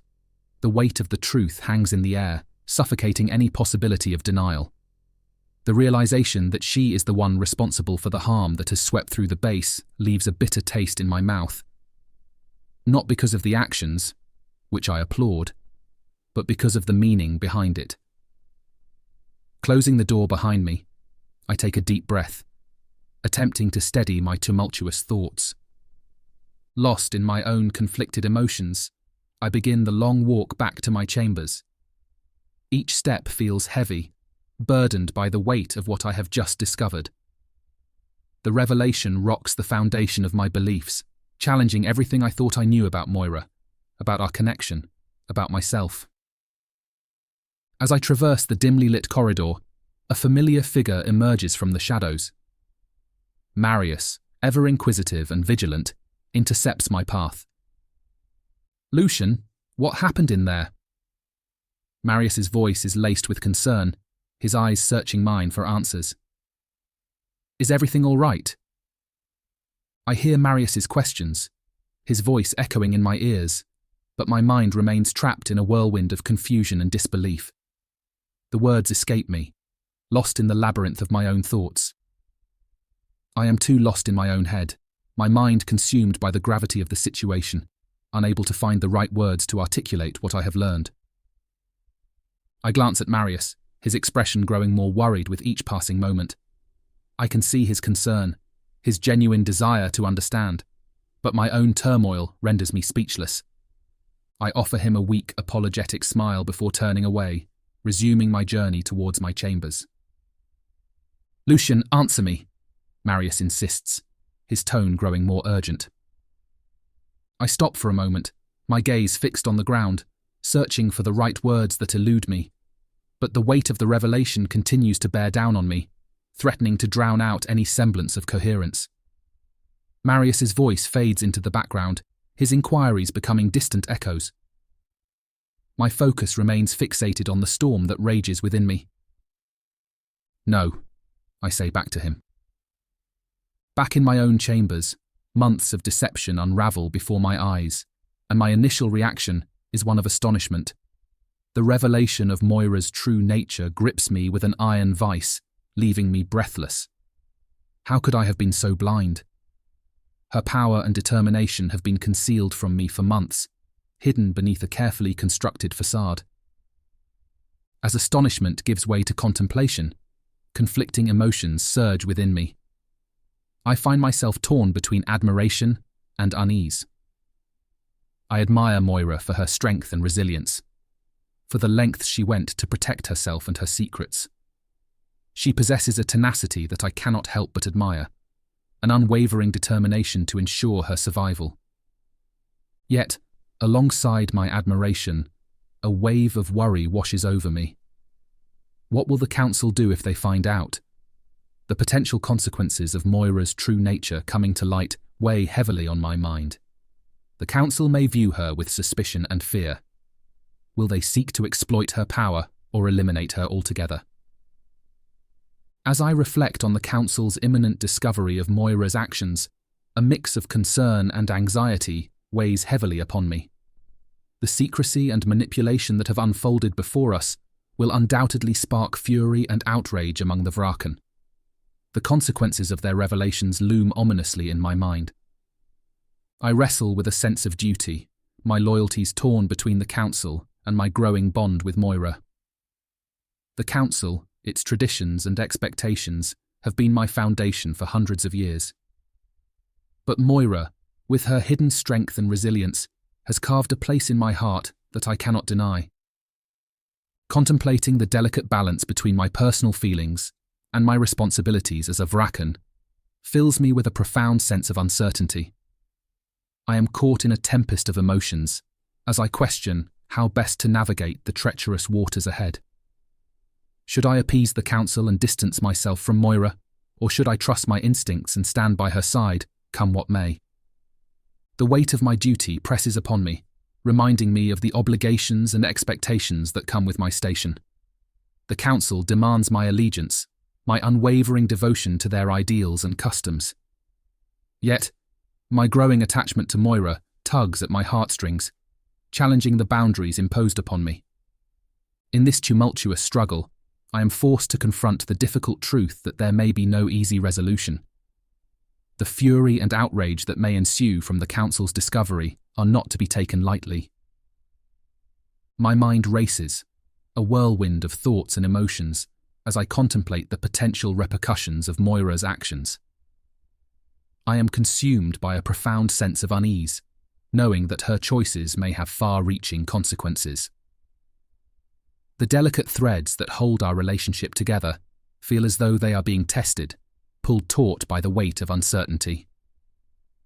I question myself, wondering if I should have been more observant, more attuned to the subtle signs that may have hinted at Moira's true nature and the measures she took to protect herself. Did I miss the signs that were hiding in plain sight? Could I have unravelled the secrets she held, if only I had paid closer attention? The realization dawns upon me with a jolt. This is why she insisted that I refrain from investigating, from delving too deep. Moira knew the potential consequences of her true nature being exposed. She knew that the fragile balance we had achieved could be shattered by the truth. Guilt consumes me as I grapple with the weight of my responsibilities. I question whether I have failed in my duty to protect the integrity and reputation of the Council. Doubt gnaws at the edges of my mind, undermining my confidence in my ability to discern truth from deception. How could I have been blind to Moira's true nature? Was it my own shortcomings that allowed her actions to remain hidden for so long? The guilt lingers, a constant companion in my thoughts. I carry the weight of my perceived failure, the burden of questioning my own judgment. The Council's trust in me, the trust I placed in myself, feels shaken to its core. I must confront these doubts and find the strength to carry on, to restore my faith in my own abilities. And yet, despite the gravity of Moira's actions, the tumultuous storm within me does little to quell the growing fire of attraction I feel towards her. The mystery that surrounds her, the power and determination she possesses, only serve to intensify the magnetic pull she exerts on me. It is as if her very essence, her captivating allure, holds a mesmerizing quality that I find impossible to resist. Moira's actions, though controversial and potentially devastating, reveal a depth of strength and resilience that resonates deeply within me. Her unwavering determination to protect herself, no matter the cost, stirs a mix of admiration and desire within the depths of my being. I cannot help but be drawn to her fierce independence and her unfathomable power. The reality of her vengeance, fueled by her profound need for self-preservation and the show of power, holds an intoxicating allure. It resonates with a primal instinct within me, the recognition of a kindred spirit who refuses to bow down in the face of adversity. While her actions may challenge the very foundation of the Council, they also speak to a profound and unrelenting strength that I find irresistibly captivating. The weight of my conflicting emotions becomes too much to bear, and I find myself unable to withstand the turbulence within me any longer.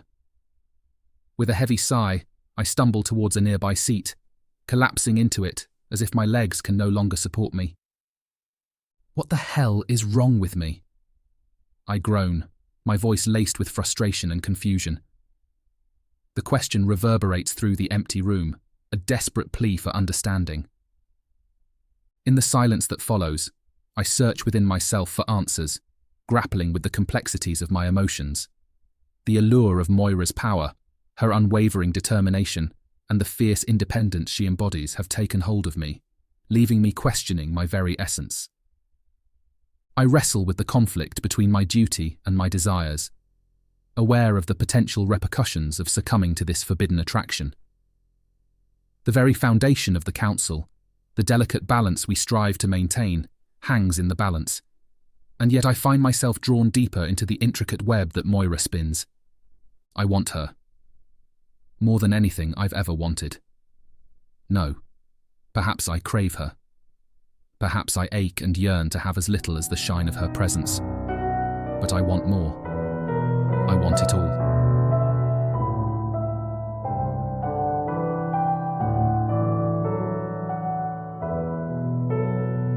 Chapter 24.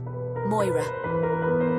I'm startled when Lucian suddenly appears at my room in the middle of the night. His presence is unexpected, and the agitation radiates from him, palpable in the air.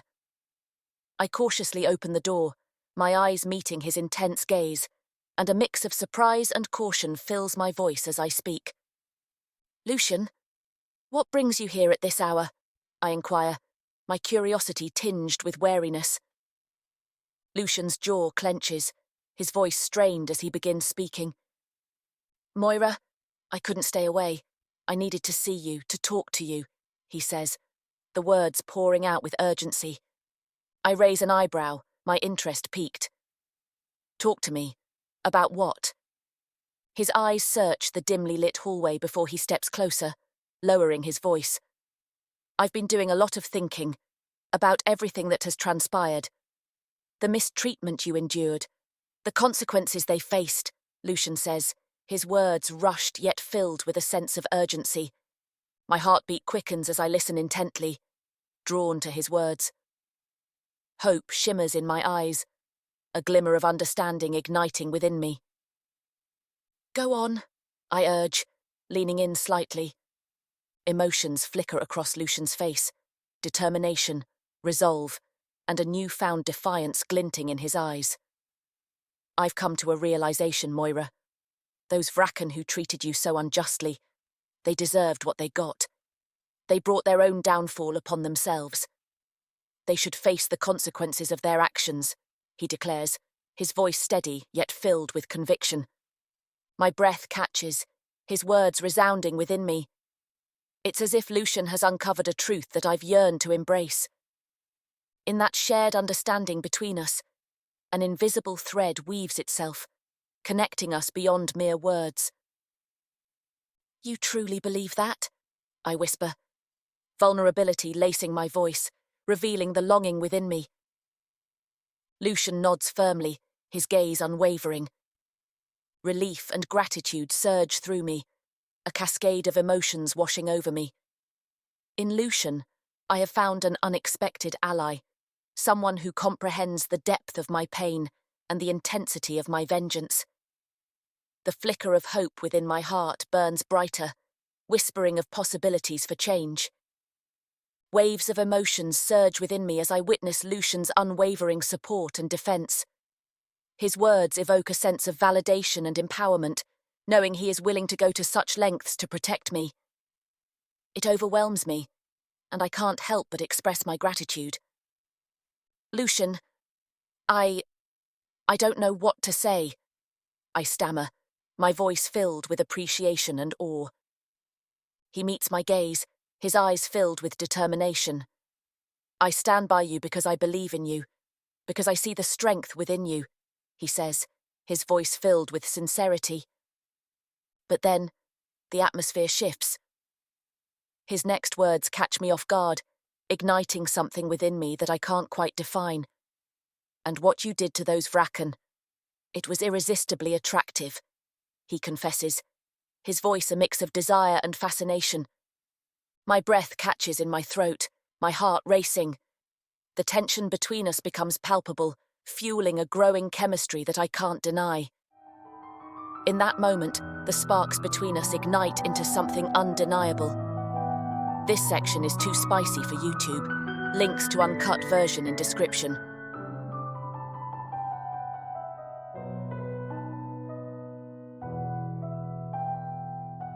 Chapter 25. Lucian. So beautiful, I murmur to Moira's sleeping form as the sunlight streams in through the windows, casting a golden glow over her serene face. Last night feels like a dream, a whirlwind of passion and desire that consumed us both. As I watch her, a sense of awe washes over me. The power she exudes, even in her slumber, is undeniable. The way she carries herself, unapologetic and fierce, captivates me in ways I never thought possible. I can't help but be drawn to her. Last night played out like a forbidden fantasy, a moment in time where rules and consequences held no power over us, where our desires took center stage. It was a collision of passion and longing, an exploration of the darkest corners of our souls. But as the sunlight bathes the room, reality begins to seep in, mingling with the remnants of our shared intimacy. Doubts and uncertainties creep into my mind, reminding me of the consequences we may face, the potential destruction that lies in our wake.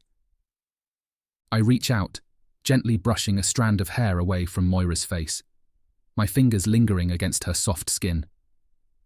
A mixture of conflicting emotions swirl within me, desire, admiration, but also apprehension. The weight of the council's disapproval hangs heavy on my shoulders, threatening to cast a shadow over the fleeting moments of bliss we shared. I find myself irresistibly drawn to Moira's cruelty and mercilessness, qualities that others might recoil from, but that I perceive as befitting a powerful ruler. There's something captivating about her ability to assert dominance, to embrace her darkness unapologetically. It ignites a fascination within me, a desire to understand the depths of her power. I recognize the potential she holds to wield power effectively and navigate the complexities of this war. There's an undeniable strength in her, a commanding presence that demands attention. It prompts a growing admiration within me, a respect for her ability to command loyalty and instill fear. As Moira stirs and her eyes meet mine, a mix of vulnerability and desire, a bittersweet feeling lingers in the air, reminding us of the challenges we face. But then, her lips curve into a smile, a genuine expression that lights up her face. My own smile mirrors hers, a genuine response to the warmth that radiates between us. "Good morning, Your Highness," she teases playfully, her voice filled with a hint of mischief. I chuckle softly, feeling the weight of the world momentarily lifted. "You're a cheeky one in the morning, aren't you?" I reply, a playful tone lacing my words. As I roll over and prop myself above her, our eyes lock once again, the remnants of last night's passion lingering in the air. Despite the complexities of our situation, there's a sense of ease and comfort in this intimate moment. Leaning in closer, our faces mere inches apart, I can feel the magnetic pull between us growing stronger. Time seems to stand still as I brush a strand of hair away from her face, my fingertips grazing her cheek gently. "You know," I whisper, my voice filled with a mix of earnestness and a hint of mischief, "I could get used to waking up to that smile every morning." Her laughter fills the room, a sound that warms my heart. "Oh, is that so? Well, Your Highness, you may have to earn that privilege," she retorts playfully, her eyes sparkling with delight. With a playful gleam in my eyes, I lean in even closer, our breaths mingling. "Challenge accepted," I murmur, my voice low and filled with a mixture of desire and determination. Before our stolen moment can continue, a sudden knock interrupts the tranquility of the morning. I sigh softly, realizing that duty calls. Marius's voice echoes through the hallway, reminding me of the impending monthly meeting with the other base leaders. "Luke, come on, everyone's waiting," he calls out, his tone filled with urgency. I glance at Moira, a flicker of disappointment crossing my face. "I'll be arriving soon, Marius," I reply, my voice carrying through the closed door. "And please inform them that Moira will be accompanying me." "I am," she repeats, a hint of amusement lacing her voice. Her fingers reach up, gently tucking a strand of hair behind my ear. I think I'd quite like to piss everyone off again. A warmth spreads through me at her words, a surge of happiness and contentment. The idea of presenting Moira as my companion, my equal, in the face of the other vrakken, is both enticing and daring. We dress together, stepping out into the hallway where both Beth and Marius stand. With her hand on my arm, we attend the meeting together. The outrage about my confession of harming the other vrakken still burns through the base. The whispers and disapproving glances follow me, a constant reminder of the consequences of my actions. But in this moment, as I stand before Moira, I can't bring myself to care. The intoxication of her presence, of her dark persona, dominates my thoughts, drowning out the voices of dissent. There's a magnetic pull between us that defies logic, that transcends the boundaries of right and wrong. In her, I see a partner in power, someone who understands the necessity of making difficult choices, of ruling with a ruthless hand. It's a dangerous allure, one that I can't resist. As the weight of everyone's disapproval presses upon me, I find solace in Moira's presence. She is the embodiment of strength and authority, unapologetic in her pursuit of power. And in that, I recognize a kindred spirit. I marvel at her ability to make difficult decisions without hesitation, acknowledging the strength and resolve it takes to fully embrace such a dark side. The way she navigates the complexities of ruling with ruthless determination enthralls me, and I am drawn to her powerful presence. My curiosity intensifies as I delve deeper into Moira's psyche, intrigued by the layers of her dark nature and the underlying motivations behind her merciless actions.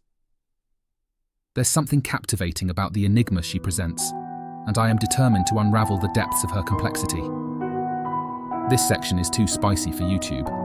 Links to uncut version in description.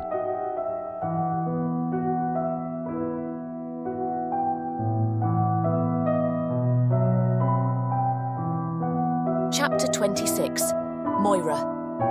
I continue my actions against disrespectful vrakken, unwavering in my resolve to assert my power and protect myself. The consequences I inflict upon them, while necessary, weigh upon my conscience. Yet, I know that in this world, strength is the currency that keeps me alive. As I observe the aftermath of my actions, I notice a shift in Lucian's demeanour. There's a newfound fascination in his eyes, a glimmer of intrigue that catches me off guard. It surprises me, leaving me questioning what draws him to the consequences I mete out, to the darkness that resides within me. Lying in bed together, a comfortable silence envelops us as Lucian's fingers trail gently up and down my spine. The bite marks he's left on me have already closed over, and only radiate warmth. The further warmth of his touch sends shivers through my body, grounding me in the present moment. It's in this intimate space that we find solace, free from the constraints of the outside world. As Lucian's touch lingers, he breaks the silence, his voice filled with genuine curiosity. Moira, I can't help but wonder, how do you do what you do? The power you possess, the ability to assert yourself with such conviction. What are you? His question lingers in the air, and for a moment, the weight of the truth threatens to consume me. The air becomes charged with vulnerability and anticipation as I gather the courage to reveal my secret. Taking a deep breath, I meet Lucian's gaze, my voice steady, yet tinged with a hint of trepidation. I'm a purner, I confess, the weight of the truth finally released. They say that my ancestors were brought by vrakken, actually. I smirk. I'm one of the few humans who can utilize the magic that flows on Protheka, and I've learned to never tell anyone. The Dark Elves would never tolerate it. There's a mixture of surprise and intrigue in Lucian's eyes as my words settle upon him. The revelation carries a weight of its own, intertwining our destinies even further. In this moment, I share a piece of myself with him that few have glimpsed. His fingers pause their gentle caress, his touch now a mixture of awe and acceptance. A purner, he repeats softly, as if savouring the word. It explains so much. Your strength, your ability to shape the world around you. A sense of relief washes over me as I realise that Lucian's fascination with my power aligns with his acceptance of all that I am. In his eyes, I see understanding and a renewed appreciation for the complexities of my nature. His fascination piques my curiosity. I become intrigued by the depth of his fascination, wanting to understand what truly draws him to the power and consequences I wield. Does he see a reflection of his own desires within my actions? I can't help but question his perception of power and its allure, wondering what lies beneath his composed facade. In the midst of our connection, I find myself compelled to explore the intricacies of his fascination. What secret desires lie behind his gaze? How far is he willing to go to embrace the darkness that exists within him? These questions linger in the depths of my mind, urging me to delve further into the enigma that is Lucian. His genuine curiosity and acceptance of my power take me by surprise, leaving me uncertain about how to interpret his reaction and the implications it may hold for our relationship. Never did I imagine that he would allow me to act out against his kind. Not when vrakken are supposed to rule over everyone, especially humans. It challenges my perception of him, forcing me to question the boundaries and limits of our connection. As I lie here in his embrace, the intimacy between us heightened. I can't help but wonder if our bond is strong enough to weather the storm that my powers may unleash. I yearn for his unwavering acceptance, for his desire to transcend the limitations imposed by our respective natures.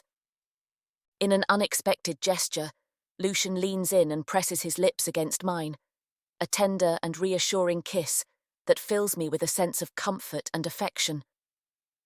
The uncertainties that had clouded my thoughts momentarily fade away as his touch ignites a spark of hope within me. As we pull apart, his eyes meet mine, filled with sincerity. "Join me for lunch." A slow grin spreads across my face. "I would be honored, Your Highness." "Enough teasing, Moira," Lucian grumbles, his voice tinged with a hint of irritation. However, as he glares at me, I can't help but notice that it lacks the usual intensity that accompanies such admonishments.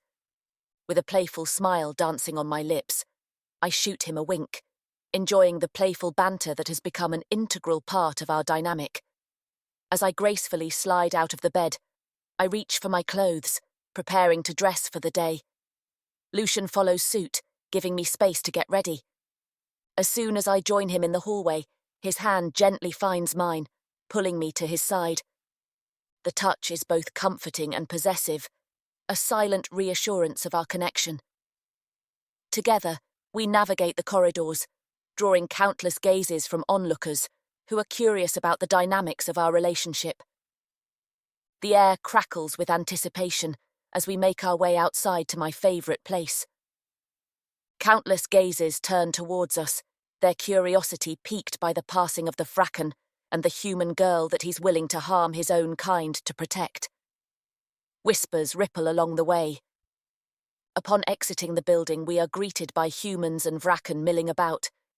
I'm still not fully used to the stares, especially from other humans. Some look at me in admiration or curiosity, others in disgust. I try to ignore it as we move around the building. As we do, a passing vrakken lets loose a snide remark, loud enough that I know others nearby can hear. The words, laced with disdain and dripping with disrespect, echo harshly in my ears, igniting conflicting emotions within me. "Humans shouldn't be with vrakken," he mutters under his breath, his voice dripping with contempt. A mischievous glint kindles in my eyes, fueled by the audacity of the vrakken's words. I turn my gaze towards the source of the insult, meeting the offender's gaze with a calm yet unwavering expression. A surge of energy resonates deep within my being as I channel the formidable power that flows through my veins.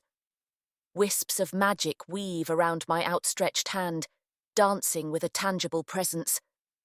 The forces of the unseen world answer my call, as if acknowledging the injustice of the vrakken's words and the need for retribution.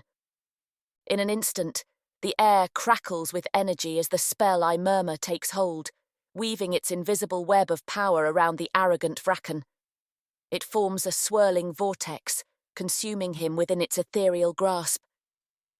His voice, once dripping with contempt and arrogance, is abruptly silenced, the words he intended to spew caught in his throat. As the vortex tightens its grip, the vrakken's body convulses, his face contorting in shock and disbelief.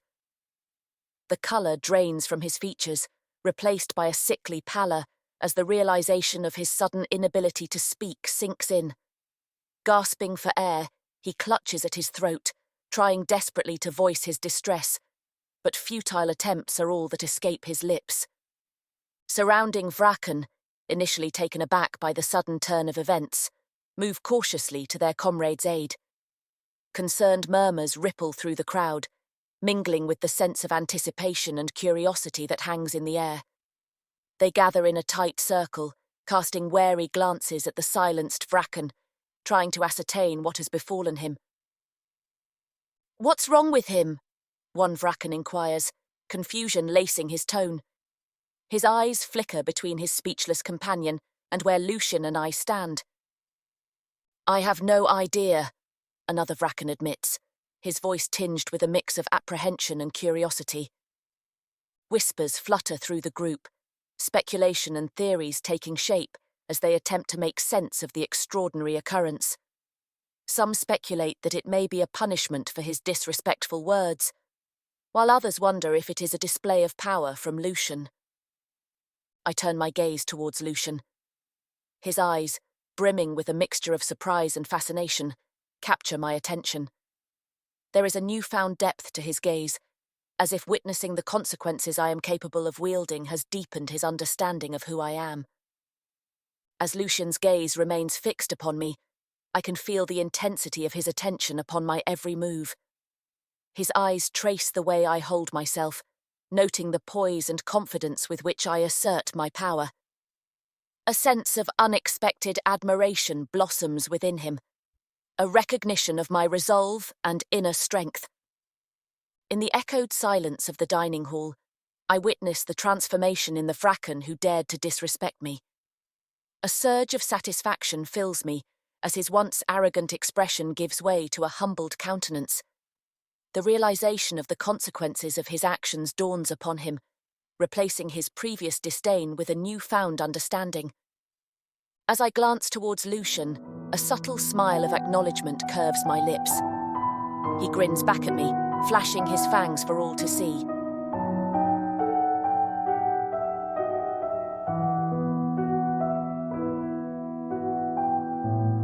Chapter 27, Lucian. I make the conscious decision to have Moira accompany me to another strategy meeting, this one of a wider group, fully aware of the strong reactions it will provoke from the other members due to her unconventional position. The weight of that choice rests heavily on my shoulders, as I understand the potential repercussions it may bring. Nevertheless, I believe it is a necessary step towards challenging the entrenched norms and prejudices that have hindered our progress for far too long. "Don't be nervous," I tell her, a bit nervous myself. She looks up at me, brow arched. I'm not. As we enter the meeting together, I keenly observe the immediate disapproval and unease expressed by many of the members. Their eyes dart between Moira and me, their faces displaying a mixture of surprise, indignation, and thinly veiled prejudice. The air feels charged with palpable tension, and I can't help but feel a sense of responsibility for the disruption we have caused. The disapproving glances and whispered exchanges in the room stir a mix of apprehension and curiosity within me. I am curious to see how this unexpected turn of events will unfold, what impact Moira's presence will have on the dynamics of the meeting, and whether it will push us closer towards the change we desperately need. With a composed demeanour, I greet everyone with a polite nod, attempting to ease the tension that fills the room. My eyes scan the faces of those present, searching for even a hint of acceptance or intrigue in their eyes. Some meet my gaze with guarded curiosity, while others divert their attention, unable to conceal their disdain. Guiding Moira to a seat at the table, I ensure her comfort amidst the spirited tension that hangs in the air. My actions carry a certain weight, for I am not only advocating for her, but also challenging the deep-rooted traditions and expectations that have stifled progress for centuries. Silas, having recovered from his burns, wastes no time in voicing his disapproval, his voice dripping with condescension. "The human wasn't invited," he remarks curtly, his tone laced with thinly veiled hostility. The words hang in the air, momentarily punctuating the charged atmosphere. Maintaining my composure, I don't even glance his way as I take my seat at her side. Moira's presence is no longer up for debate. "She's not a member of the base, nor is she a vrakken," mutters one of Silas's men, her tone laced with disdain and astonishment. Silas chips in again, refusing to back down. "The human is a bad omen, Lucian. You must see that." Anger courses through my veins, ready to unleash a verbal onslaught in defense of Moira and the progressive ideals she represents. Yet before I can form a response, Raziel steps in, his authoritative voice resonating throughout the room, commanding attention. "Enough," Raziel states firmly, his voice cutting through the growing dispute like a sword. His intervention serves as a timely reminder of his role, one of the oldest and most respected, and the one to get us out of the tunnels, even if it was with the help of a human. The room falls into an uneasy silence, the echoes of our previous confrontation still lingering. Despite the palpable tension that permeates the room, my admiration for Moira only grows stronger. I watch her closely, like a beacon of strength amidst the disapproving gazes. She maintains a composed demeanor, her every movement reflecting a sense of self-assuredness that demands respect. Her presence alone commands attention, challenging the traditional norms of our family and shaking the very foundations upon which their prejudice is built. "Let us proceed with the matters at hand," he declares, his voice resonating with authority. With his words, the conversation begins, and I take a deep breath, mentally preparing myself for the important topics that will soon be discussed. Several subjects pass by, each demanding attention and deliberation. The room is filled with passionate discussions, with voices rising and falling in a symphony of ideas and opinions. I listen intently, absorbing the various perspectives presented by the members surrounding us. Amidst the ruckus of disagreements, Moira's calm and composed voice manages to cut through the tumultuous atmosphere. "Raziel, if I may." Her words slide into the conversation, capturing everyone's attention like a cool breeze on a hot summer day. The room falls into a hushed silence, all eyes turning towards Moira, including Raziel's amused gaze. Moira holds his gaze unwaveringly, her expression a mixture of determination and confidence. The winged vrakken, clearly bemused, raises an eyebrow and allows her to speak. "Speak, girl," he commands, his tone a blend of curiosity and amusement. The weight of the room presses on Moira's shoulders, but she remains undeterred as she begins to articulate her thoughts on the issue at hand. I find myself captivated by Moira's remarkable ability to navigate the hostile atmosphere of the meeting with poise and finesse. Her every response is carefully laced with measured acidity, effectively asserting her position and earning her respect, even from some of the most skeptical members. It is awe-inspiring to witness her skillful diplomacy and unwavering confidence in the face of adversity. She continues, her words gaining momentum as she articulates her ideas. To truly tackle this issue, we must focus not just on short-term solutions, but also on sustainable long-term strategies. This requires determining how the vrakken will handle the exposure, how quickly the follow-up attacks will be, and training to empower those who have been left behind, creating opportunities for them to join us. Otherwise, the Dark Elves could swoop back in while we are on unstable ground. A murmur of agreement and intrigue spreads through the room, the members exchanging glances, impressed by the points Moira brought up. As the discussion progresses, my admiration for Moira deepens. She stands her ground, unfazed by the backlash and subtle attempts to undermine her.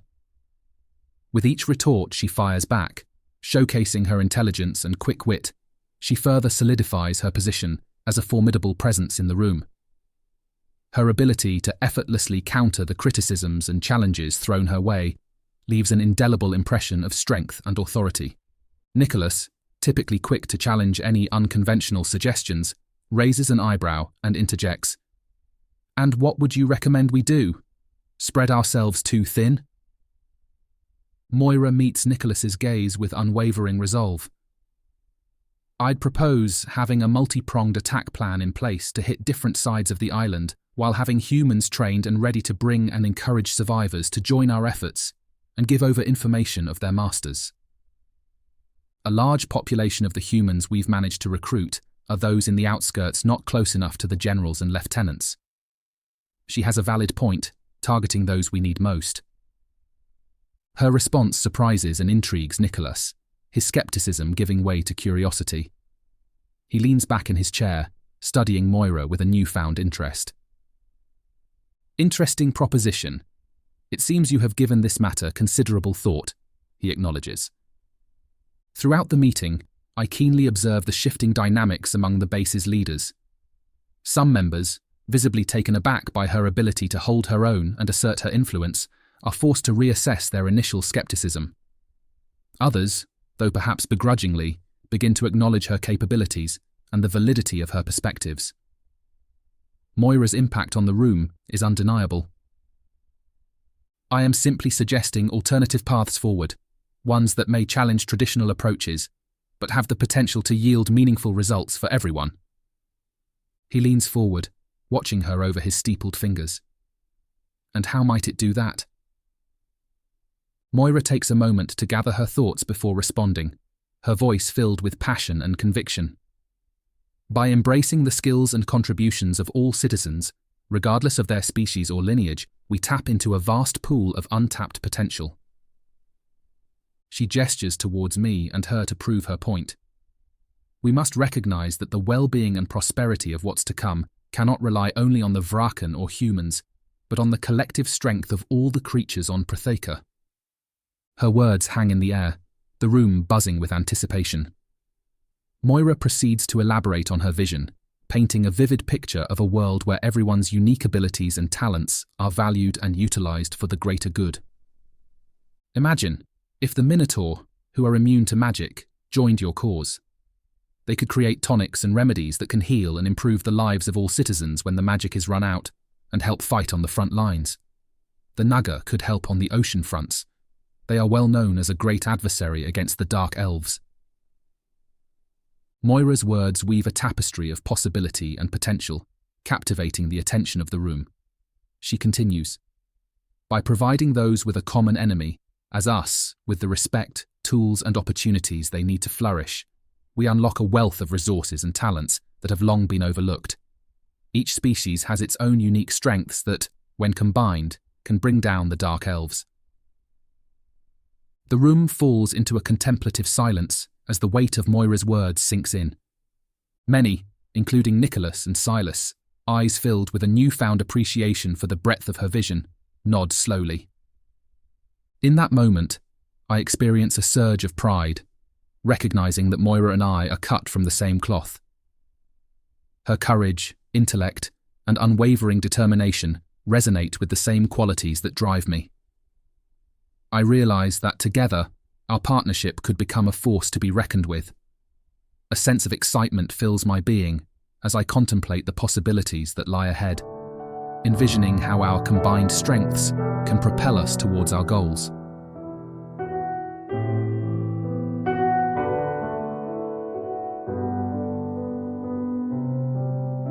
Chapter 28. Moira. There has been a stirring within my heart as I realise that I am falling in love with Lucian. There is something about him that goes beyond the superficial, something that sees beyond my dark side and accepts me for who I truly am. It is a rare gift to be seen and understood in this way, and I find myself irresistibly drawn to his genuine acceptance. As our connection deepens, I become increasingly aware of the rarity of someone who can embrace my darkness without judgment or fear. Lucian's presence in my life has given me a newfound sense of belonging and acceptance, empowering me to fully embrace my true self. Because of him, I can sense a palpable shift in the room whenever I enter. The meeting with the base leaders was a turning point, where Lucian provided me with an honest opportunity to showcase my skills and power. It was an opportunity to present myself authentically, without any reservations or compromises. And the result has been remarkable. Attitudes have changed. Those who once doubted or dismissed me now view me with newfound respect and admiration. The shift of opinion is tangible, and I can feel the undercurrents of curiosity and intrigue surrounding my presence. While some may still harbour skepticism, the overall sentiment has shifted towards recognition of my abilities and the validity of my perspectives. The meeting was a crucial moment, marking a turning point in my journey. Lucian's belief in me and his unwavering support have played an indispensable role in shaping this outcome. I cherish every moment we spend together, whether it's in meetings, evening strolls, shared meals, or long and restless nights. In these intimate moments, I find solace in the comfort and understanding that blossoms between us. With each passing day, I allow myself to become more vulnerable, opening up to Lucian and sharing my true self with him. One day, as the sunlight filters through the stained glass windows, Lucian surprises me with a visit through the wild spot. He tugs me through the trees until we reach a pool with a waterfall. With a grin, he tugs me behind a waterfall and into a gem-covered cavern pulsing with magic so intense, I can feel it coasting over my skin. The moment I step inside, I'm immediately enveloped in a symphony of colours and scents, transported to a world filled with life and beauty. It is a sanctuary of nature's wonders, a haven where the boundaries between the natural and the magical seem to blur. I've never seen something so beautiful, I confess breathlessly. My senses come alive as I take in the vibrant and diverse array of plants and flora that grace the space.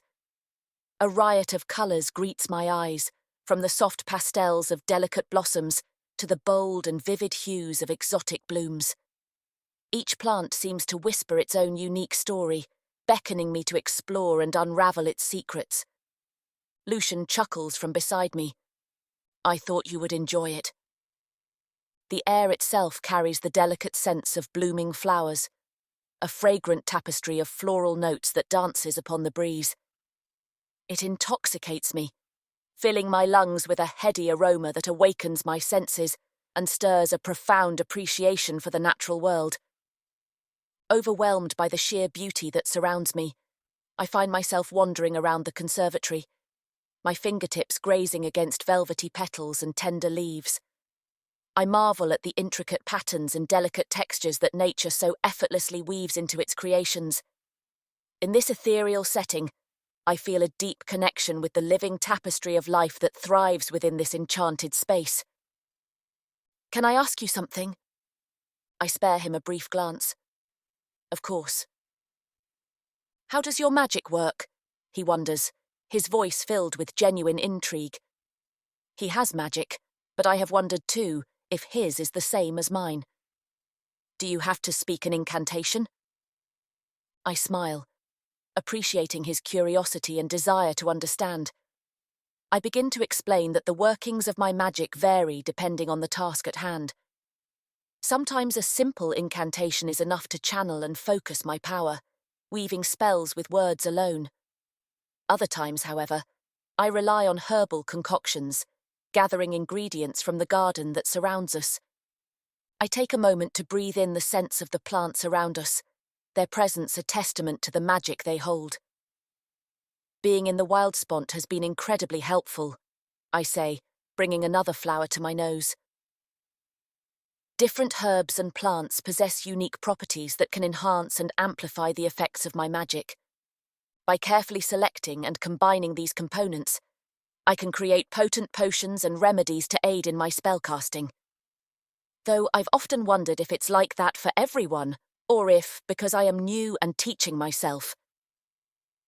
Lucian's eyes widen with fascination as he takes in my explanation. So, it's not just about the words you speak, he muses, his voice filled with genuine intrigue. It's about the connection between the incantation and the natural properties of the plants.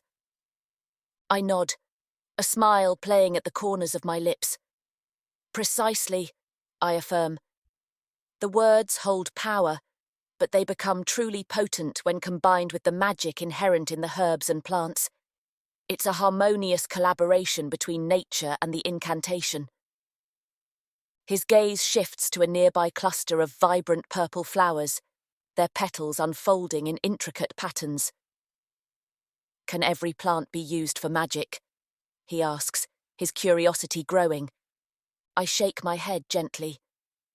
While every plant possesses its own unique qualities, not all of them are suitable for spellcasting. Some plants have properties that align with specific intentions or types of magic, while others may have adverse effects if used incorrectly.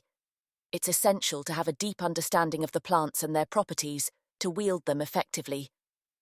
Lucian's eyes sparkle with a newfound appreciation for the complexity of my craft. It must take years of study and practice to master. I chuckle softly, the sound echoing through the conservatory. Indeed, it requires dedication and a lifelong commitment to learning. I reach out and pluck a sprig of an herb, twirling it between my fingers. Take this humble herb, for example. Its sharp scent and cleansing properties make it ideal for purification and protection spells. The magic lies not only in the plant itself, but also in the intention and skill with which it is utilized. I shrug. but I'm still learning. All that time locked up gave me the chance. I wink at him. Lucian's gaze lingers on the herb, contemplating its significance. It's incredible how nature holds so much power and wisdom, he marvels. To think that these plants, seemingly ordinary, can be harnessed to create such extraordinary effects. He lifts his hands, a glow emanating between his fingers. Our magic is pulled from the air. If I can think, I can create it. But I guess that is another incredible phenomenon of our surroundings. I nod, my eyes sparkling with shared enthusiasm.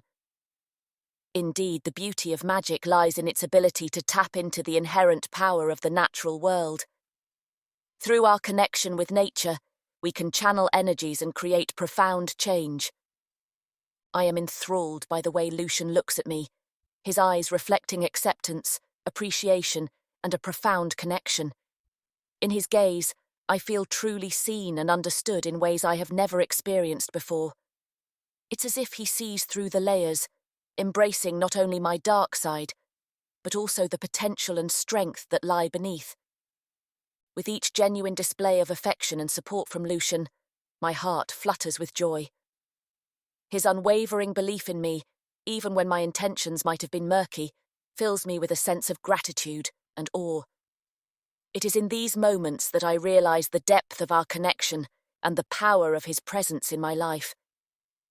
The more I discover about Lucian, the more the puzzle pieces of our compatibility fall into place. We share a unique understanding of the darkness within, sharing a desire for power and to enact our own visions in what's to come. We delve deep into discussions about governance, leadership, and the intricacies of ruling. Our compatibility extends beyond an emotional connection. It encompasses a shared vision for a world built on equal opportunity, strength, power, and dealing out karma with an iron fist. As I sit on my bed, contemplating the depth of my feelings, I realize that my love for Lucian goes beyond mere fascination. It is a love that kindles a flame of warmth and acceptance within me. He has the unique ability to ignite a fire of passion and understanding, allowing me to embrace my true self without fear or reservation. As Lucian knocks on the door, a gentle smile tugs at my lips in anticipation of his arrival. The familiarity of his presence has become a constant in my life, and it is rare for us to spend the nights apart anymore. The sound of the door opening brings with it a rush of warmth and comfort as he steps into the room. "You look beautiful," he says with a smirk. He walks over to where I sit, curled on the bed with a book in my lap. With a tenderness that never fails to bring papillons to my stomach, Lucian leans down and places a gentle kiss on my forehead. It's a simple gesture, but it holds a world of adoration. I set my book aside, momentarily forgetting the pages waiting to be turned, and pull him down by his collar. The smirk turns into a grin, and those emerald eyes darken. His lips crash against mine with a hunger that sears my skin.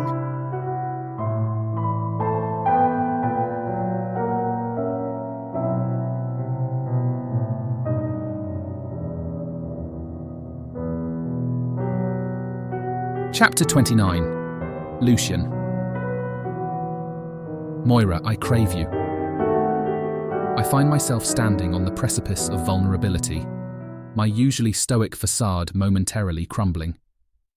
In this intimate moment with Moira, I feel the weight of my emotions pressing against the defences I have meticulously constructed. The admission that slips past my lips is daring, a gambit that lays bare the depths of my desires. It is a confession that no longer allows me to suppress the burning longing that ignites within me whenever she is near. With every fibre of my being, I yearn for Moira to stand beside me, not just in meetings, but as my mate. Together, we would wield our shared power, a potent force that would surely bring the dark elves down and push us ahead. Our union would be a symbiosis of strength, a collaboration that would leave an indelible mark on history. Through our combined might, we would be a force to be reckoned with, a beacon of power that none could resist. The longing that consumes me is both fierce and undeniable. It is an insatiable craving to see Moira by my side, her presence amplifying the potential we have. I can envision the way our powers would intertwine, like tendrils of shadow dancing in perfect harmony. Our strengths would balance one another, our shared darkness becoming a wellspring of control and dominance. Together, we could shape the coming war into our shared vision, a realm where the Vrakken's rule is absolute and our power is revered. As I take a deep breath, gathering the courage to open up to Moira, I look into her eyes, searching for a connection that would anchor my words. With a tremor in my voice, I begin to express the depths of my heart's yearning, laying bare the audacity of my desires. Moira, I begin, my voice wavering slightly. I believe that together, we have the power to not just win this war, but create something that surpasses all expectations. We will instill fear and respect in all who dare to challenge us. There's a flicker of determination in my eyes as I emphasize the strength and potential we possess as a collective force. I pause, allowing my words to sink in, hoping that she can perceive the intensity of my dreams. It is a vulnerable moment, as I reveal my fervent hope for a partnership that transcends the ordinary. I continue, my voice filled with conviction. I yearn for a union where our combined darkness will reflect our shared vision. I can sense the weight of my desires hanging in the air, palpable in the silence that follows.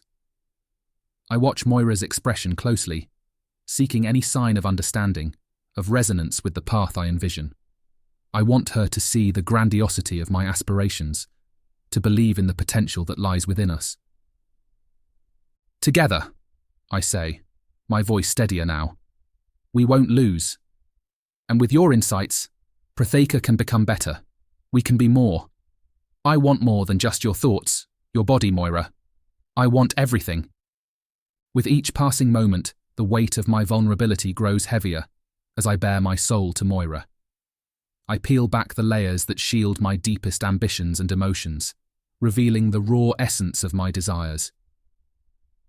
It is a moment of profound significance, where the fate of our potential future hangs delicately in the balance.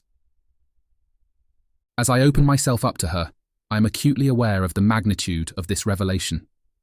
I am placing our shared destiny, our hopes and dreams, entirely within her hands. It is a daunting realization, accompanied by a mix of anticipation and vulnerability that dances within my core. Yet, despite the weight of this realization, I hold on to a firm belief, an unwavering faith that Moira sees the same potential that I do. I trust in her ability to recognize the profound connection that exists between us, a connection that surpasses the boundaries of what is ordinary or expected. Be my mate, Moira. As the weight of my words settles, I wait, the anticipation building within me. This is the moment of truth, where our paths may either converge or diverge. I hold my breath, hoping that Moira can see the potential for greatness, the transformative impact we can have together. I yearn for her understanding and acceptance, to be met with a shared vision that will send us on a journey to reshape the world around us. The room seems to hold its breath alongside me as the seconds stretch into eternity. It is in this pregnant pause, where the future hangs in the balance, that I find myself vulnerable yet resolute, awaiting Moira's response with bated breath. My heartbeat quickens, echoing the intensity of the moment as I anxiously await Moira's response. Emotions swirl within me, a tempest of hope and trepidation, as I desperately yearn for her to recognize the potential that lies within us. Together, we possess the ability to forge an unparalleled legacy, and I can only hope that she sees it too. In this vulnerable moment, I summon the courage to reveal the depth of my trust in Moira. The words tumble forth from my lips, admitting what my heart has long whispered. Moira, I'm madly in love with you. It is a confession that leaves me both exhilarated and vulnerable, my emotions laid bare before her. Our gazes lock, and in that silent exchange, I pray that she comprehends the weight of my words. I implore her to understand the magnitude of what I am offering. the depths of my love and devotion. I hope that she can see the potential that exists within us, the power to shape a future that surpasses all expectations. Moira's eyes widen, a flicker of surprise mingling with the intensity of our connection. For a moment, her features soften, her guard momentarily slipping. As the weight of my confession settles, I can see the depth of her emotions swirling within her. Her voice, seemingly vulnerable, breaks the silence. "Lucian," she begins, her voice barely above a whisper. "I never thought I would feel anything more than hatred for another creature, but..." She pauses, her eyes searching mine, as if seeking confirmation that she is not alone in these unfamiliar emotions. "I love you too." A surge of relief washes over me, mingling with an overwhelming surge of joy. A smile tugs at the corners of my lips, my heart soaring with the realization that our connection runs deeper than I had dared to imagine. Unable to contain myself, I wrap a hand around the back of her neck and smash our lips together in a desperate kiss of relief. Moira's eyes meet mine, a myriad of emotions flickering across her face. The weight of my words hangs in the air, the gravity of the moment enveloping us both. I lean our foreheads against each other, my voice steady and resolute, as I repeat the fervent plea that resides deep in my heart. "Be my mate, Moira," I implore, my voice tinged with equal parts longing and conviction. It is a request that goes beyond mere titles or positions of power. It is an invitation to embark on a journey together, to reign side by side, shaping a realm that reflects the depth of our connection. Be my dark sorceress of the night, my equal. Moira's gaze softens, her eyes shimmering with a newfound sense of purpose. My words settle upon her, and as the silence stretches between us, anticipation swells within my chest. In this fragile moment, I hold my breath, waiting for her response, hoping against hope that she will embrace the destiny I have laid before her. A smile, filled with tenderness and determination, graces Moira's lips. With a voice that resonates with conviction, she whispers her answer, sending ripples of joy coursing through my veins. "Yes," she replies, her voice carrying the weight of her decision. Our lips meet in a fervent and passionate kiss, igniting a fire that burns with both intensity and tenderness. The world around us fades into the background, consumed by the pulsating energy that courses through our veins. With a ravenous fervour, my fingers tangle in Moira's hair, unleashing her locks from their carefully crafted confines.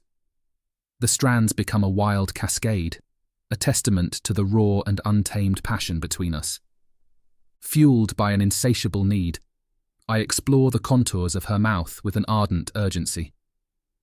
Every brush of our lips creates a symphony of longing and surrender.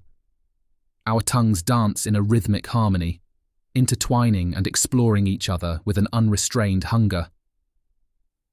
The heat of our kiss grows, stoking the flames of our desire as we push the boundaries of pleasure and surrender. Lost in the intoxicating haze of passion, time becomes irrelevant. Our bodies press against each other, the heat emanating from our entwined forms mirroring the fire that burns within our souls. In this moment, it is as if nothing else exists but the intoxicating taste of each other's lips and the all-consuming need that binds us together.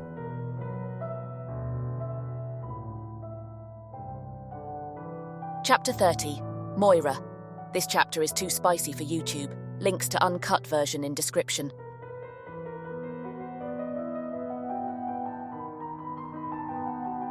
Chapter 31. Lucian. I escort Moira down the tunnels, my hand on her back as my heart pounds in my chest. She looks all too calm, but I am feeling nervous. I sent word to the council that I want to take Moira on as my mate, and, after a long tongue-lashing from Brynda, she said Moira could take on her trial. I'm nervous for what that entails. I know she'll push us hard, but it will be worth it to be mated with Moira. After the reveal of her Perna heritage, we decided she doesn't need to be made. She will live much longer than a normal human, and I don't want her anyway. And after I told Brinda what Moira is, she insisted that Moira stay perna. She insisted that Moira could be a secret weapon, a human that no dark elf will see coming. So I don't have to suffer through the change with Moira. Just this stupid trial, if we make it through. The council is already gathered when we stop before them, Brinda smiling brightly. It makes me nervous as we stop before them, my hand still on Moira. Lucian, Moira, Brinda says with a wide grin. You are here to learn of your trial. Moira is the one to speak. Yes, matriarch. This seems to take Brinda aback. We are ready to serve the coven. With a faltering smile, Brinda blinks and leans back. Hesitantly, she says, Moira, we want to see your commitment and control of magic before we welcome you into our coven. Your trial will be to slip onto the base tonight and capture General Hodolo Valnu without giving away our position. I balk. That feels impossible for anyone to do. They are setting her up to fail. But before I can voice that, Brinda turns to me, the light coming back to her face. And Lucian, you are to join her. But if Moira is discovered, you are to return here. You are not to risk discovery under any circumstances. And there it is. My trial. Proof that I am not turning my back on the vrakken under any circumstances. This is my true punishment for confessing to harming the vrakken on base. Even though I didn't, and I think she knows it. I swallow hard and answer, yes, matriarch. Later, with Moira, I'm impressed by her calm focus despite the immense challenge before us. Are you ready for this? I ask under my breath. Moira meets my gaze, determination blazing in her eyes. I was born ready. With a subtle nod, I motion for us to move forward. We slip silently through the trees, approaching the first barrier surrounding the base. Moira extends a hand, wisps of magic swirling from her fingertips. The shimmering ward parts before us soundlessly. I grin, pride swelling within me. We continue onward, pressing deeper into the base. Patrols of armoured dark elves march past, oblivious to our presence thanks to Moira's cloaking spell. She weaves the magic seamlessly, ensuring we remain undetected. As we near the main building, Moira catches my sleeve, pointing. A balcony juts overhead, light glowing behind the curtains. Our target. With a shared look of understanding, we scale the wall, landing lightly on the balcony. Inside, we find the general seated at his desk, unaware of the intruders at his door. Moira meets my eyes, hand raised and ready. This is it. We have succeeded, against all odds. But suddenly, alarms blare deafeningly, red lights flashing. It's a trap, I yell. We've been discovered. Before I can react, Moira is in motion. With a sweep of her arm, she paralyzes the general. In the next instant, we are enveloped in her magic. When the smoke clears, we are outside the Wildspont portal. Moira stands tall, the general unconscious at her feet. Against impossible odds, she has triumphed. Pride swells within me. No matter what the council decrees, she has proven herself beyond doubt. She is powerful, resourceful, bold, everything I could want in a mate. I grab the general, tossing him over my shoulder as the two of us dart into the caverns. As we enter the portal, I let loose a soft sigh. The magic that grips me as we enter is comforting. It made me miss being in the Wildspont, where everything is so vibrant and feisty. Hand in hand, we stroll into the council chambers, gleeful to see Brinda and the head enforcer are there. I dump the general on the ground and raise an eyebrow at her. Were you caught? Detected, Moira answers, but never seen. They're more likely to believe it's one of Oshta's sorcerer kings than anything else. Brinda levels a gaze at her, taking in the perna.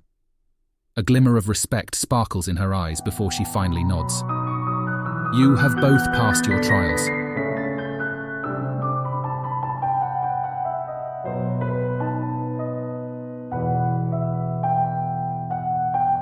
Chapter 32. Moira. Months have passed since Lucian and I embarked on this extraordinary journey together. Initially met with resistance, the Council and other vrakken have slowly come to accept the depth of our connection, and I'm training to be in the vrakken's lines of the battle. Yet, bitterness still lingers in their hearts, casting shadows over their acceptance. As I look at the Council, I am aware of the line I cannot cross. Despite the violence I committed against some of the vrakken, I know that spelling a member of the Council would be a transgression that could never be forgiven. Out of respect for Lucian and our love, I will not resort to such extreme measures. Instead, I resolve to prove them wrong, to show them the strength I possess and the wisdom that guides me.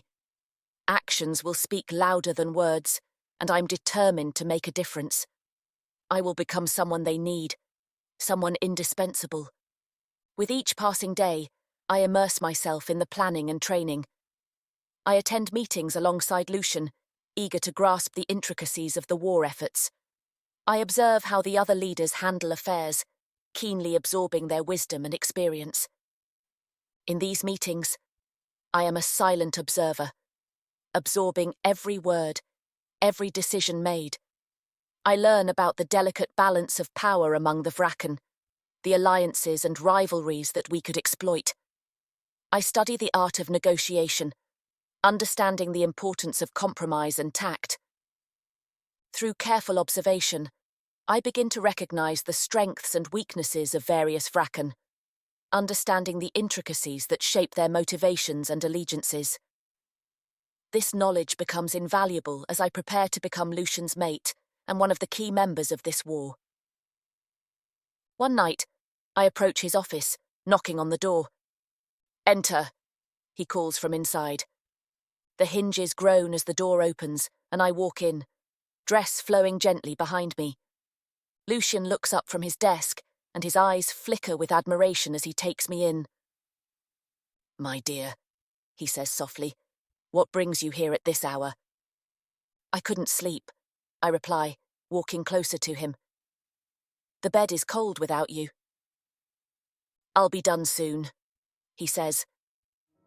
This section is too spicy for YouTube. Links to uncut version in description. The end. We hope you enjoyed this story. To read the ebook or buy audiobook bundles, visit us at worldsofprotheka.com. Use discount code YouTube30 to take 30% off all digital products in the store, including on all unabridged audiobooks. Thank you for listening to this story, and we hope to see you again for our next production.